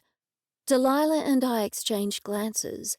I liked Max's parents and wished I could have spent time with them away from Tabitha. I had never met a more obnoxious person. She was even more obnoxious than the most unpleasant clients I'd had back in Melbourne, and that was saying something. Jack looked up from his newspaper. "It's good that Max has found another suspect. I wonder who it is." "It's probably Dolly. They questioned her husband, Boris, yesterday. I don't think there are any other suspects left, unless it was Sheila's son murdering her for the inheritance." "Don't ever become a detective," Tabitha said with a snigger. "I'm sure it wasn't either of them." I had been polite to her for the sake of Max, but now my patience was wearing thin. I turned to her. "So, do you know who did it? What's the name of your suspect?" Her top lip curled up at the end, and then she looked away. She jabbed her stubby finger on the menu. "I'm having what I usually have. It's not as if there's much of a choice." "Who do you think did it, Goldie?" Delilah asked me. "A witch," I said without thinking. Tabitha gasped, but Delilah simply said, "Yes, it would take a rather nasty person to murder a poor woman like that." I agreed. I really had to think before I spoke from now on. I looked around me, but couldn't see Walsh within earshot. "There's also Walsh's girlfriend, Madison," I told them. "She works in marketing, and she would have known how bad it was for Sheila to open a tea room in town." "Surely there was a better motive than that," Jack said, but then he added, "But, Goldie, you could be right. People get murdered for all sorts of strange reasons." I looked up to see the waitress standing over us with pen and paper. "It's a terrible thing about Sheila's murder, isn't it?" We all nodded. She pushed on. "Did you know her well, Goldie?" "I only spoke to her once or twice," I said. "She was such good friends with your uncle," the waitress continued. "It's a wonder she didn't befriend you when you first moved to town." I agreed. "Yes, I should have asked her. It's a pity I didn't get the opportunity to ask her why she didn't." Then I remembered I also hadn't asked Sheila if she had a boyfriend. Even though I now thought the murderer was a witch, I still hadn't excluded the possibility that Sheila was having an affair and was murdered by a jealous wife. While I was pondering this, the others were ordering. When it was my turn, I ordered and then said, "I've been trying to figure out who could have murdered Sheila. She wasn't having an affair, was she?" The waitress shook her head. "No, absolutely not. We would have known about it if she had been. You're thinking she might have been murdered over an affair?" "Yes," I admitted. The waitress shook her head. "No, it had to be another reason." She left, and Jack glanced at his paper. "Put that newspaper away. It's not polite to read it at the table when we're having lunch with you," Tabitha scolded him. Jack had been looking at the sports page, but he flipped the paper over to the front to shut it. "Oh, my goodness," he exclaimed. "I can't believe it."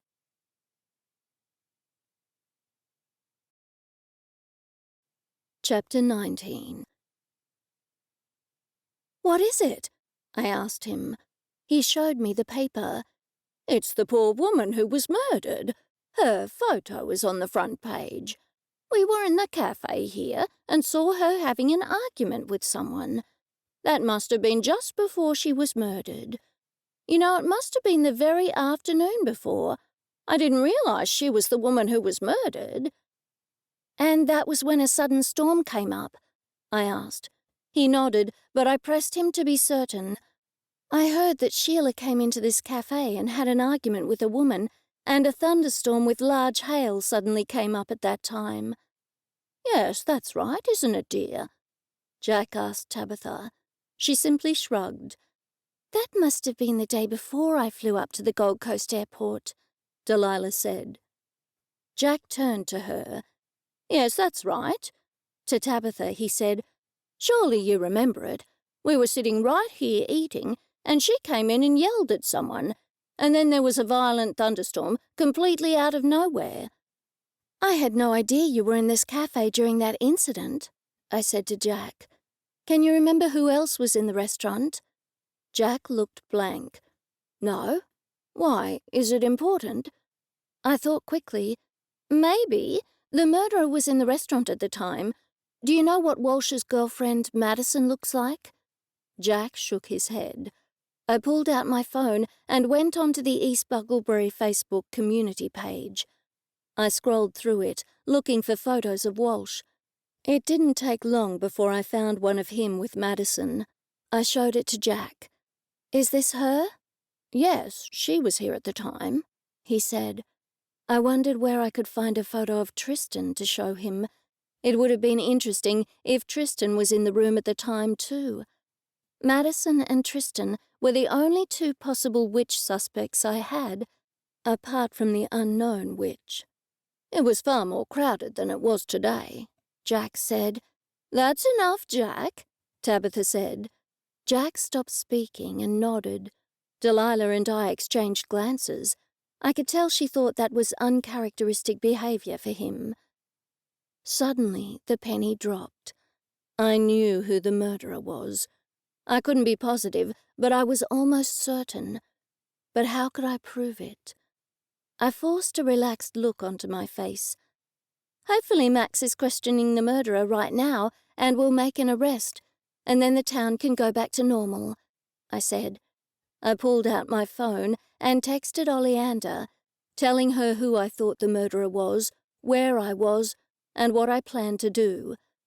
I had to go home, get Persnickle, and take him back to Sheila's house.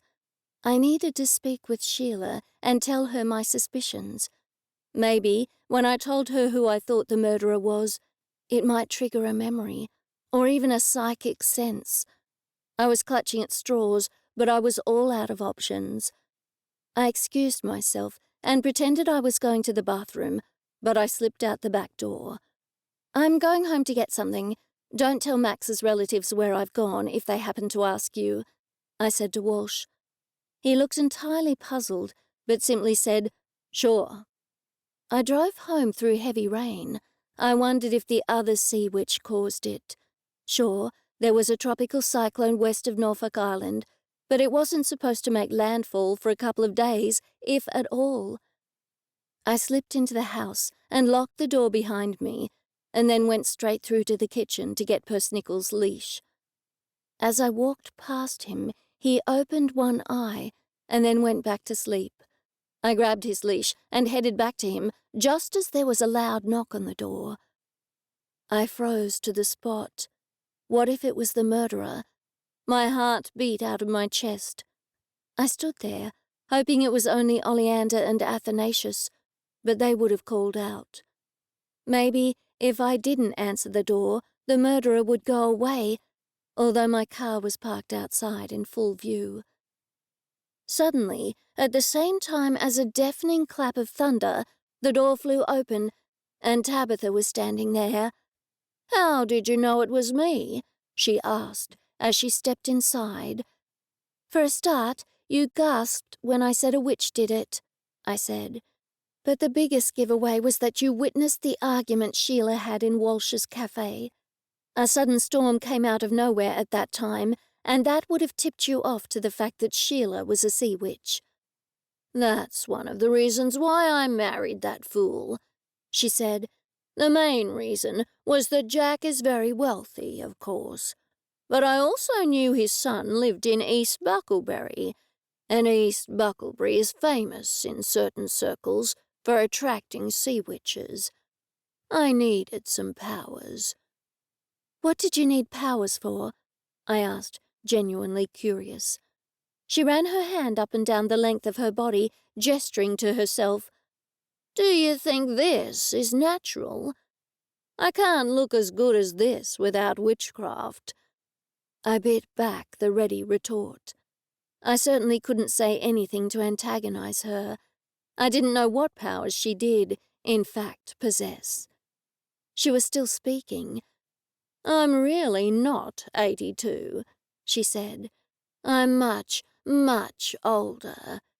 It's just that stealing Sea Witch's powers gives me this youthful appearance." Youthful appearance? Who was she kidding? Apart from herself, obviously. "Let me get this straight," I said. "You came here to town looking for a sea witch." "Since I married Jack Grayson, I've come to town on occasion when he visits his son," she said. "I haven't found a sea witch until now. In fact, I wasn't even certain she was one until I suddenly got a burst of powers early that morning." I held up one hand, palm outwards. "What? You killed her on the off chance she was a sea witch?" Tabitha nodded. "You can't take any chances at my age. I need all the help I can get. Botox and fillers can only get you so far." "Yes, it all makes sense," I said. "You were the unknown witch." "You're rambling," she snapped. "Oleander, Athanasius and I suspected Sheila's demise was at the hands of a witch rather than being a mundane murder, but we knew it couldn't be one of the town's residents. We knew it had to be someone who only visited on occasion. The only people we knew who visited on occasion were her son, Tristan, and Walsh's girlfriend, Madison. We also thought there could be a witch that we didn't know about." Tabitha took another step towards me. "That would be me," she said. "And I realized it was you when I heard you were in the cafe that day. I also thought how Jack seemed to be under your spell, and then I realized he was. He was literally under your spell.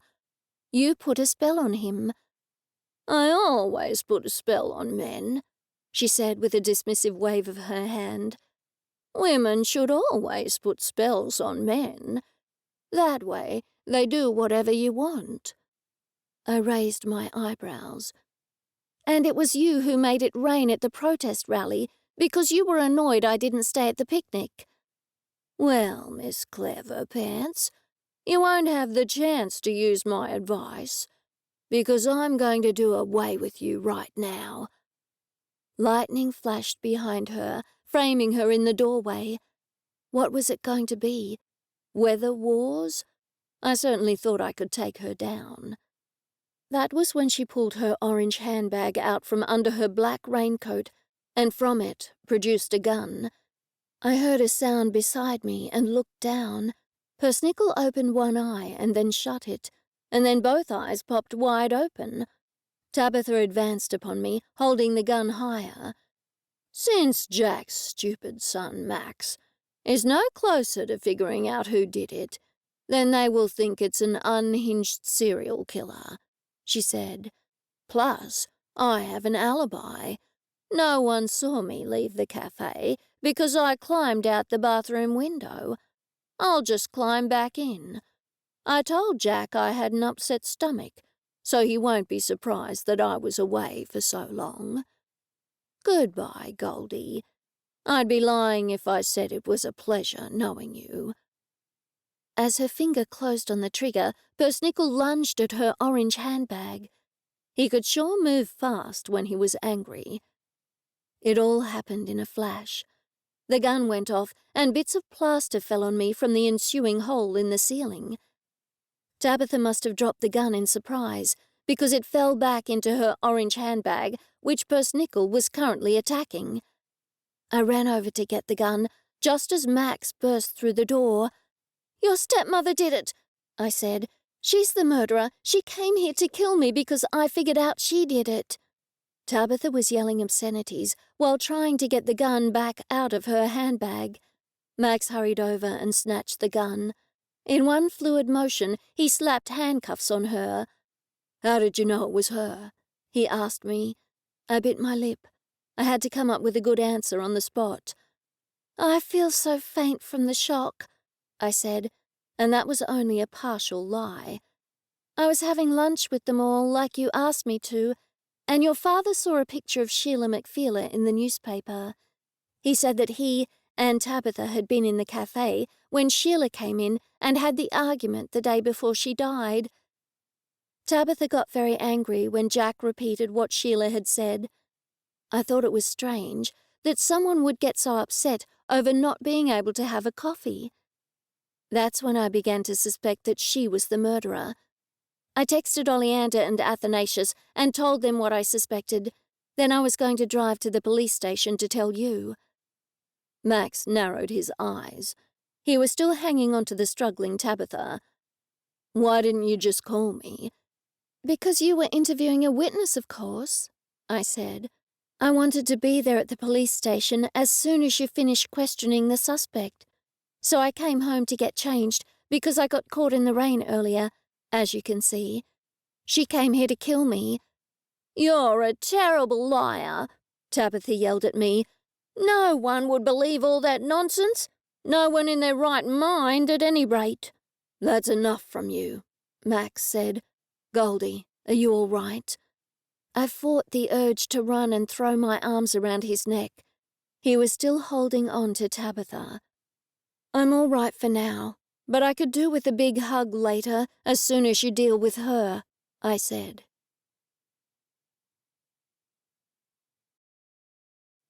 Chapter 20. Hi, Lucifer. Max's voice was warm. He scooped the cat off the kitchen counter and scratched him behind the ear. You're not terrorizing poor Persnickle, are you? I laughed as I lured my wombat out from the pantry with a packet of treats. Lucifer had chased him in there earlier, determined to play rough. That cat was as bad as his namesake. Okay, not as bad, but certainly naughty. Max had brought him over in an attempt to get him used to Persnickle. I wish I could have kept the kitty, but I don't think Persnickle would have been too impressed with that. I scratched the wombat on his bottom as he eyed Lucifer warily. The two were never going to be friends. I'm glad I kept him, Max replied as Lucifer purred loudly. Max was the only person the cat liked. I didn't want him to go to the pound. I didn't want that either, I admitted. Sorry about all the fuss. Jack stuck his head around the kitchen door. I had no idea Tabitha was so deranged, said Max. Scary? I offered. Criminally insane? Delilah followed Jack into the kitchen.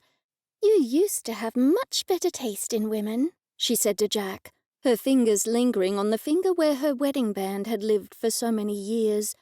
Much, much better taste.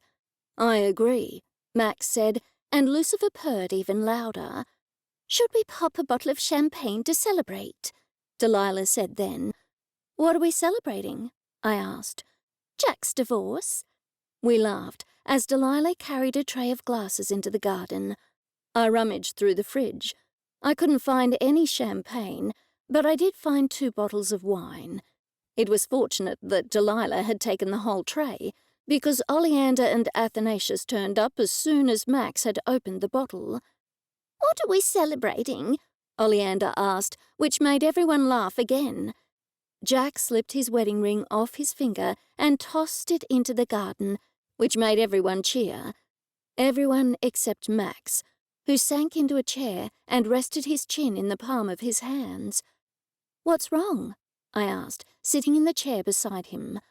I just didn't know Tabitha loved coffee that much, he replied quietly. What do you mean? I asked, before I could stop myself. I mean, who knew she loved coffee enough to kill over it? An innocent woman has died thanks to Tabitha's coffee addiction.